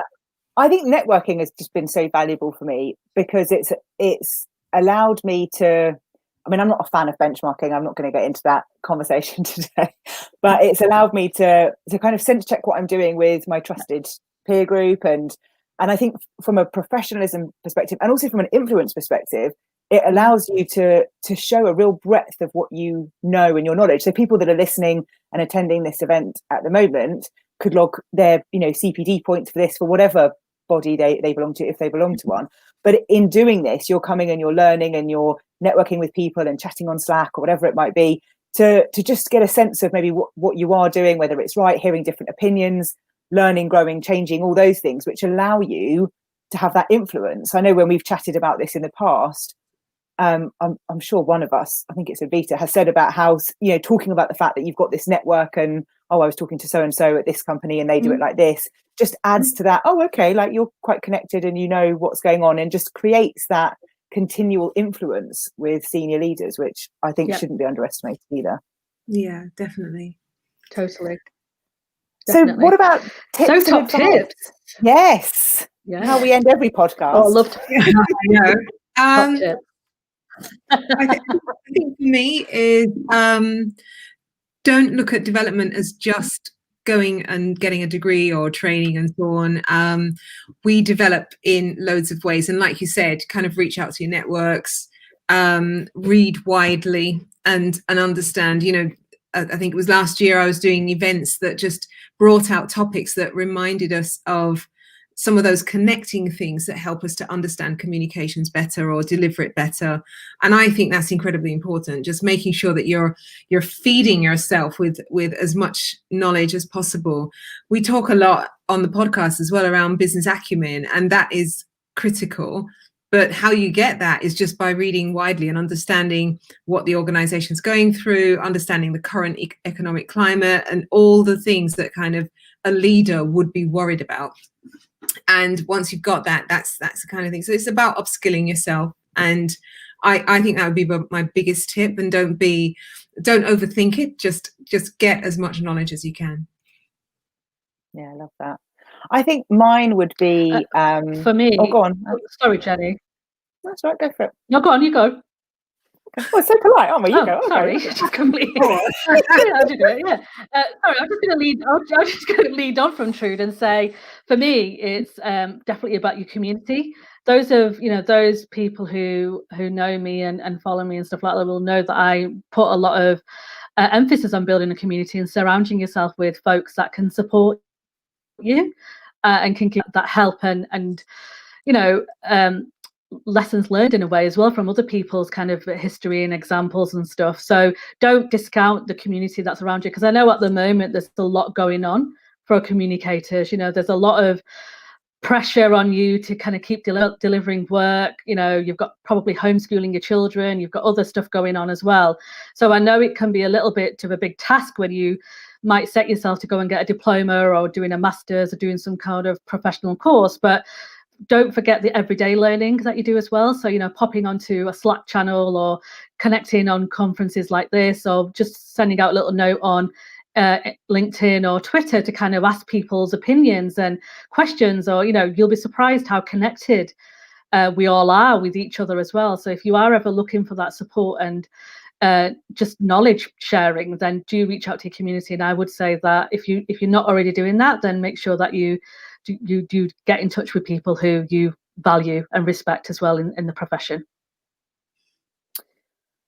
I love those. I think I've got two. One of them is about consistency, because I think you can do all the learning and all of the things to do to help you build your knowledge around communications and PR, but being consistent in your behavior and your approach to lead to influence is really important. So yeah. If you are, and the second one, which kind of links into this, is that there isn't a hierarchy to professionalism. It's not a case of, it's only the senior people that need to, be seen as a professional, or I'm quite junior, so I don't need to worry about this.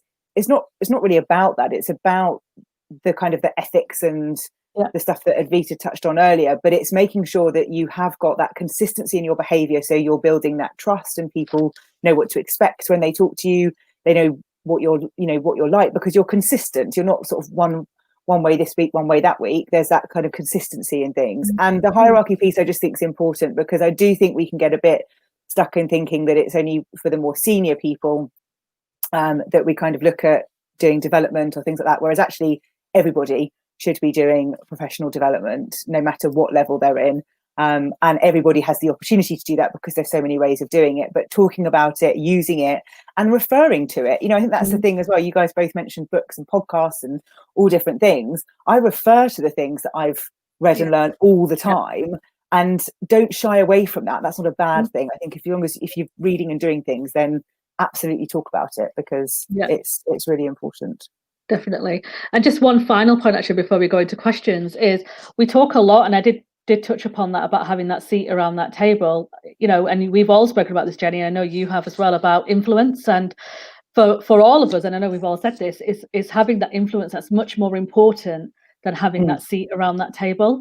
And it will be by doing these different techniques that you have and tactics that you use to influence the people around that table. You don't necessarily have to be visible around that table to have that influence. If they know that you are credible, you're ethical, you've done your research, you're knowledgeable, you're linking into various different resources that you've got around you, then I can guarantee that leader and those sponsors will see you as an influential leader in the business, without you actually having to keep banging on that door to say, let me in, or, I've got something really important to say. Your actions should demonstrate your influential skills in the business.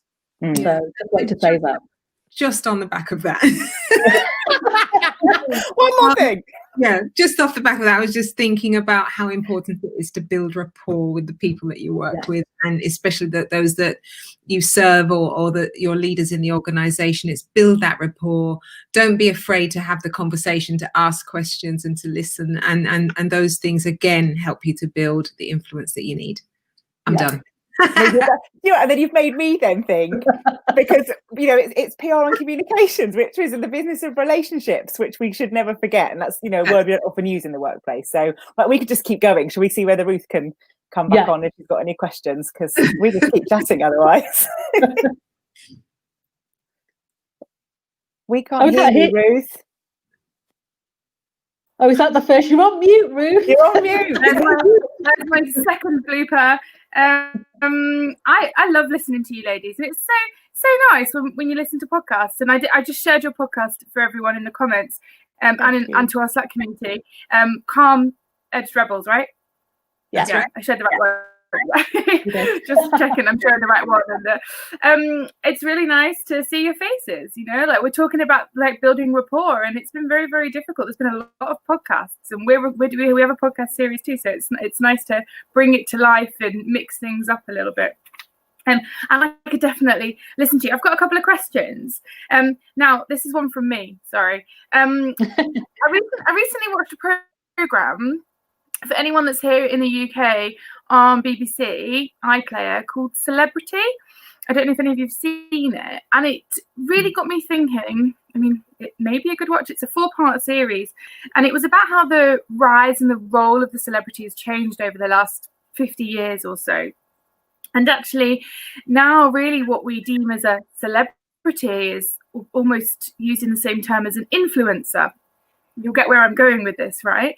And these people are being known as people that have influence. And it got me thinking, where's the link between professionalism and influence? Because there's a lot of people out there now that can have a huge amount of influence over what we say, do, buy, relationships that we keep, how we vote, and I could go on. And actually maybe don't have the professionalism.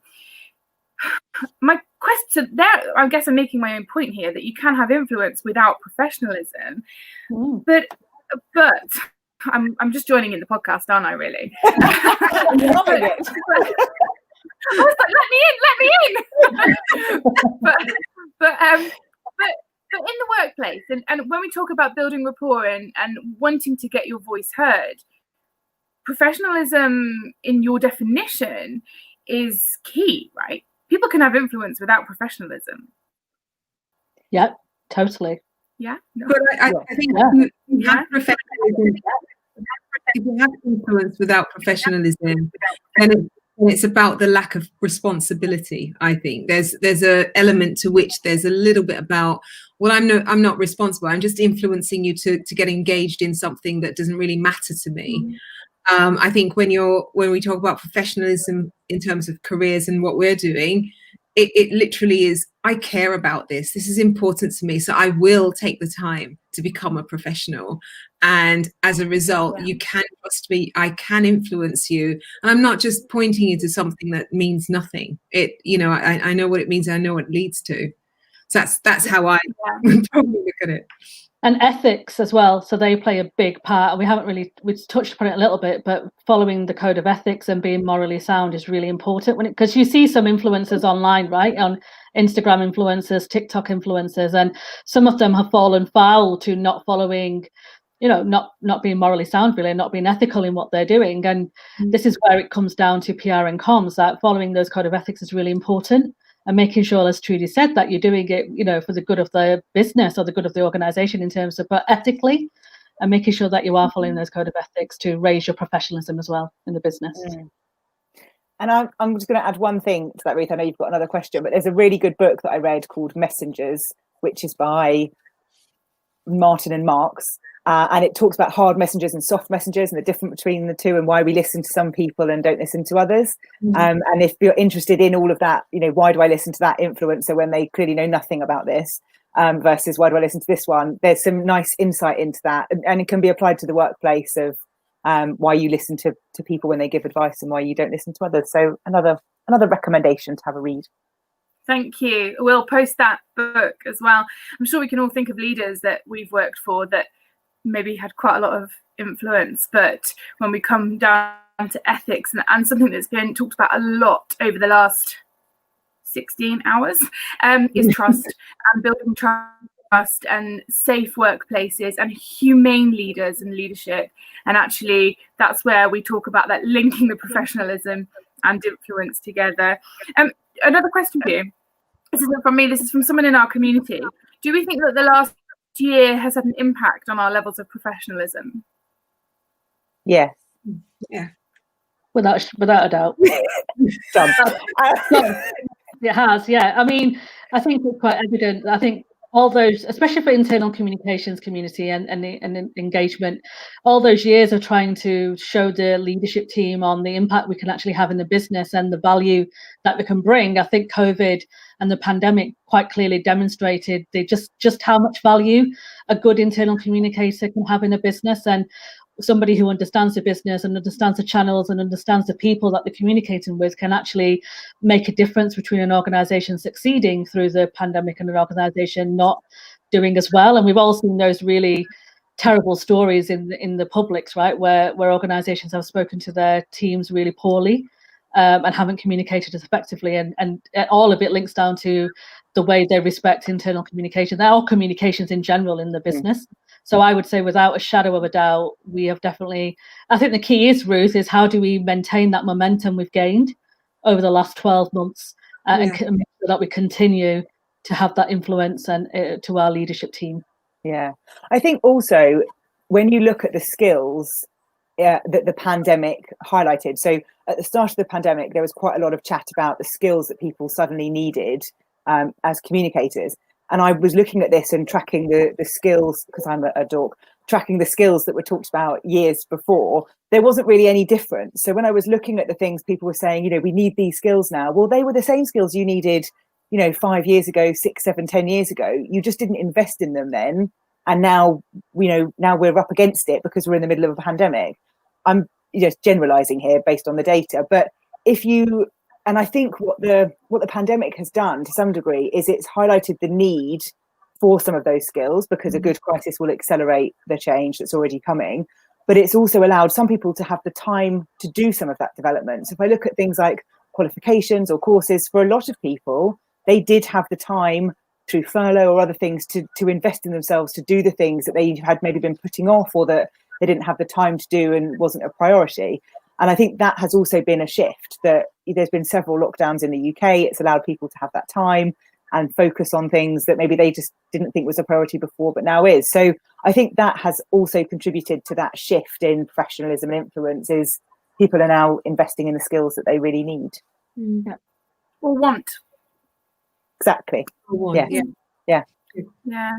It's really refreshing to hear. This isn't the first session we've had today where we have been able to identify and talk about the positives that have come out of the last year, which is nice. We want people to feel inspired and motivated to take on this year, whatever it may bring. And it's really nice to hear of the positives and the impact it's having on our industry and how we are using it to make better. Yeah. Any parting words of wisdom?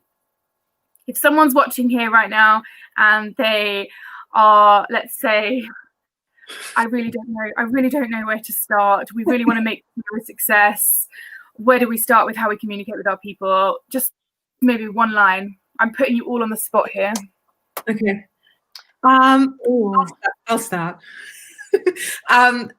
I think it is about our own attitude and realizing that the communications we do and the kind of value that we add makes a big difference to organizations, and that we should never belittle that. We should never kind of get bogged down by the fact that they throw everything in the kitchen sink at us to get things done, but we should just literally realize that we add value, and in that kind of thought, talk to your leaders in that way, understanding that you have value to add and you're not just kind of just talking.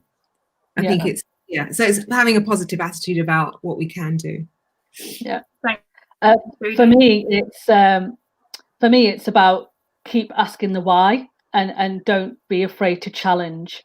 You know, you are a professional, you are being brought in to do a certain, you know, job in that business. Don't be worried about it, and keep asking the why and what outcomes are they expecting, what behaviors are they expecting to see changing, and make sure whatever you're doing, you're linking it back to the corporate objectives. That's a good starting point, because if you're not following through with the corporate objectives, then what you will be doing is just finger in the air and hoping that someone will notice the work that you're doing. So link it always back to the corporate objectives and keep asking the why.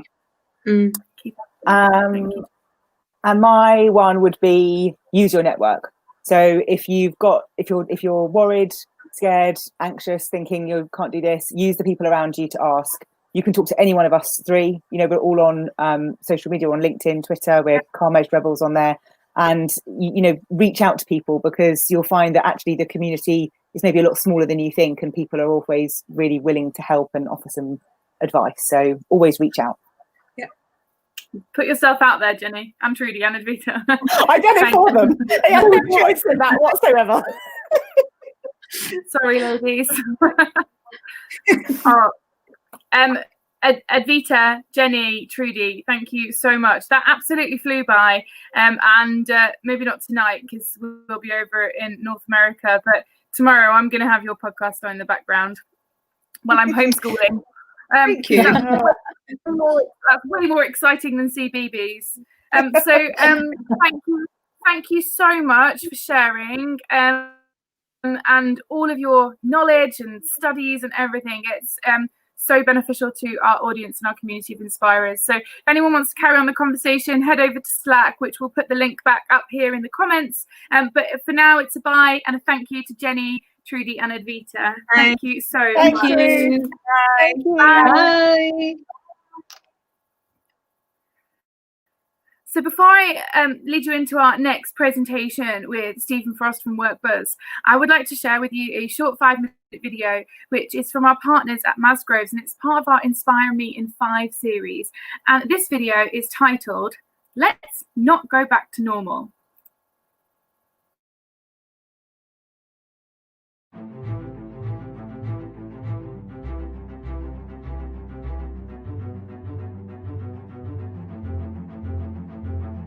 Work used to be normal, then it was not. It's been so long, I think I've forgot what it feels like to be normal, surrounded by folk, having a laugh, telling a joke, no 2-meter rules, no fear of a spike, standing as close as you f***ing well like. But I dream of the time when we're normal again, when we turn back time. But I pause, and then I think to myself, is that right? Is back to normal our guiding light? Because what is normal when you stop and think? Men used to be kings, wearing dresses of pink. Louis XVI, now he loved a wig. Whilst ancient Roman men painted their nails with elixir of pig. People are different, there's no standard size. They have different dreams that shine brightly through different coloured eyes.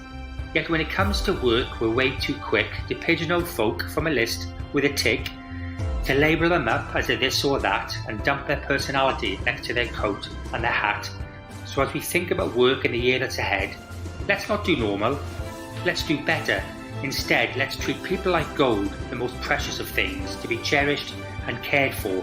Then let's help them grow wings to soar as high as a bird and fulfill all their dreams. And when that is done, and we've finished, it seems, we go back to the start and do it over again with Barbara and James, Mohammed and Jen, because people are people in all shapes and all sizes, each one packed full of amazing surprises. So let's not go back to normal again. Instead, let's go forward, arm in arm, women and men, and create something better, something bolder and new. This is our moment, me and you.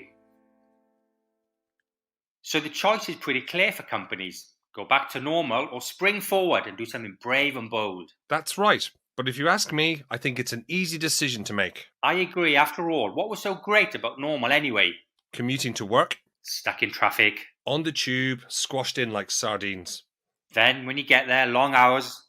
No lunch break. Late finishes. Missed family time. Working weekends. And was it worth it? We're stressed. Less happy. Sleep deprived. Reliant on drugs, alcohol. Disengaged. That's the choice. Go back to that or create something better. And let me give you a reason why everyone should be choosing better. I'm listening. If you're a business that has survived the pandemic, leaders need to remember this one truth. Which is? Your people made it so. So what are we telling people to do to create an inspiring workplace? Rip up the rulebook and start afresh. That sounds scary, but exciting too. We're only doing what our ancestors have done before us. Which is? Revolt. Revolt? That's right, think about it. We've had many revolutions over the years. Like the Industrial Revolution, you mean? Exactly. Perhaps this is the next one, the Great Pandemic Revolution, where work changed beyond recognition. As it did in the Industrial Revolution. When changes were technological, socio-economic and cultural. Technological?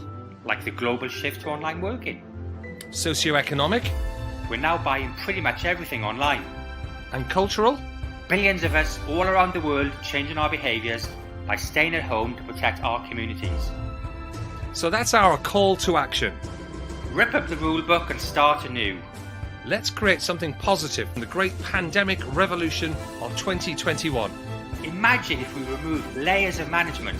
And just trusted people. Imagine if we devolved decision making.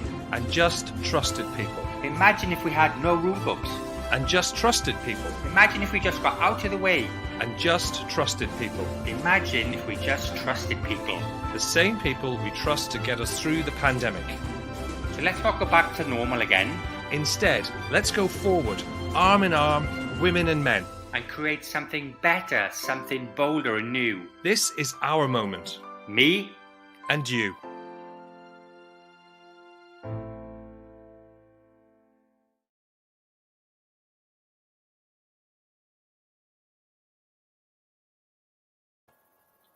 Wow. If that doesn't sum up a lot of the conversations we've been having over the last 16, 17 hours, I really don't know what. Stuart and Tony at Masgroves, you really do know how to get me like right here.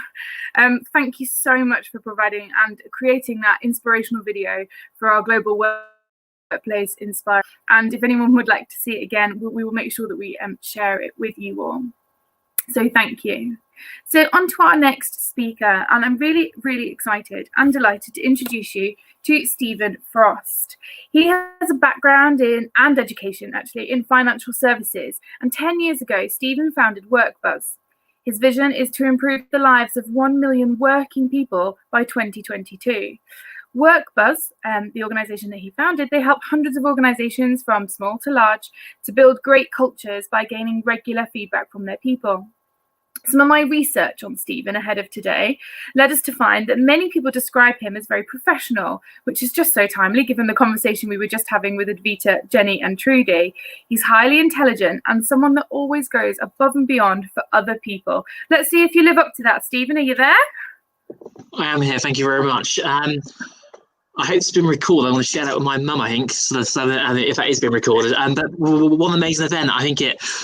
I think we're sort of 17 hours in, so I think you, Matt, as a whole team, have done an amazing job organising this so far and coordinating so much. And I think that video, I think for me, my sort of hairs on my neck begins to start to sort of stand up a little bit in terms of, I think there's such an amazing opportunity, sort of once in a generation opportunity that we now have in terms of really shaping how we work going forwards. A blank sheet of canvas is what all organisations have. So such an exciting time and an amazing event to be part of. So thank you very much. You are very welcome. I'm going to hand over the baton to you now, Stephen. I think you've got some slides that you want to share. I'll come back on when you're done, okay? Perfect. That sounds good to me. You can probably see I'm in the office today. We're sort of based up in in Milton Keynes. And the reason I'm in the office today, I've got 2 young children. One's old school Adelina, she's 4 today, which means she gets to watch as much Peppa Pig on the iPad or Disney on the tablet as well. And whenever she's on sort of streaming, it sometimes kicks me off. My internet goes a little bit sort of fuzzy. So I thought I'd come into our office today for some decent internet. And it's so strange being back in. I've been away for a few months, only person in the office. It feels really, really weird and almost back into sort of a pre-COVID world. People change their desks and sort of physical work environment all of the time. What I wanted to do today was talk to you about some of the things we've seen and heard from our clients, share with you some data as well from some of the engagements and employee experience surveys that we run to really understand what's gone well so far about how we've stood up and reacted to the pandemic and supported our people through the crisis. But more importantly, talk about the future and talk about 2 or 3 themes that we think apply to nearly every organisation. And hopefully, and the goal is you can take away 1 nugget, you can apply to your organisation and become a better place to work and seize the opportunity that is in front of us at the moment. So I'm going to share my slides up in a second. If you've got any questions, feel free to use the chat button. We'll sort of take them at the end. And likewise, I tend to have my smartest questions afterwards when I'm out the room. And feel free to pick up with me. I'll share my sort of contact details on the slides too. So I'm just going to switch across and share my screen.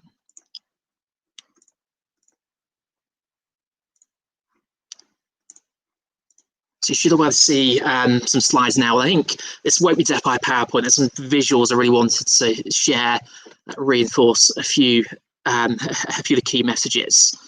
So I'm going to talk about top 3 priorities for HR going forward, and every organisation is different.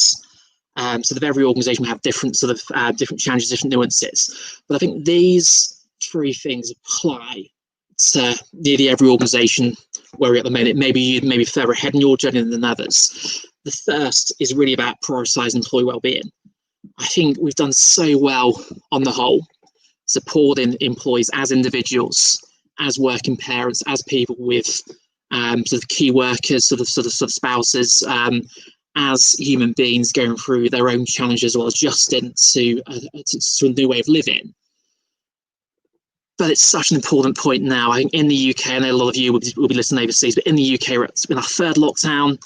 I know that around the world, lockdowns have been rolled into. People feel tired, but we're light at the end of the tunnel. But it's so important to keep focusing on employee wellbeing for the coming months. So I've got a few takeaways of what we've seen our clients do really, really well, and a few things to reflect on and maybe sort of think about how you can apply it to your organisation. Second, we're going to talk a bit about preparing for a post-COVID world. We know at some point the pandemic is going to end.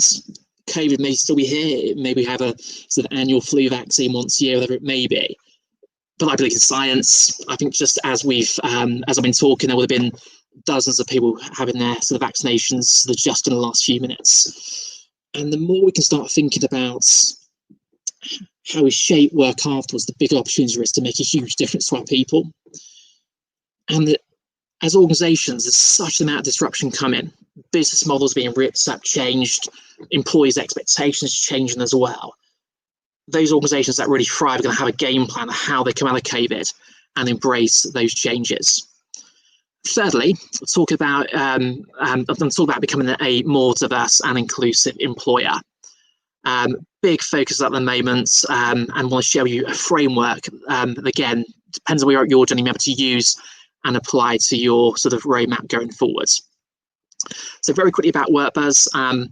These are some of the organisations we work with and are really proud to work with and call our clients. And really our focus is helping them to create a buzz at work by using employee feedback, insights and analytics.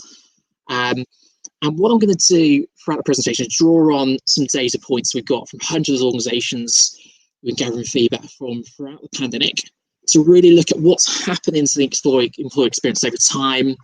What are we doing well, but also what are those sort of gaps we can sort of focus on and improve a bit more going forward. So we're going to draw on that data set too. And what we're going to also link back to some of the challenges we're hearing. We're hearing things like what's happening to employee well-being, particularly for organisations used to be in sort of on-site or in the office. Questions around, we've got less visibility for people. What's really happened to the culture? How are they feeling? Questions like, we're in the 3rd lockdown in the UK, how can we support our people better? Or in particular types of employees really struggling. It may be working parents, as an example, as schools close, it could be other groups. And then as we look to the future, how do we make hybrid working, if that's not going to work for us? And how do we sort of get the best of both remote working and office-based working? That's the model we have. And then really what should HR sort of begin to think about now in terms of an adapt to a post-COVID world? So see, some of these questions we're going to weave into the next sort of 15 minutes or so. So if we start then about prioritising employee wellbeing, I would say this is still the biggest area of focus, and it should be for most organisations, just because of huge amounts of stress that employees as humans are going through at the moment. If I just take us back to a year ago, this feels like a lifetime ago.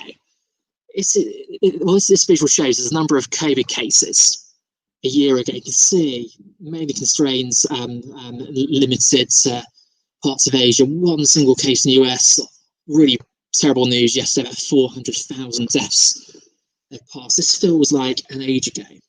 And I can remember one of our clients in the power business had some sites in China and said to us, we're not going to include them in our employee survey at the moment because of some developments and some sort of seasonal flu or whatever it may be. We had no idea how things would pan out. And I think in terms of from an expectations perspective, when this first happens, certainly the UK has lots of talk around there's going to be a big surge of cases and then things are going to drop back down again. It's going to end maybe in 6 months. And this is, I've taken this from an actual presentation we had with our team just before we broke up and went into the first lockdown. We've got our team together to talk through a bit of a roadmap, how we can support each other going forwards. But we really believe, and I believed, by the time we get to the autumn, this would almost be over. I didn't think any of us really thought we would get to Christmas and we can't see friends and families. And we get to the January and February time the schools are shut. And obviously that hasn't happened. Huge amounts of pressure for our key workers doing an amazing job.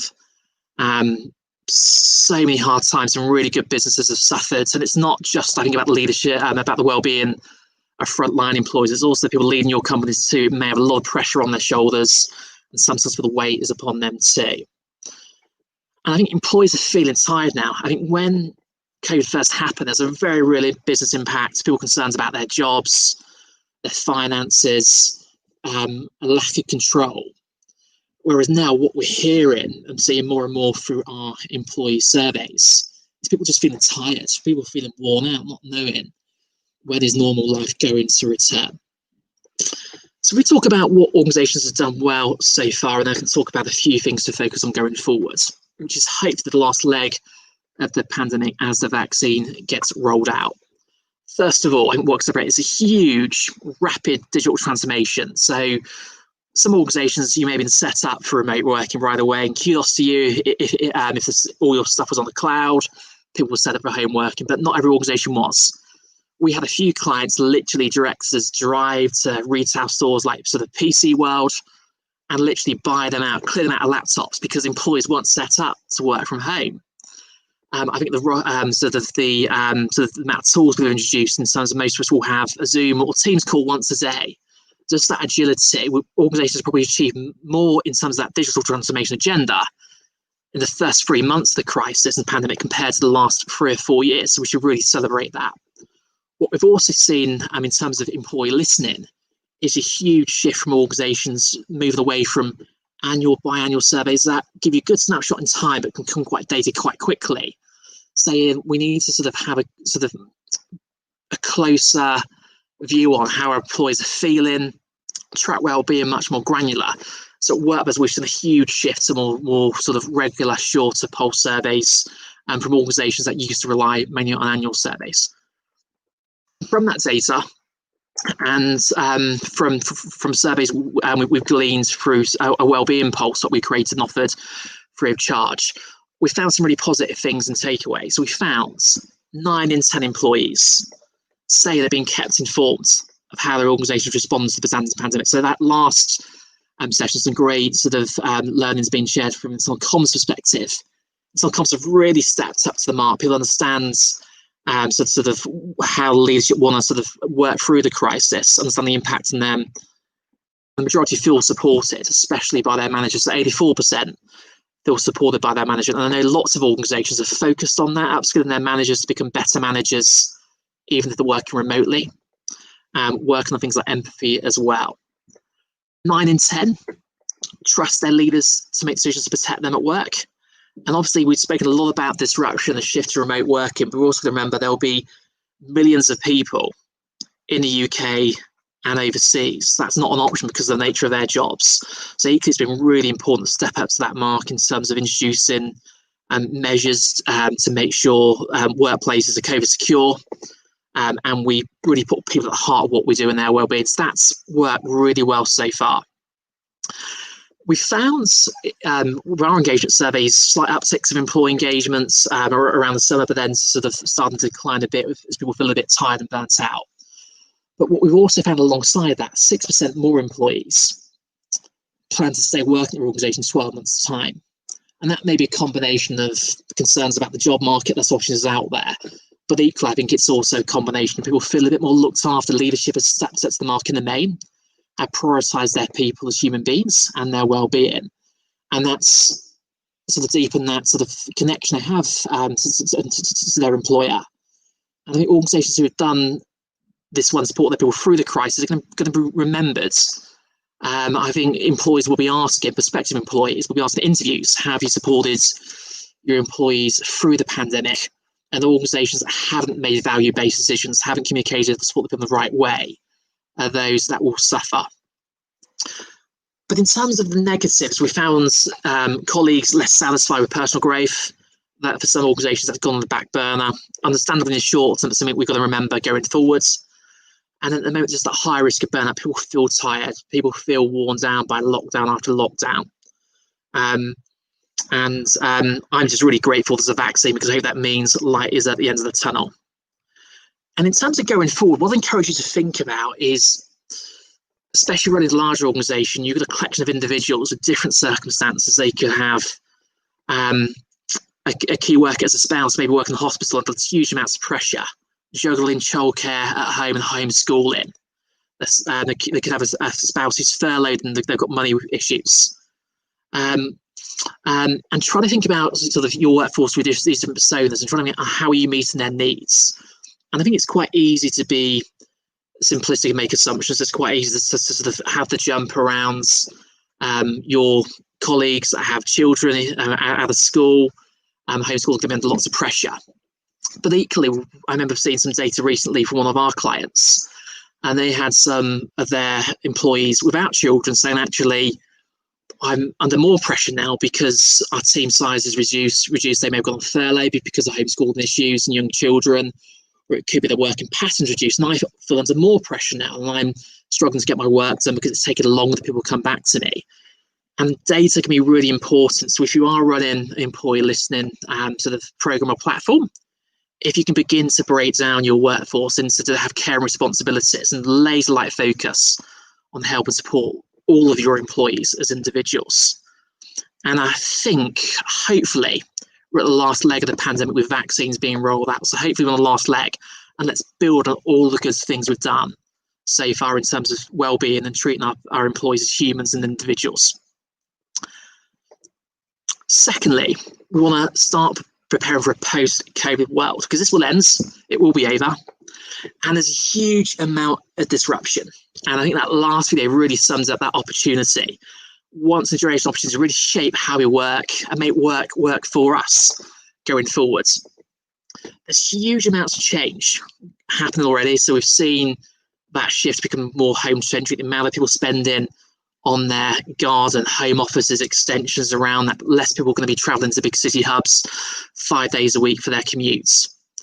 Huge growth in online shopping, those organizations that thrive and those ones that have set up for online. Even those organizations that provide services, a massive shift to digital. One of my colleagues spoke recently. She went to the skates rooms event at the weekends. And think about skate rooms, a physical event where you're locked in a room. I can't think of anything more physical and harder to deliver digitally. But she's the really, really good experience. And that's the level of innovation is what's going to be happening more and more going forwards. That shift to digitalization, delivering not just services and the goods, but services digitally. And then new business models, huge amounts of disruption. So the question we've got to ask ourselves as people and HR leads is, what does that mean for our people strategy? And some really, really good insights from Burton around this is about a year of hiring, upskilling, agility, talent mobility. And it's trying to think around, as you've got a huge focus on digitalization, do you need an injection of those skills into your organization? It's trying to think, if you're going to move to more of a hybrid environment, how do your leadership competencies change? How do you upskill your managers to become better remote managers? I know one of the things Burton shared is at Disney, they relaunched their leadership development program to focus on topics like resilience, care, and empathy as a follow-on from the pandemic, and what they felt they needed their people to specialize in to become better leaders and better managers. So think about disruption, options for your organization, but then work back as what does it mean for a people agenda. In terms of hybrid and remote working, these are some stats from LinkedIn, albeit middle of 2020. We see that huge growth in number of applications for remote jobs. I know people now I've been talking to who won't take a job unless it's remote, or aren't willing to make that same sacrifice. Maybe getting paid slightly more money, but having that sort of long commute into a big city and long days, people are less willing to make those kind of sacrifices. And this trend is throughout most of Europe, where I know a lot of you will be on the call. So in terms of growth of job postings, you can see Spain almost 4 times more remote job postings since pre-pandemic levels. In the UK, similar number, Netherlands at 3.5 times.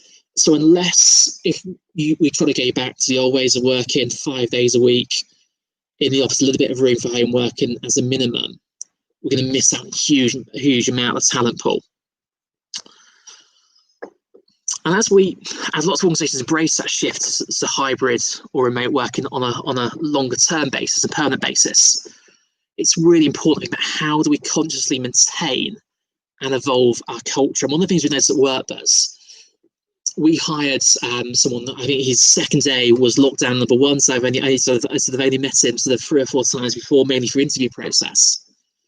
It's much harder to share your values as someone who is remote.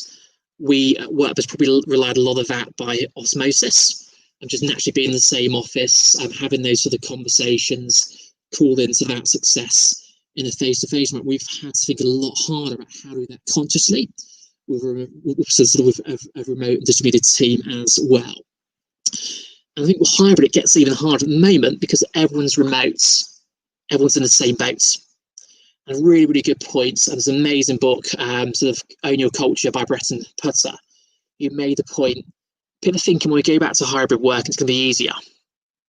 It's going to be harder because everyone's in a different situation. I think we can all relate to a time when maybe we've been the only person dialed into a call and everyone's been in a meeting room, and you miss out on those sort of corridor conversations, a little debrief afterwards. We need to consciously work at that. But one of the things we're doing at Workbuzz is creating a culture deck. When we onboard new starters, we talk a lot about our values, but not enough for remote working. So on screen, I've got an example from HubSpot, some great examples on the link at the bottom, companies like Netflix, Spotify, and these are really detailed guides, some of them over 100 pages long, explaining and bringing to life the values with much more granularity than at Workbuzz we've done in the past. And I think it's really important as you try to scale and grow an organization, despite you've got a distributed team. So I think that's really worth thinking about going forwards. Embracing hybrid working, think about how do you align your people agendas to the biggest challenges and disruption your organization may be facing. And then finally, just a couple of minutes, no more than that, on becoming more diverse and inclusive employees. And we could spend hours on this, but just a few bits of context we wanted to share. Obviously, organisations with diverse teams perform better, different perspectives, less groupthink. You're recruiting from a diverse talent pool. You're more likely to make decisions that reflect your customers and have less blind spots. I think it's really sad, in a way. It's the death of a black man across the Atlantic killed by some policemen to really raise us back on the agenda again. But I think as leaders in HR, there's a big opportunity now to really get momentum and build more diverse and inclusive places to work. And I think there's different levels of maturity. For us, it's about 3 things. If we get right, really create a culture where people feel like they belong.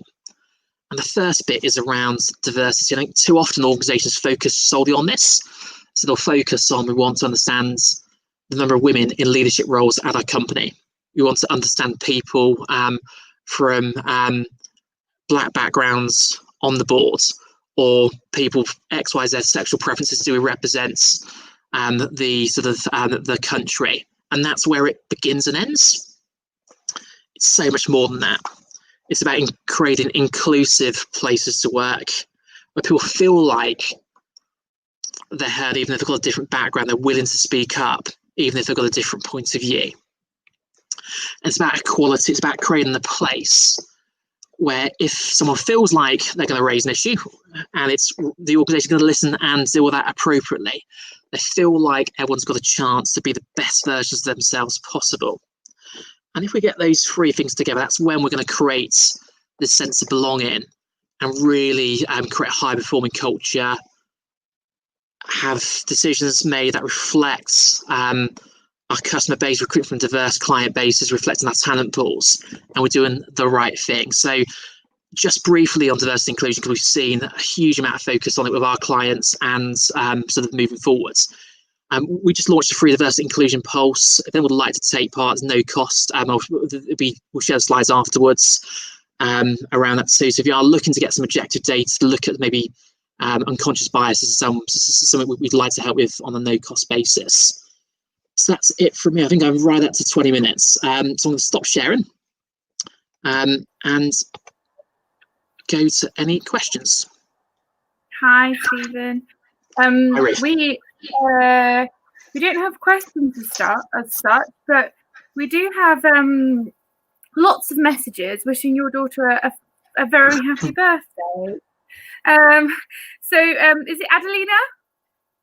It's Adeline. Adeline, yes, it's an unusual name. Adeline, well, it's a very nice name. I have a 4-year-old here in this house. So we also had a comment that someone feels a bit bad for you being in the office on your 4th birthday. What dedication or commitment to this event. I have a 4-year-old in this building along with my twin babies. So yeah, I'm quite jealous of your office today. It's quite nice to give a bit of a break. You've actually summarised really well. A lot of the key points have been brought up today. We've discussed diversity and inclusion. We've discussed trust. You've shared an awful lot of data. So we will promise to follow this up for people that want to look at it in any more depth or get in touch with you. Okay.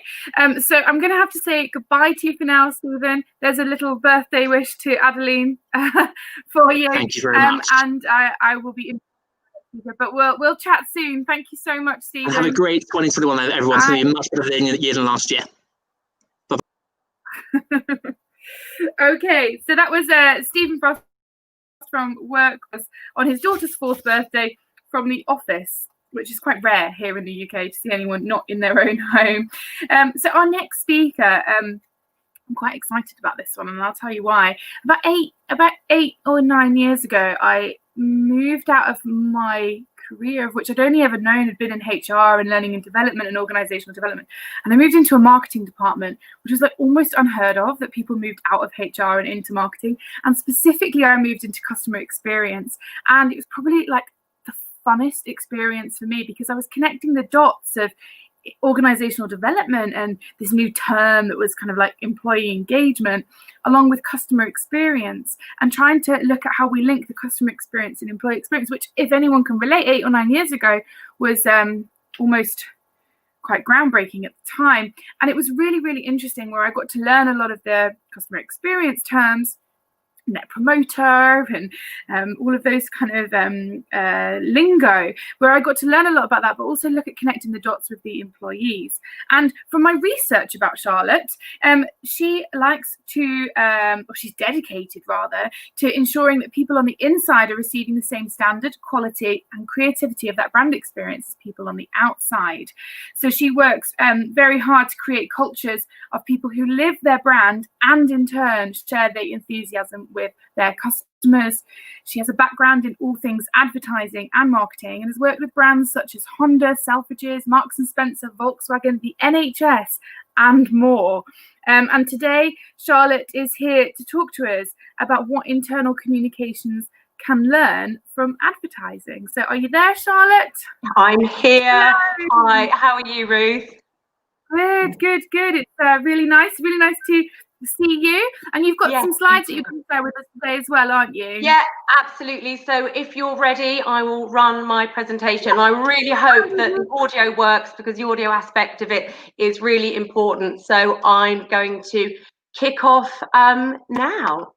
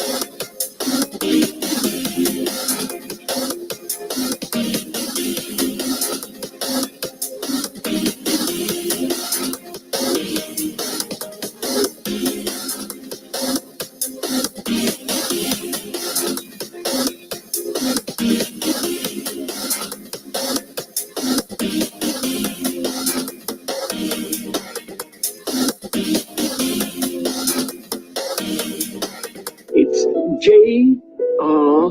Hartley. So I hope that's brightened up an otherwise pretty dreary Wednesday afternoon, just looking out of my window here.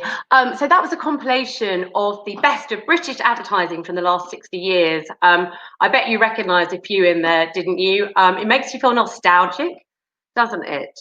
So love them or hate them, great ads become part of our public consciousness. They even seep into our everyday language. Just think of comparethemarket.com Simples as a great example. But kind of more importantly, advertising can save lives, improve lives, move people, bring people together, be a force for good, as well as creating value, driving sales and delivering fame. I hope you're all enjoying today. I'm certainly loving having the chance to inspire you by sharing my passion. So thank you guys for letting me talk today. As Ruth said, my name is Charlotte Dahl from specialist ad agency Woodreed. We call ourselves specialists because we use all of the tools, techniques, creativity and insight and methodology that advertising agencies use to engage customers, but we use all of those inside to engage employees. I've spent roughly equal parts of my career working in advertising and internal comms. And actually, in my opinion, the inside's actually the harder job, I think, with time, resource and budget all in much shorter supply. But despite those barriers, I think there's actually a lot that we can learn from looking at some of the techniques of the ad industry. And actually, they've got more in common with internal communications than you might think. So I'm going to talk to you today about those techniques and show you how everyone in the workplace can use them to improve their communication. As we begin to heal, some of us literally this year, and look to the future in 2021, internal communication has such a key role to play, impacting our people's engagement, their health and well-being, and their sense of belonging. So a little bit of context. So why does having good internal communication even matter? Well, actually, when you look at this statistic, you can see why. Research estimates that a business of just 100 employees wastes on average 17 hours a week as a result of poor internal communication. And the price of this wasted time has been calculated at £400,000 a year. That's £400,000 a year per 100 employees, all down to poor internal communication. And so it's all of our responsibility to get it right, from senior leaders right across our business. And do you know what? We could all get better at it. And this is even more important now in our new hybrid workforce, actually, than at any other time. So this is about learning from external communication. So let's take a look at the objectives of internal and external communication. Actually, when you look at them side by side, well, they're pretty similar. Essentially, they're about the communication of information, not just one way, but two. It's about two-way dialogues and relationships. Brands are trying to engage customers on an emotional level. This is something I'm going to return to loads in this talk, not just the rational reasons to buy. Just think back to those ads that we've just watched. The science of behavioral economics actually tells us, and rather than making our decisions based on cold, hard logic, we make our choices much more rationally. Advertisers know this, and they use the principles of behavioral economics to drive behavior. And so inside, it's been proved that emotional engagement is 4 times more powerful than rational in driving behavior. Brands can create tribes. For an extreme example of that, think in the pre-pandemic days when tribes of Apple fans would queue throughout the night just to lay their hands on the first, newest model of the iPhone that was coming out. Inside organizations, it's about creating and nurturing cultures, creating tribes of engaged employees, our evangelists. And from tribes grows advocacy. Recommendation of a workplace is the very best endorsement. So, kind of given all this, why wouldn't we look outside to improve our inside? So, both external and internal communications are trying to inform, influence, and engage people. And you know, the fact is that people don't change the moment they step over the workplace threshold. Even now, it might just be from kitchen to study. They don't switch their brain to rational robot mode. They still react to the same emotional stimulus. Advertising is about making people feel something, creating a response through emotive soundtracks, warmth and humor, drama and suspense, a relationship narrative, celebrity. They play directly to our emotions, but why bother? Well, they do it because experiences that trigger emotions are saved and consolidated in our lasting memory. Emotions generated by experiences tell our brains that they're important to remember. And as I've said, emotional engagement is 4 times more powerful than rational in driving behavior. And talking of brains, the ad industry's been interested in the area of neuroscience for a long while now. And in communication, neuroscience tells us that our brain applies 4 filters when we process any type of communication. The first filter is an emotional filter, unsurprisingly. And this is how we respond based on our own values, emotions, and experiences. The next filter is a historical filter. So this is how we filter comms based on our own past experiences and memories.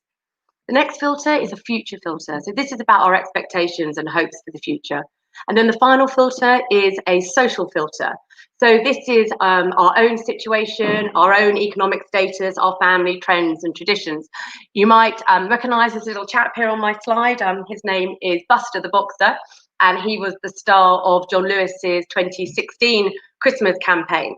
Now, John Lewis, as everyone knows, is famous for its hugely successful Christmas ad campaigns. They've become so embedded in our public consciousness that the public and media alike eagerly anticipate each campaign each year. I think the reason it's so successful, so loved and so anticipated, is that each campaign plays so perfectly to those 4 filters. Take a look at this commercial from 2016 and look at how the 4 filters, emotional, historical, future, and social, have been considered.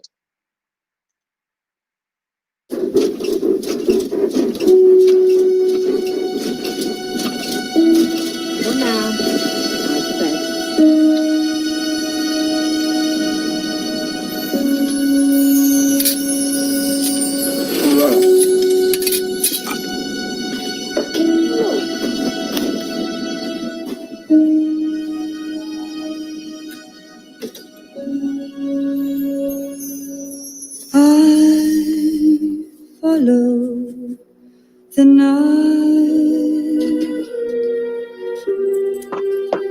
can't stand the light.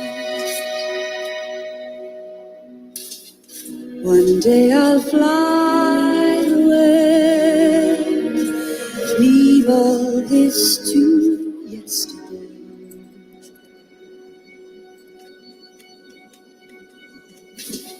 What more can your love do for me? When will love be through with me? Why live life from dream to dream and dread the day when dreaming?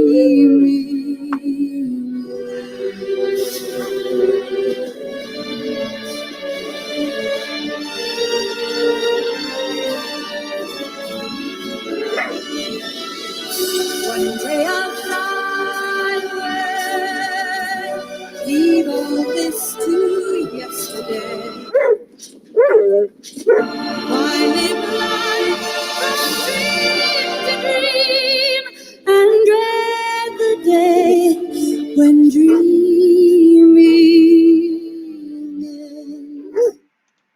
Just so much to laugh about that commercial, isn't there? And apart from it being absolutely gorgeous, it works, and I mean it really works. For every £1 that was spent on that ad campaign, it generated £8 of profit, not sales, but profit.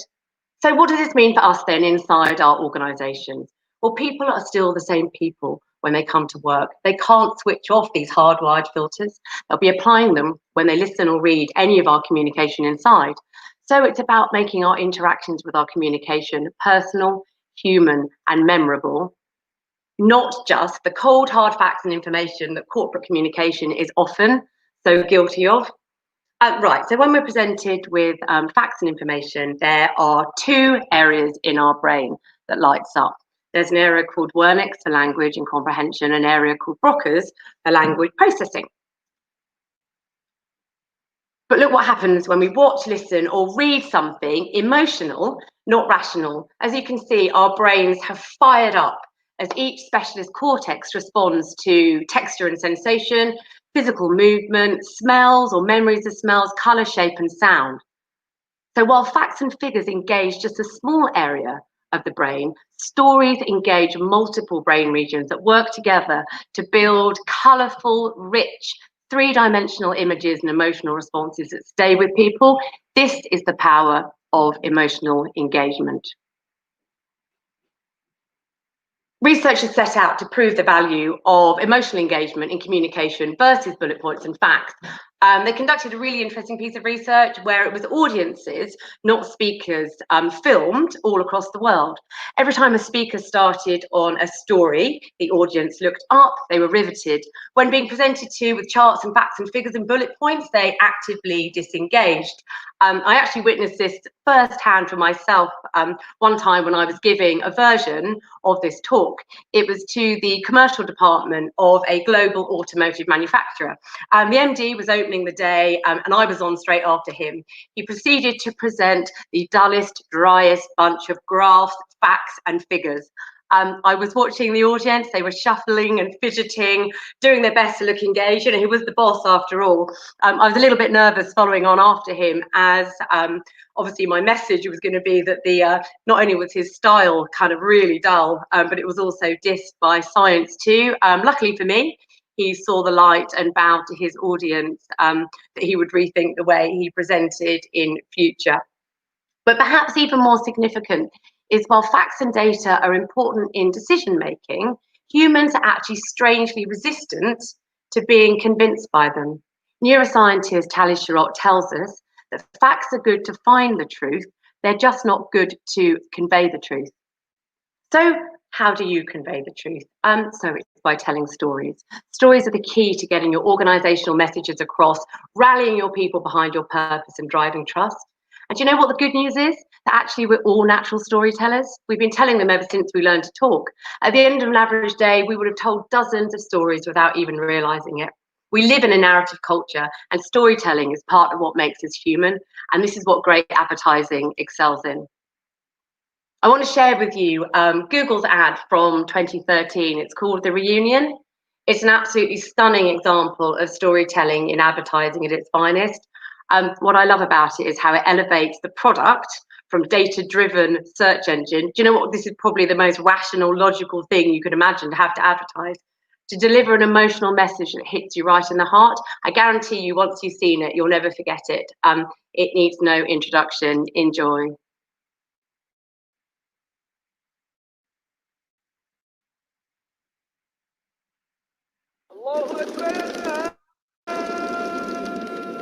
ये मैं, ये यूसुफ, लंगोटिया यार सी मेरा। लाहौर में हमारे घर के सामने एक बड़ा बाग था।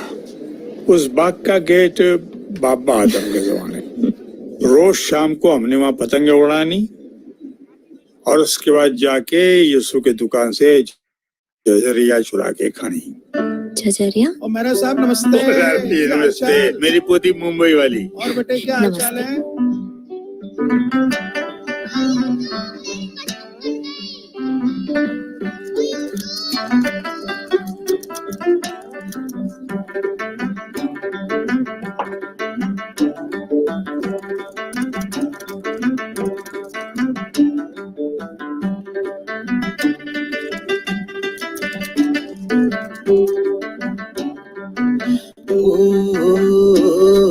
बचपन की तंग गली फिर से कूद फांदे, छोटी छोटी मीठी चोरी गांठ लेके बांधे।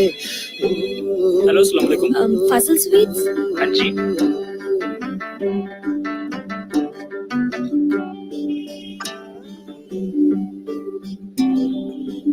दादाजान, दिल्ली से किसी की कॉल है। Hello, Yusuf uncle. कौन? जी मैं सुमन बोल रही हूँ दिल्ली से, आपके बचपन के दोस्त बलदेव जी की पोती। याद है बचपन में आप दोनों झचरिया चुरा के खाते थे? बचपन की तंग गली फिर से कूद फांदे, छोटी छोटी मीठी चोरी गांठ लेके बांधे। एक पतंग सा उड़ता था परिंदों की तरह, परिंदों की तरह, परिंदों की तरह। एक दौर था मन मन मोर था, एक दौर था मन मन मोर था।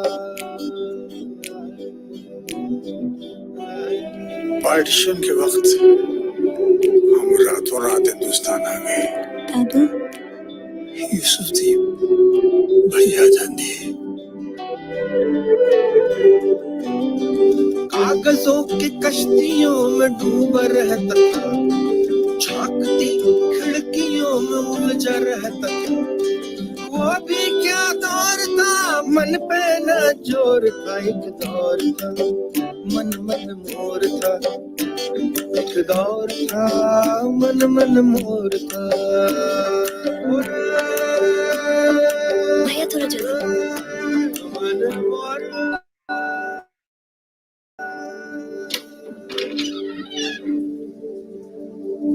हाँ जी,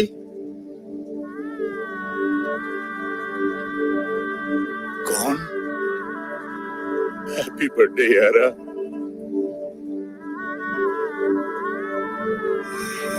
यूसुफ, यूसुफ, वो यूसुफ, मेरे बल्लू, यूसुफ यार।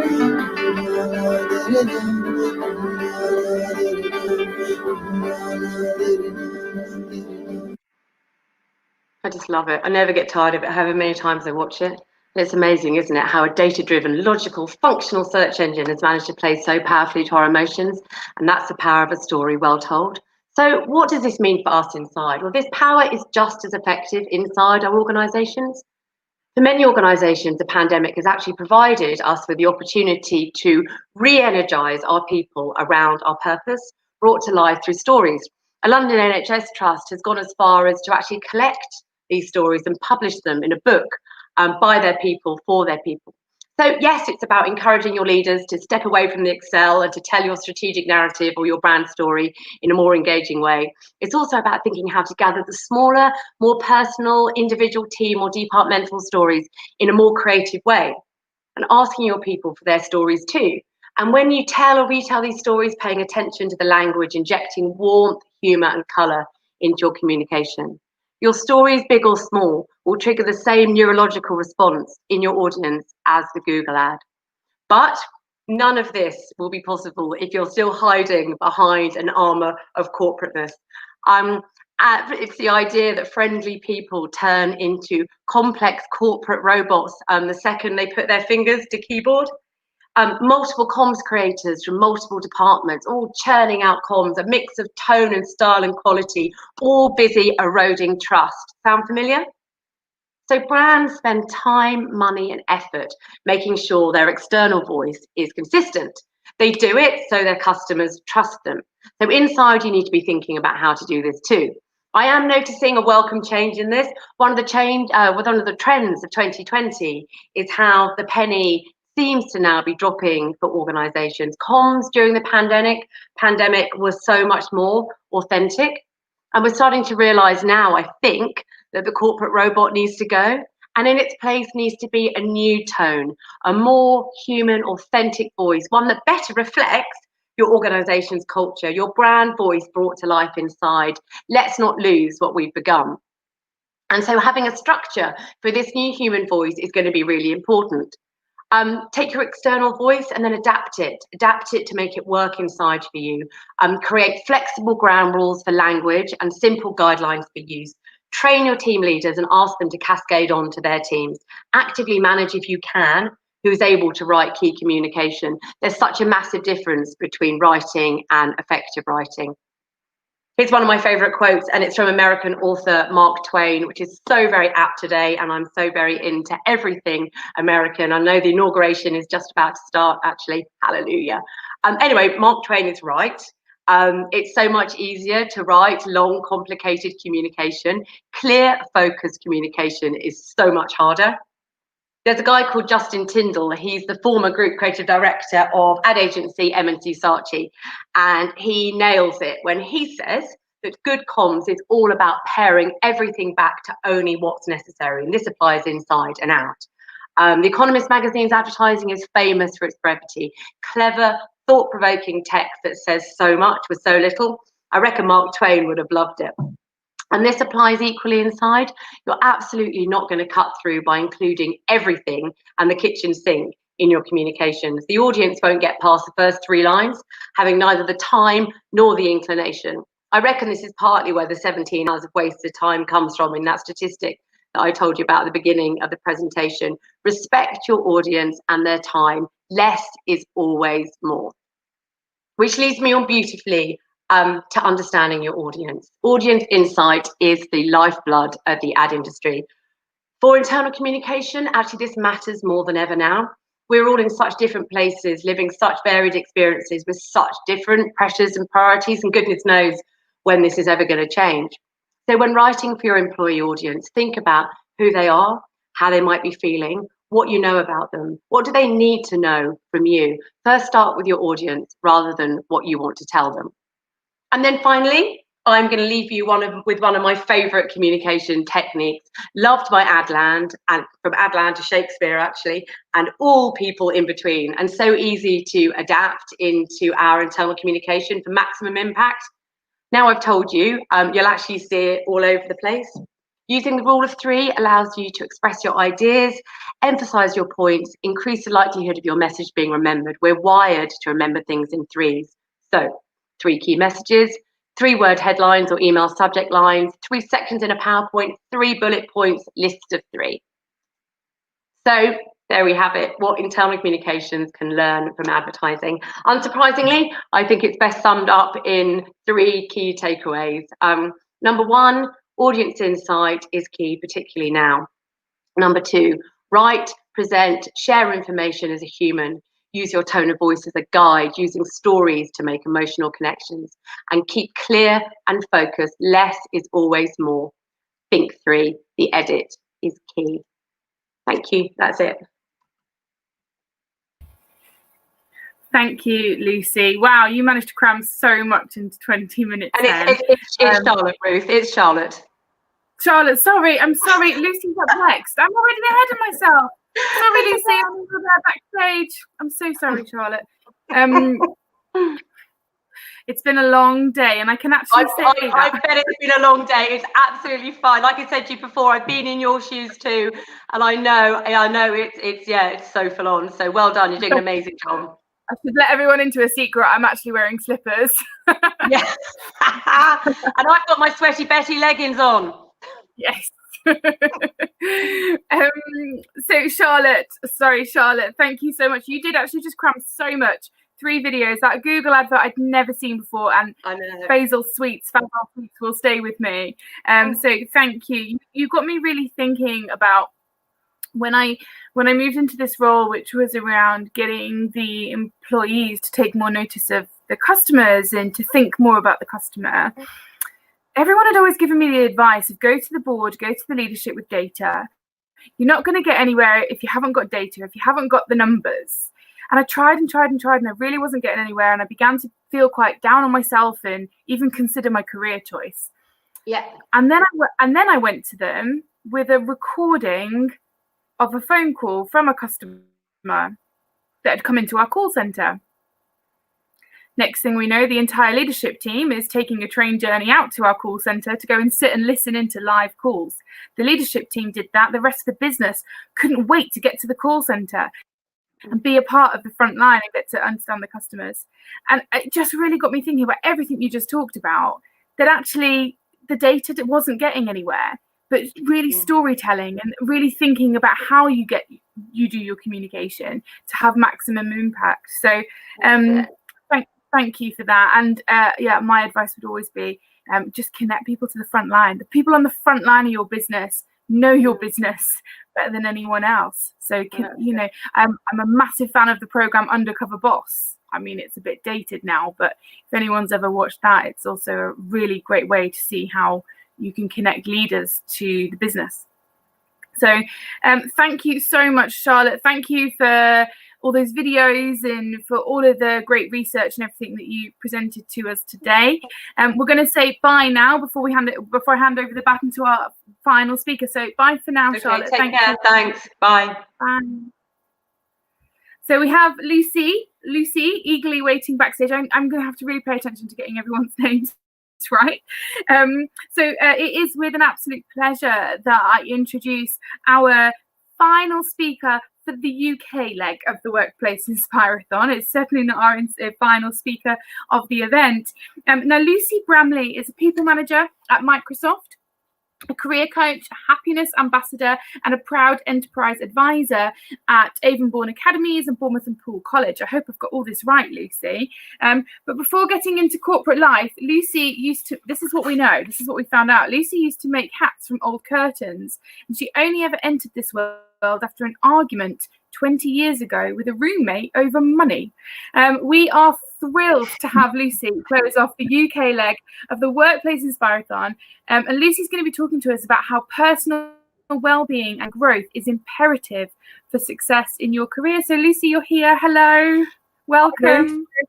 Thank you so much. So glad to be here today at the Inspirathon and to be, as you say, bringing up the rear for the UK and I think for Europe and Middle East and Africa. So yeah, brilliant. Nice to see you all. Yes, well, you're very, very welcome, and we can't wait to hear you speak. Will you be sharing any slides with us today, or are you? No, I'm just you?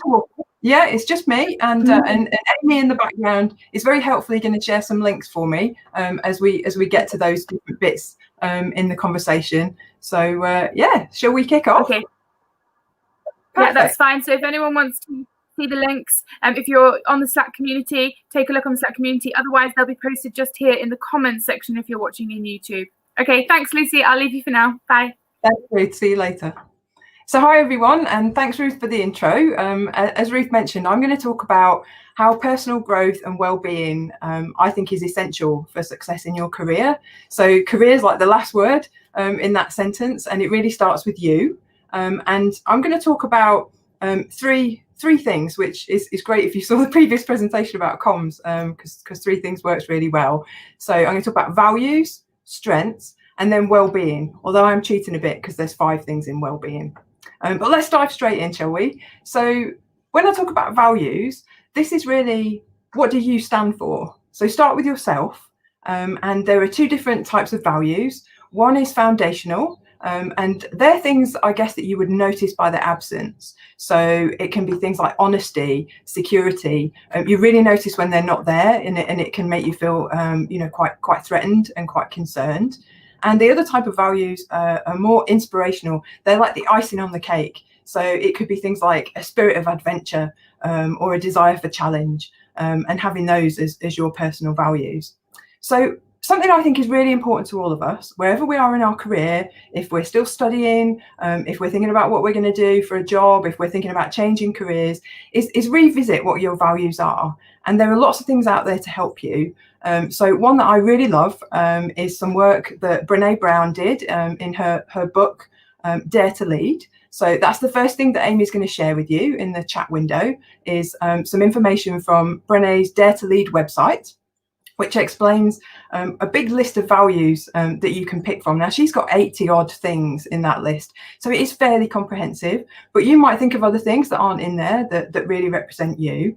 And she's got some exercises where she gets you to pick 2. It's really quite harsh, because you might want to pick more, but she's really making you think about what's key and core and important to you.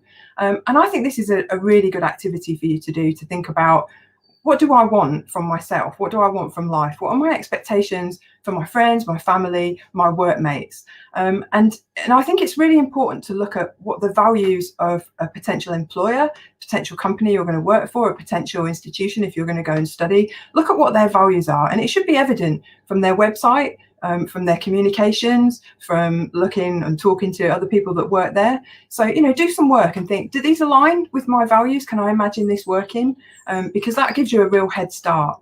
And these are also activities that you can do with family and friends and workmates. I've done values workshops with my team, and honestly, it was so valuable and so powerful for us to find out more about each other, to understand what makes each other tick, but also to see, what we're like when we're not happy, when our values are threatened, and to be sympathetic to that and to support one another. And as I said, values change over time. So do this exercise often, do it a couple of times a year, and sort of think, oh, have my values morphed, because your life changes. Lots of things happen to you, as you get older and you get different experiences. And I want to give you an example from Microsoft, which is the organization that I'm very, very proud to represent here today. One of the values that they've got, I think, is making a difference. And I share that. That's a very, very important one to me. And at the start of the pandemic, one of the first things that happened is Microsoft sent some information out and said, anybody that's got children who are under 11 years of age is entitled to up to 12 weeks additional paid leave. To help, particularly with homeschooling, which is obviously a real problem. And in the UK at the moment, we're in another lockdown, and I know a lot of people are taking advantage of that. So isn't that a wonderful value? Doesn't it draw you to the place? So absolutely, key into your own values and look at the values of where you want to work, where you want to study, and make sure they line up. So that's my first bit for today. My second bit is strengths. So what are strengths? They're what you're good at. They're what makes you you. Again, they change over time, but you need to focus on them. You need to look at, what am I good at? And I think this is a really powerful activity because it makes us recognize ourselves for how amazing we are. I think if you go through life not really understanding what you're good at, then you're probably lucky to find happiness, and lucky to find meaningful work, because what you need to do, in the same way as you've done with your values, is analyze, okay, is what I'm good at what I'm actually doing in my job? And believe me, I've had jobs where the things don't align, and you can sense that something's not right and you're not happy. And maybe, if I was more tuned into what my strengths were earlier on, well, one, I wouldn't have taken the roles, and two, I would have done something about it sooner, and it wouldn't have affected me negatively. So again, there are tools to help you with this, and there's some really good free stuff on the internet. So Amy's going to post in the chat a free strength test, which is called the High Five test. Now, there are reports which I think you can pay for, which give you more information on this, and it looks a lot like StrengthsFinder. It's based on that. You might have heard of that. But I would say go and have a play. So you see your top 5, that's why it's called High Five, and think about, how do these align with your job and career choices, with your life, and how you're feeling at the moment. Are you really focusing on them? Are you building the strengths that you want to have? So I'll give you an example. I did mine a few days before this event. So mine are empathy, which I think is great because I'm a manager and hopefully my team feel like I lead with empathy. Coaching, which is fantastic because I'm a professional coach. I have my own coaching practice and I coach a lot at work at Microsoft. Being a catalyst for change, which does really resonate with me, because I'm always thinking, is this the right way to do it? Can we do this a better way? And Philomath, which ironically I had to look up, and it means love of learning. So obviously I learned something when I looked that up, which I know I am. I read voraciously. I read loads of books. I love learning new things. I like hearing about new things from other people. So these things really resonate with me. And the final one is storytelling and communicating a message. And the previous speaker, Charlotte, was talking about the power of stories to be able to communicate things. It's a really good skill to build. I think I could do a lot better at it. And I'm practicing on you today. So hopefully that's helping me to get a bit further as well. So that link will be posted in the chat. Please do go off and look at what your high five are. The second thing that Amy's going to post in the chat about strengths is from a group called Values in Action. And this is a character strength survey and character profile. Now, this is grounded in positive psychology, which is what it says on the tin, really. It's focusing on what you're good at. It's looking at, what makes you feel good. It's not focusing on what you're weak at or what you don't do very well. Why do you want to do that? But yeah, let's focus on what your strengths are. Martin Seligman, who put this together, really interesting chap. If you go and look him up on the internet, he's got lots of different reports out there. But what I like about strengths particularly, and I've done the VIA Strengths survey several times, because again, you can do it for free. You can get the more advanced reports for paying for them if you want to. But this sort of tells me, okay, well, where I am at the moment, have I got the strengths that I need to be delivering in this job? But also, what are the strengths that the job requires, and are they the things that I want to be doing? So, it's give and take both ways. So another interesting thing that I thought when I looked at the latest time that I did this was your strengths can build on each other.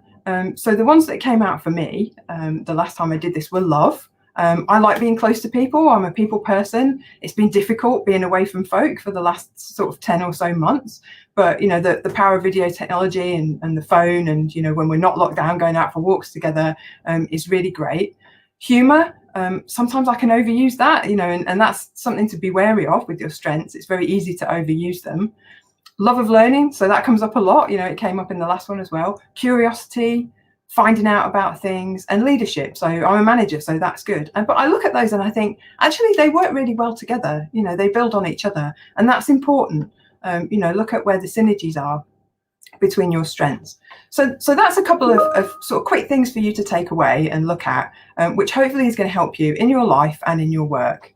And then the next thing I want to cover is this big well-being area, and there are 5 different things that I want to look at in here. They do overlap and they are related to each other, and they work really well with understanding your strengths and values. And I think they're really critical to how you perform at work, even though you might think, well, that these are kind of lifestyle things. But let's dive in. So the first one, which I think is really important, and I have got a little bit obsessive about this over the past few months, is sleep. So scientists tell us, and they've done lots of research on this, that we really do need 8 hours of good quality sleep to be able to recharge our bodies and our brains. A lot of people think they can survive on less. I'm disagreeing a little bit. I think there's a lot of evidence to show that some of the diseases that people get in older age are quite strongly linked to not having enough sleep. So if you've got a problem sleeping, then please try and get help. And I've got some hints and tips here that please take them away. I know they've helped me. Things like, make sure your bedroom's really dark. So if there are street lights outside, maybe get thicker curtains or look at getting a blackout blind. Make sure the bedroom's cool, probably cooler than you think. So don't have the central heating on full blast, because you sleep a lot better when the room is cooler. I've actually bought bamboo bedding lately, and that's actually quite cool. It feels quite silky, so that's helped me. Relax before bed. So don't spend all night on your phone. The blue light that you get from devices is actually quite bad for you.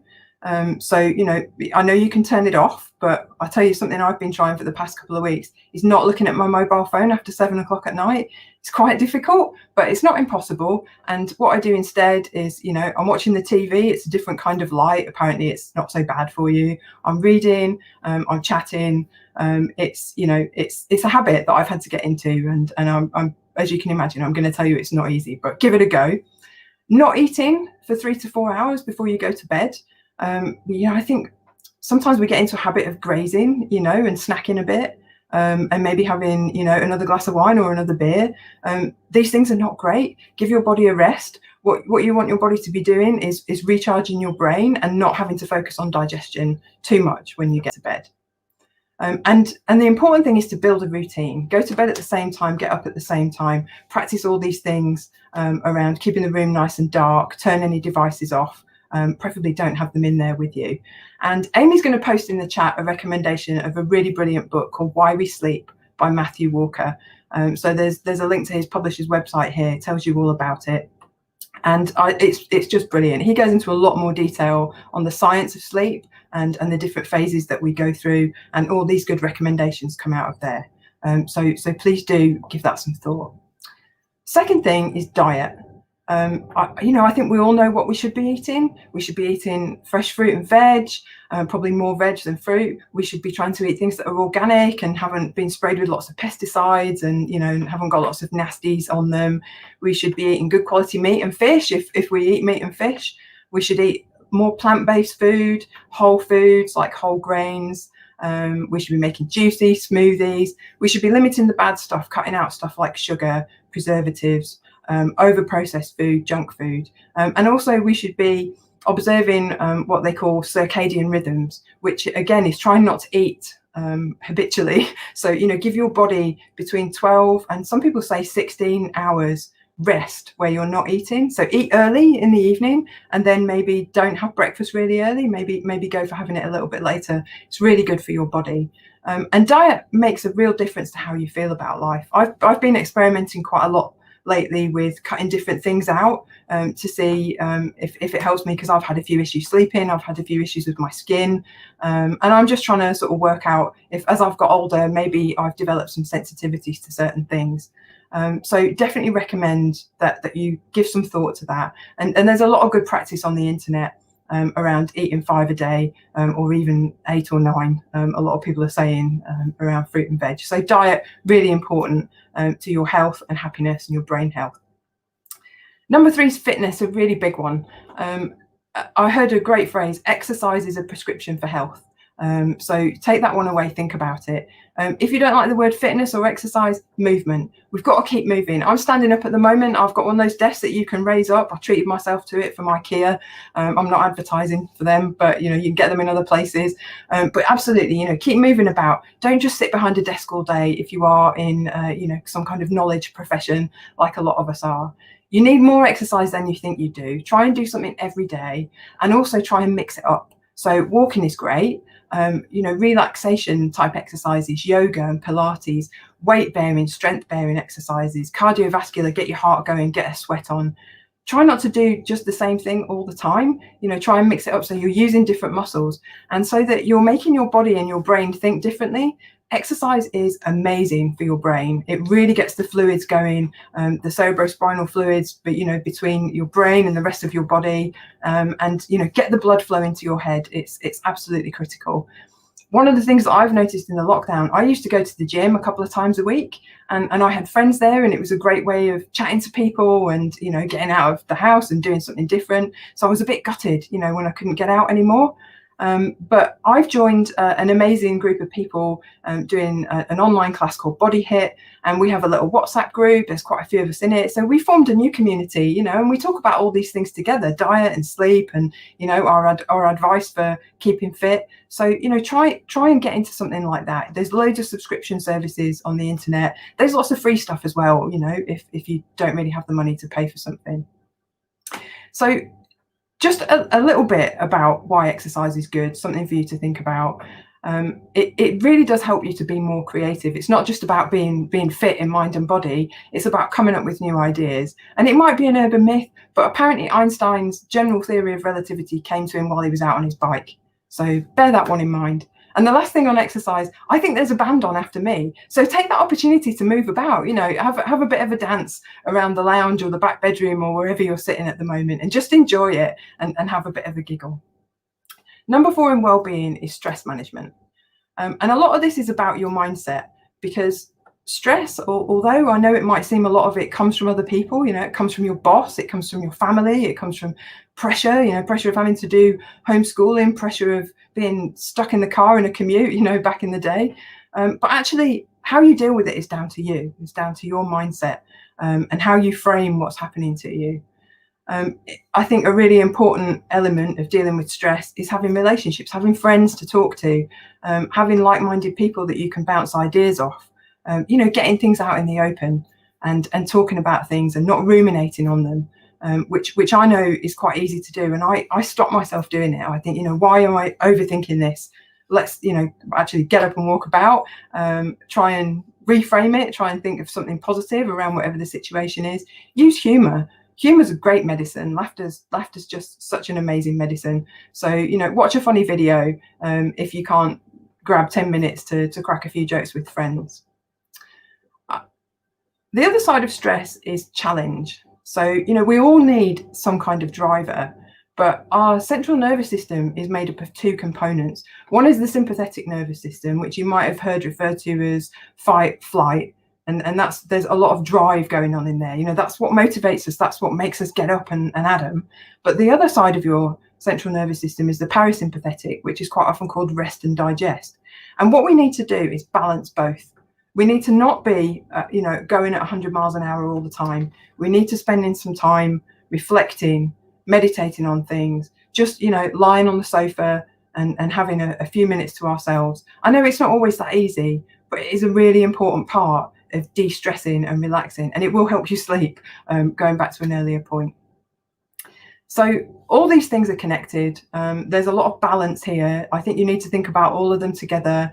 But, you know, even if you can just make one little change in each of these areas, eat a bit more veg, try and go to bed half an hour earlier, then, you know, hopefully you're going to see the difference in your life and in your work. And then the final thing I want to talk about is using your whole brain. You know, your brain's very complex, 2 hemispheres. It's got 8 different cortexes in. There's a lot going on, lots of different areas. It's fair to say scientists understand a lot of it, but not all of it, and it's still a bit of a mystery. But there's a lot that we do know about how we can keep the brain fit. All the things I've talked about are good at keeping your brain fit. And thinking about putting new habits into your day. But something that I've not really mentioned is cross-lateral movements, which is, if you think about, you know, right arm to left knee, left arm to right knee, you can do that, you know, just where you're standing at the moment. You can do that when the band come on. It's great because it's making your brain and your body talk to each other in different ways. You're crossing the midline. It's really healthy for you. It's actually great activity for your brain. So anything where you are crossing over that line with your limbs is fantastic, and I would recommend you to do it. Other ways of doing it involve your brain in something difficult like puzzles, Sudoku, crosswords, play a musical instrument. You know, anyone who plays guitar or drums, you have to do different things with each hand. And if you play drums, you have to do different things with both feet. It's enormously complex, and it's a great workout for your brain.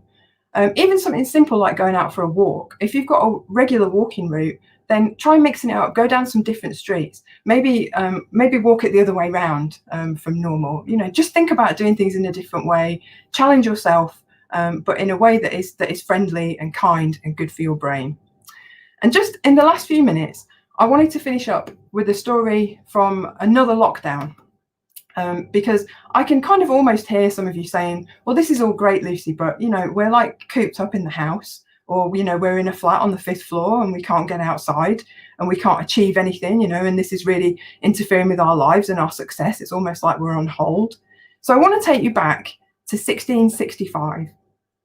Isaac Newton was a 24-year-old student at Trinity College, Cambridge, and the social distancing orders were just coming in, and they emptied out all the campuses across England as the bubonic plague raged across the country, killing 100,000 people in 18 months. At home for a year, Newton discovered differential and integral calculus. He formulated a theory of universal gravitation. He explored optics, experimenting with prisms and investigating light, and he became the world's paramount mathematician. So I would say to you, there's always something you can do. I know times are difficult. I know it's hard. I know we all want to get out, you know, and experience a bit of freedom.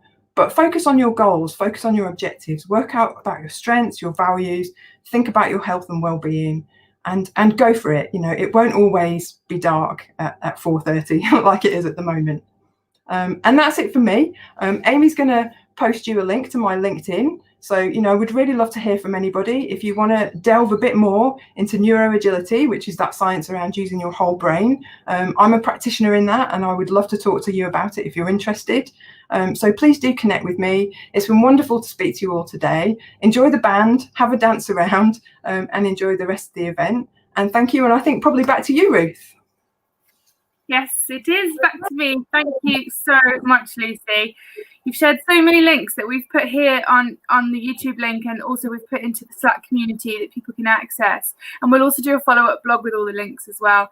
Thank you so much for sharing so much advice, content, but also all these strength surveys and book recommendations and everything. I think people, if they're really, really interested in everything that you've been talking about, which I'm sure they will be, are going to be quite busy over the next few days. So absolutely fantastic, Lucy. And it's really, really nice to end on a subject which I took very much is around inspiring myself and looking after myself to be an inspiring person, an inspiring leader, and an inspiring team, and change the world, which is really what our mission is about. So a huge thank you to you, Lucy, for such fantastic contributions. You mentioned the band quite a few times, so I'll say goodbye to you and just intro them next. So thank you.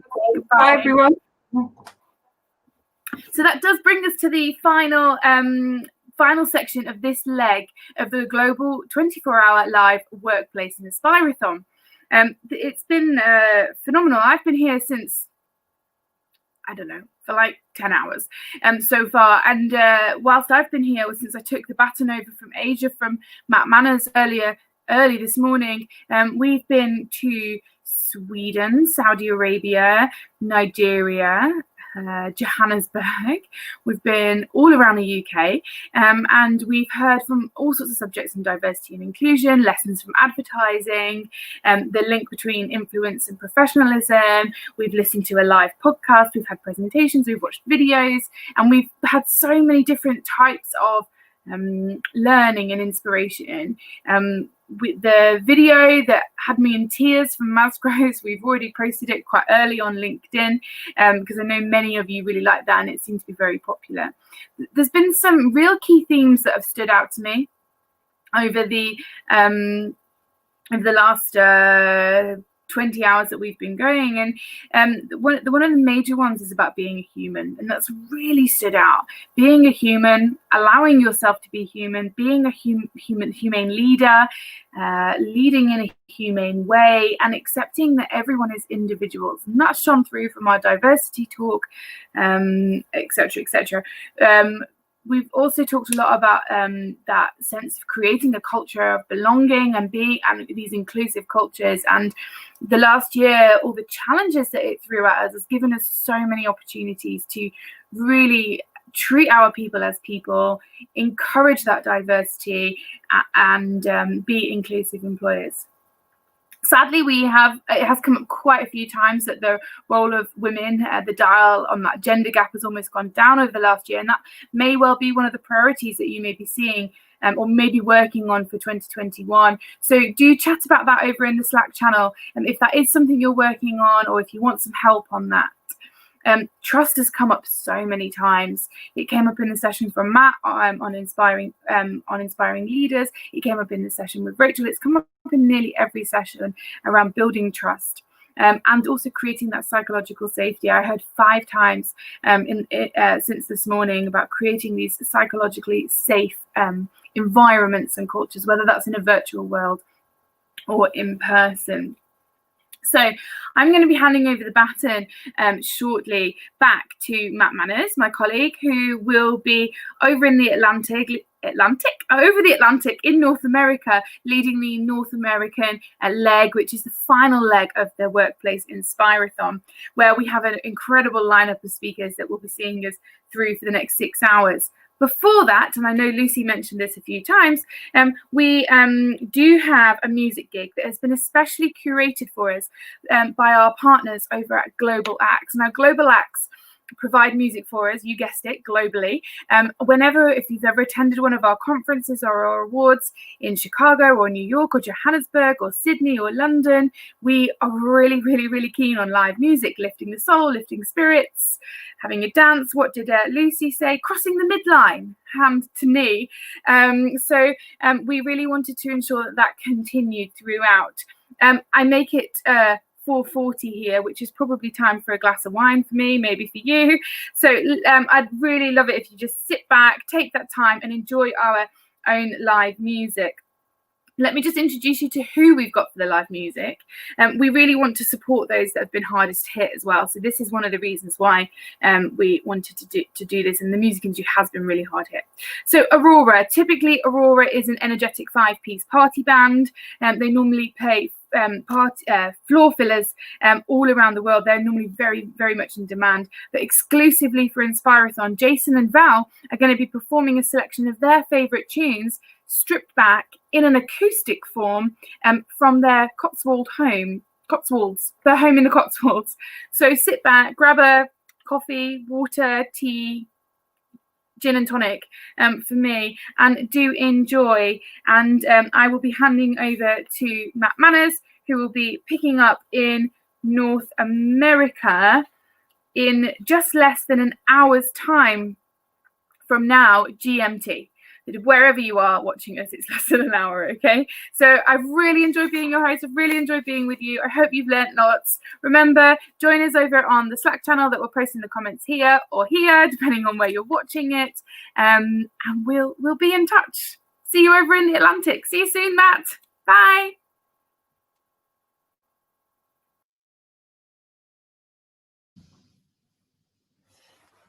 There it is, our third region of 4 all wrapped up. Just North America and 8 hours left to finish off the Inspirathon. We will be your virtual entertainment to take you across the Atlantic to New York City. Thank you so much for joining us. We are really, really enjoying having the opportunity to play, even though you're not actually here. Thank you so much to Matt Manners and Alex Woods for organizing all this. We're going to start off with something English. This is Celeste. It's called Stop This Flame. The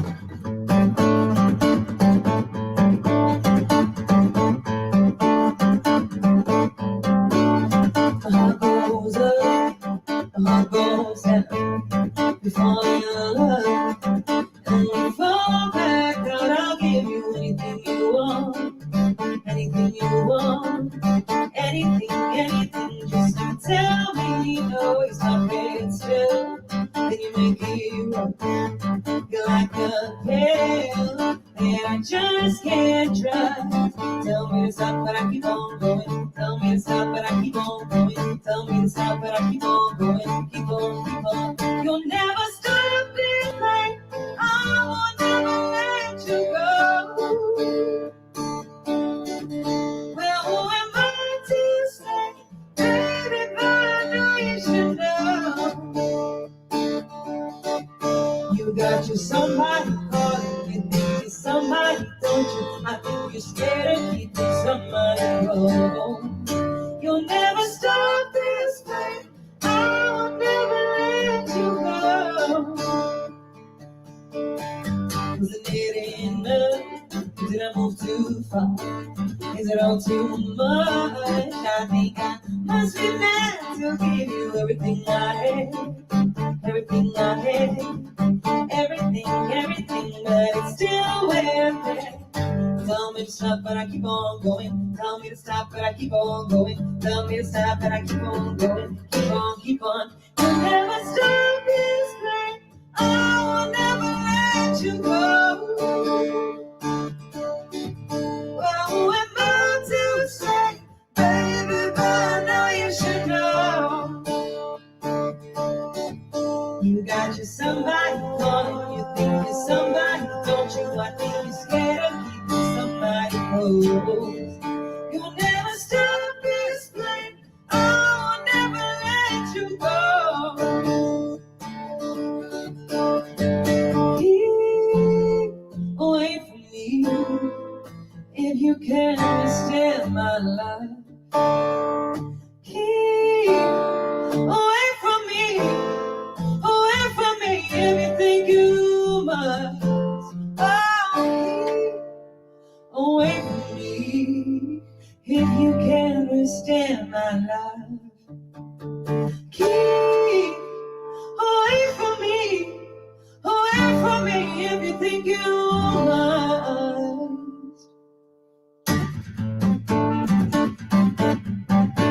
You'll never stop this flame. I will never let you go. Well, who am I to say, baby, by now you should know. You got you somebody calling, you think you're somebody, don't you? I think you're scared of keeping somebody close. You'll never stop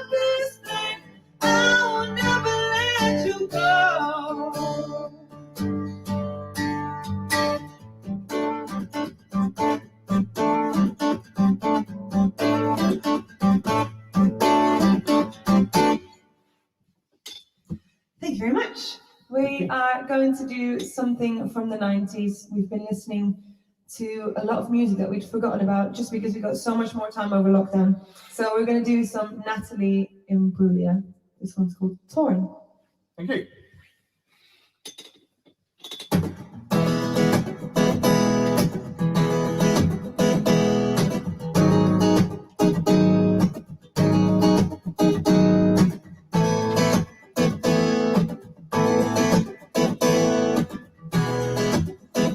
But I saw a man was alive.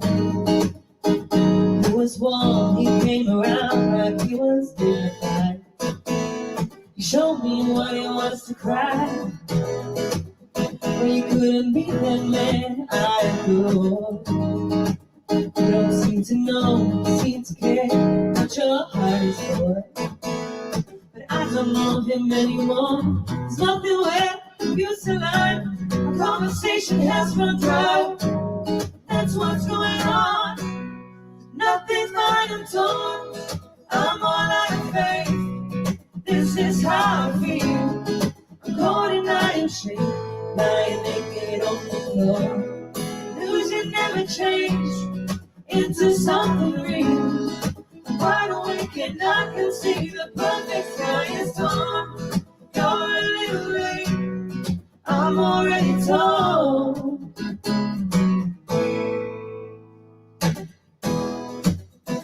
So I guess the fortune teller's right. I should have seen just what was there, not some holy light. But you crawl between my veins tonight. I don't care, I have no love. I don't miss it all that much. It's just so many things that I can't touch, I'm torn. I'm all out of faith. This is how I feel. I'm cold and I am ashamed. Lying naked on the floor. Illusion never changed into something real. I'm wide awake and I can see the perfect sky is torn. You're a little late. I'm already torn.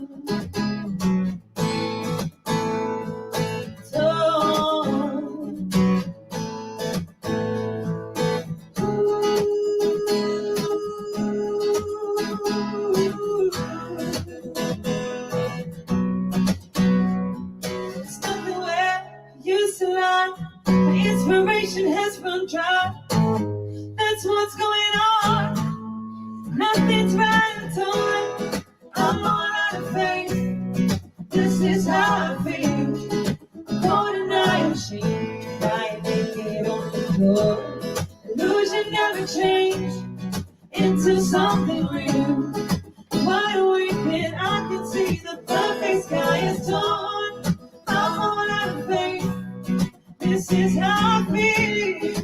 I'm cold and I am shamed, bound and broken on the floor. You're a little late.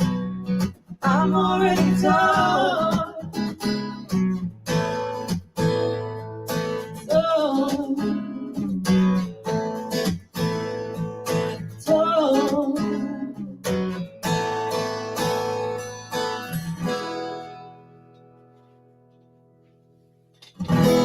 Got most of the chords in that one right, didn't I? Most of them, I It's a think. different kind of pressure, this isn't it? I did some heckling or something. I'll do some Santana for you next. We've changed this one about a little bit.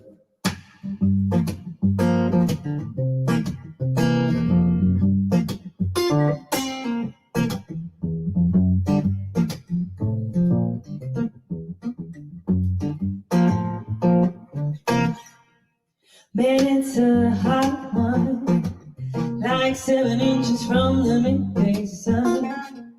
I hear you whispering the words, melt everyone, but you stay so cool. My muñequita, my Spanish Harlem Mona Lisa. You're my reason for reason. The step in my groove. And if you say this life ain't good enough, I would give my world to lift you up and change my life.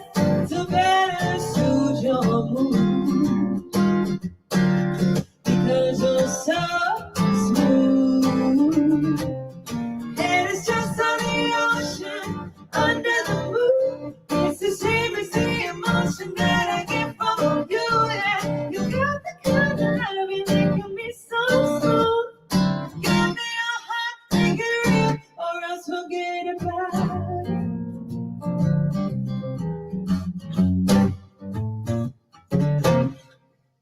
I'll tell you one thing, if you would leave, it'd be a crying shame.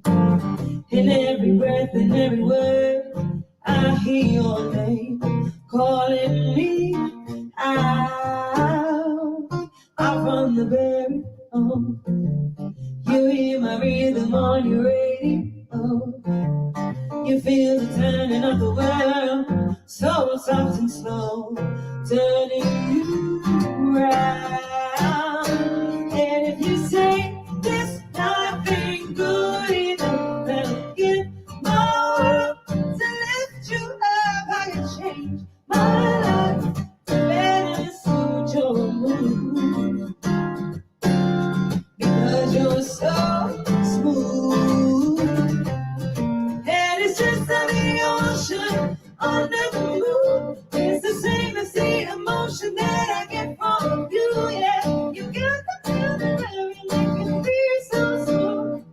Give me your heart, make it real, or else forget about it. Or else forget about it.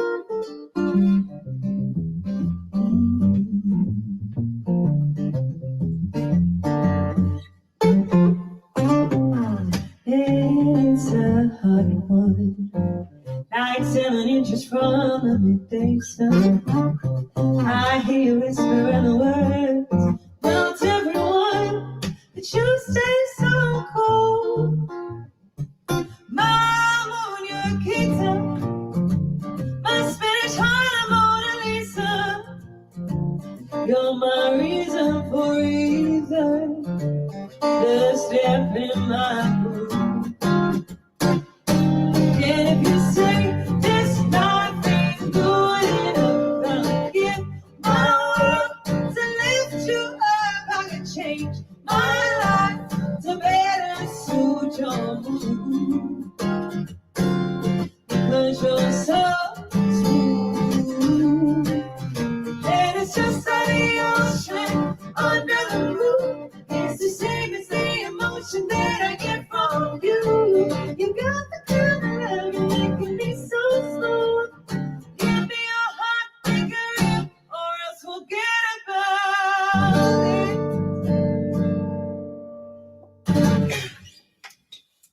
Thank you. That song always makes me think of summer. Unfortunately, summer is quite far away in England. It's been the usual rainy weather. We saw the sun today for the first time in about 3 weeks. And that'll probably be it for the next 3 weeks. We'll do some Fleetwood Mac for you next.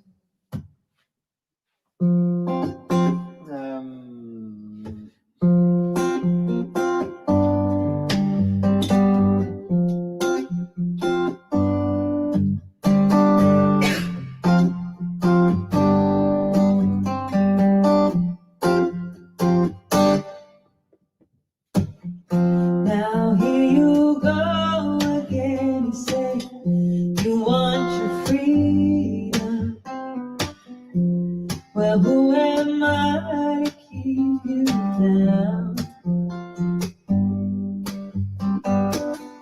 It's only right that you should play the way you feel. But listen carefully to the sound of your loneliness, like a heartbeat drives away. In the stillness of remembering what you had, and what you lost, and what you had, and what you lost.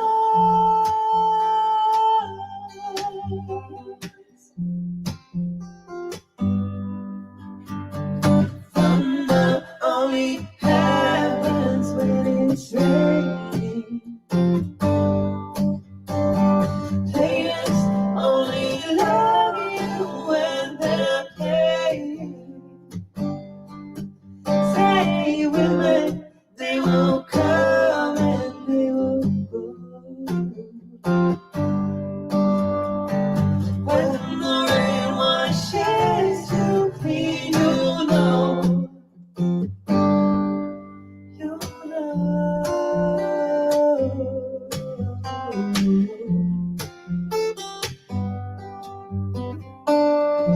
Now here I go again to see the crystal vision. I keep my vision to myself.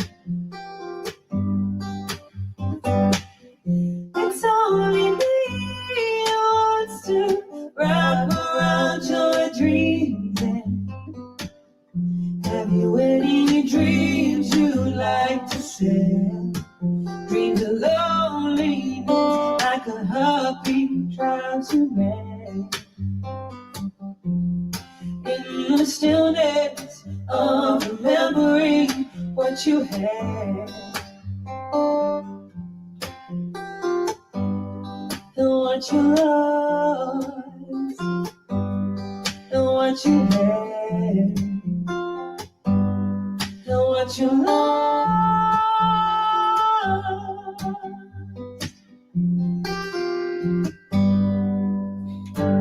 Thunder only happens when it's raining. Players only love you when they're playing. Say women, they will come and they will go. When the rain washes you clean, you know. Oh, you will know. You will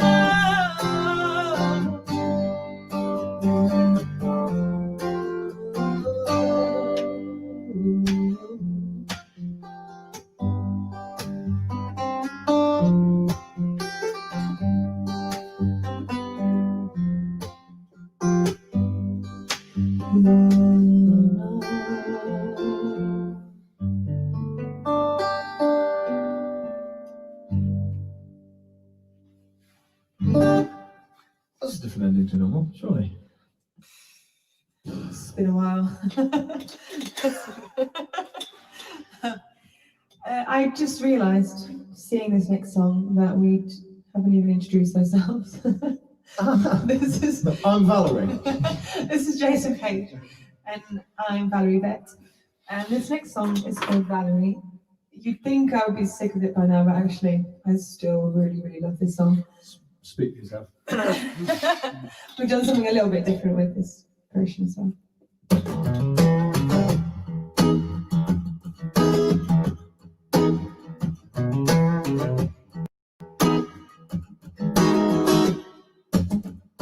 Well, sometimes I go out by myself and I look across the water, and I think of all the things what you're doing. In my head I paint a picture. Since I come on home, well, my body's made of a mess, and I miss your ginger hair and the way you like to dress. Won't you come on over? Stop making a fool out of me. Sing it at home. Why don't you come on over, Valerie? You can do better than that. Valerie. Oh, Valerie. Valerie. Did you have to go to jail? I put your house on up for sale. Did you get a good lawyer? I hope you didn't catch your tail. Hope you found the right man to fix it for you. been anywhere? Change the color of your hair. Are you busy?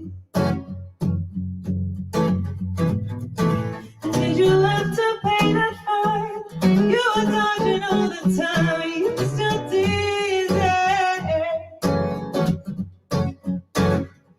Since I come on home, well, my body's been a mess.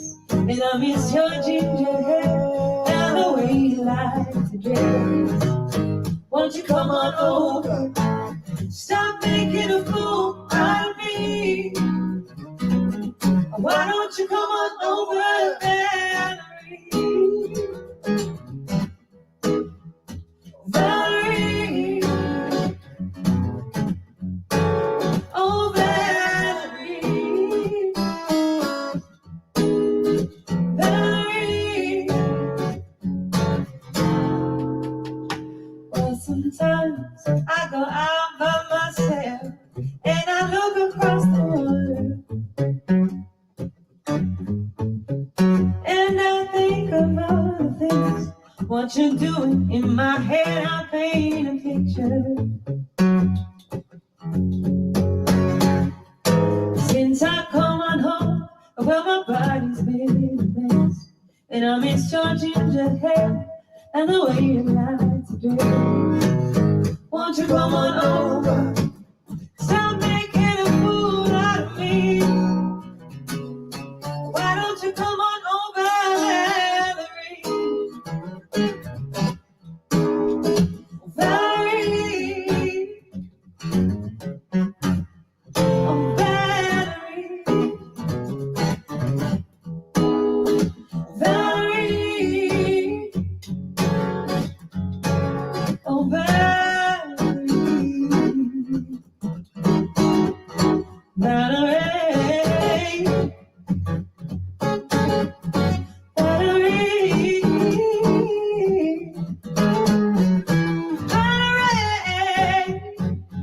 Why won't you come on over, Valerie?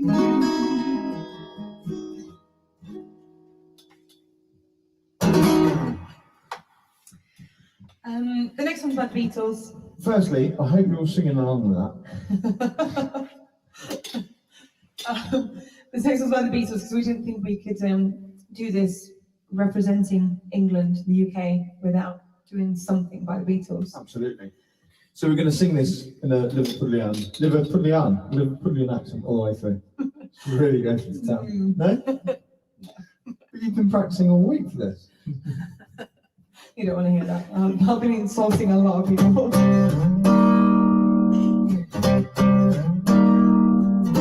I was going to try and do it to be funny, but I realised I can't do it. They come on flat top, he come grooving up so he got juju, I want he won, holy roller, he got head down to his knees. Got to be a joker, he just do what he please.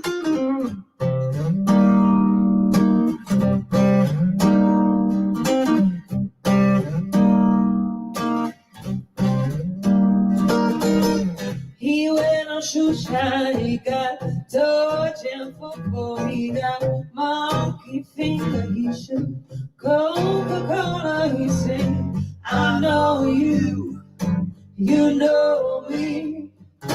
One thing I can tell you is you got to be free. Come together right now over me.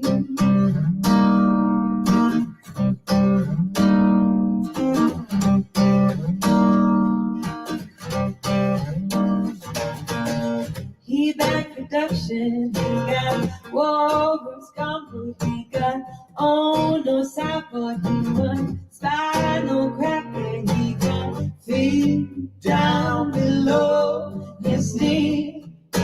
Hold you in his armchair, you can feel his disease. Come together right now over me.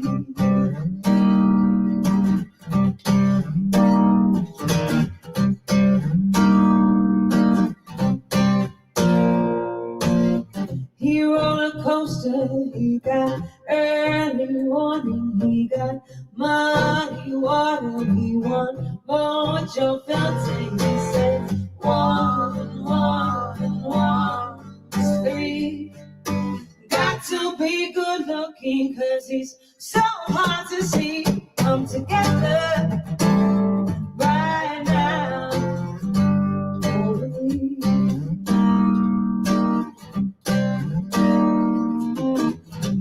Come together, come together, come together, come together, come together right now. Oh, please.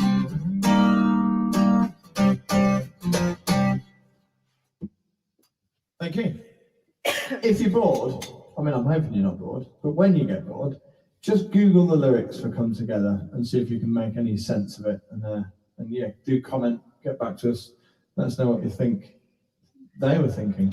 This is the kind of stuff that we've been doing in lockdown with all our free time. Yeah, trying to decipher what the Beatles were actually on about. We've got some Alanis Morissette for you next.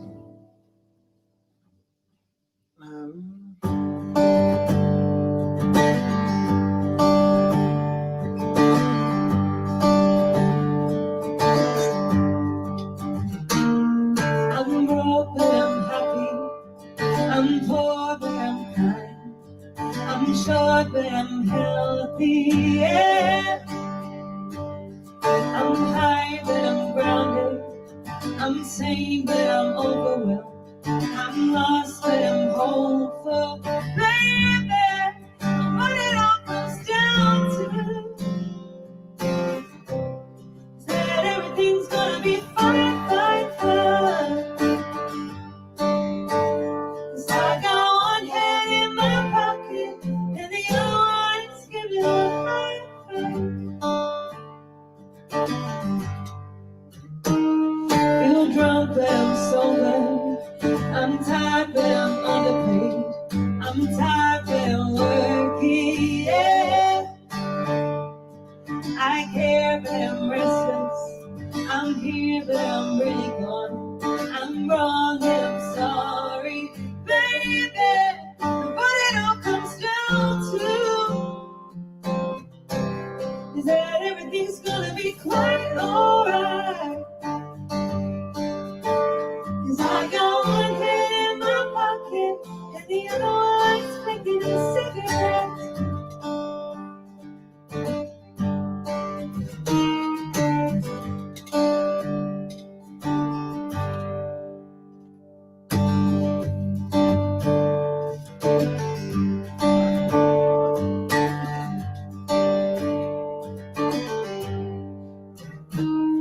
I'm free but I'm focused, I'm green but I'm wise, I'm hard but I'm friendly, baby. I'm sad but I'm laughing, I'm brave but I'm chicken shit, I'm sick but I'm pretty, baby. And what it all comes down to is that no one's really got it figured out just yet. But I got one hand in my pocket and the other one is playing the piano. And what it all comes down to, oh yeah, is that everything is just fine, fine, fine. 'Cause I got one hand in my pocket and the other one is hanging in a taxi cab.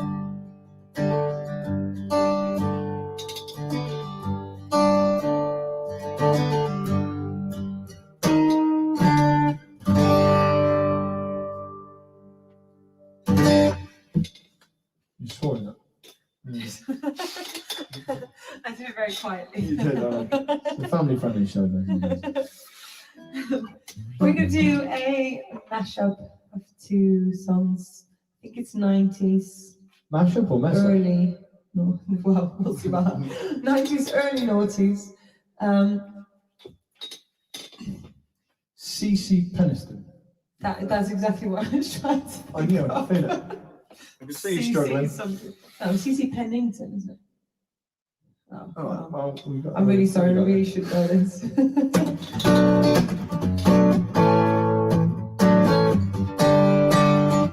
It's definitely CC though, isn't it? Yeah. We've got that much.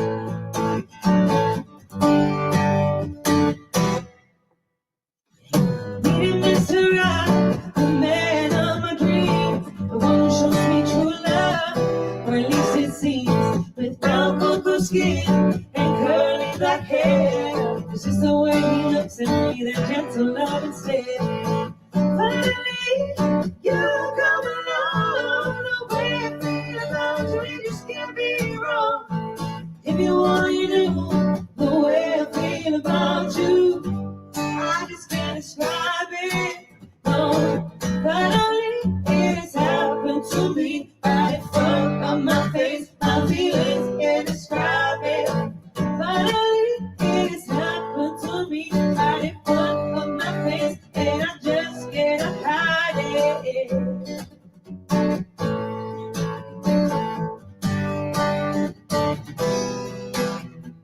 It seems so many times you seem to be the one, but all you ever wanted was to have a little fun.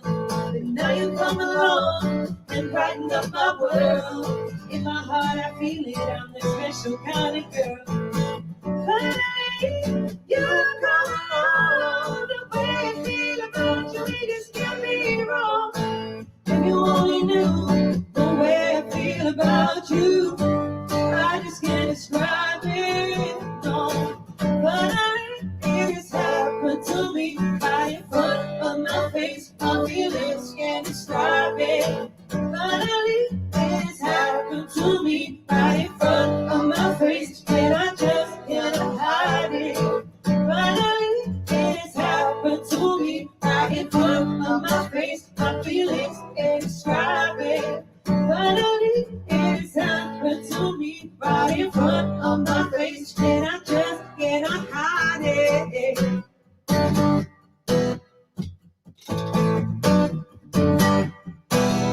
If only I could get through this, get through this. I gotta get through this.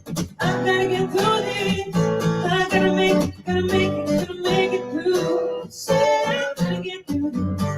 I'm gonna get through this. I gotta take my mind off of you. Give me just a second and I'll be alright. Shorty, one more moment couldn't break my heart. Give me till tomorrow and I'll be okay. Just another day and then I'll hold you tight. When your love is pouring like rain, I close my eyes, it's gonna get. And when I get the chance to say I love you, I pretend that you're already mine, and my heart ain't breaking every time I look into your eyes. If only I could get through this. If only I could get through this. If only I could get through this. God, help me get through this. I gotta get through this. I gotta get through this. I gotta make it through. Say I'm gonna get through this. I'm gonna get through this. I gotta take my mind off you. Give me just a second and I'll be alright. Surely one more moment couldn't break my heart. Give me till tomorrow and I'll be okay.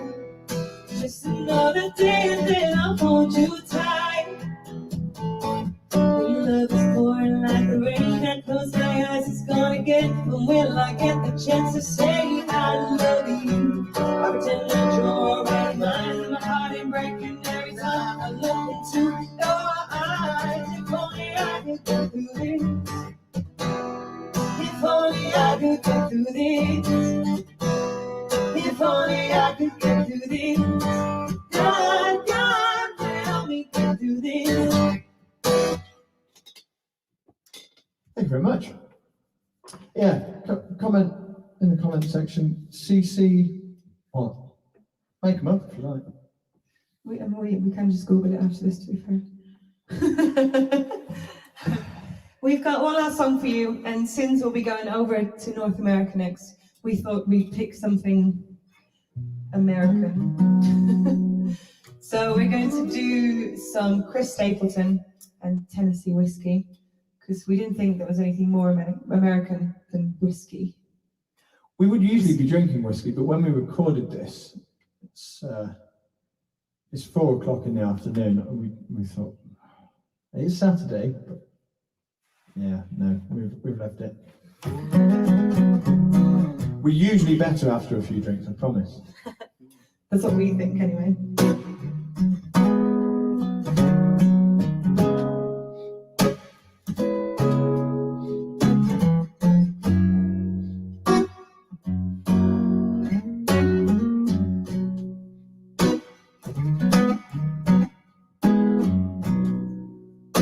I used to spend my nights out in a barroom.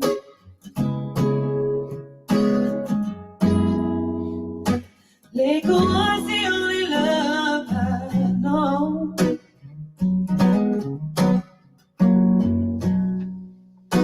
But you rescued me from reaching for the bottom and brought me back from being too far gone. You're smooth as Tennessee whiskey.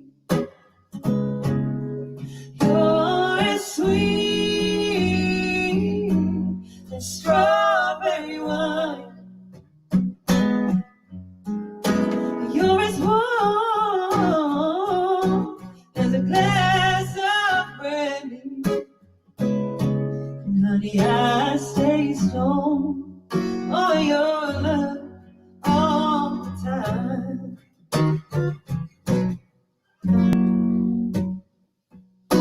I've looked for love in all the same old places. I found the bottom of the bottle's always dry.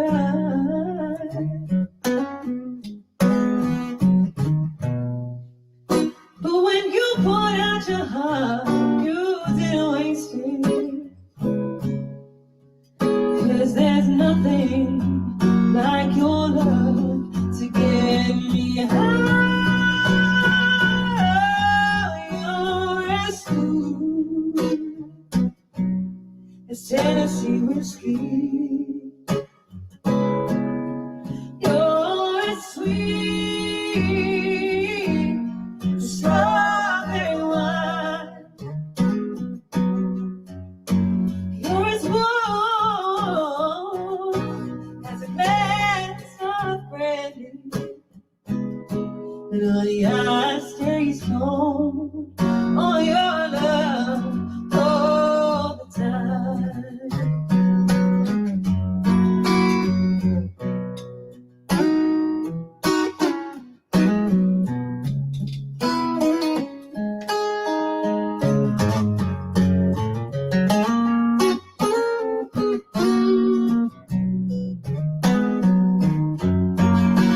You're as smooth as Tennessee whiskey. You're as sweet as strawberry wine. You're as warm as a glass of brandy. And honey, I stay strong on your love all the time. Oh, you're as smooth as Tennessee whiskey. You're as sweet as strawberry wine. You're as warm as a glass of brandy. Honey, I'll stay strong on your love all the time.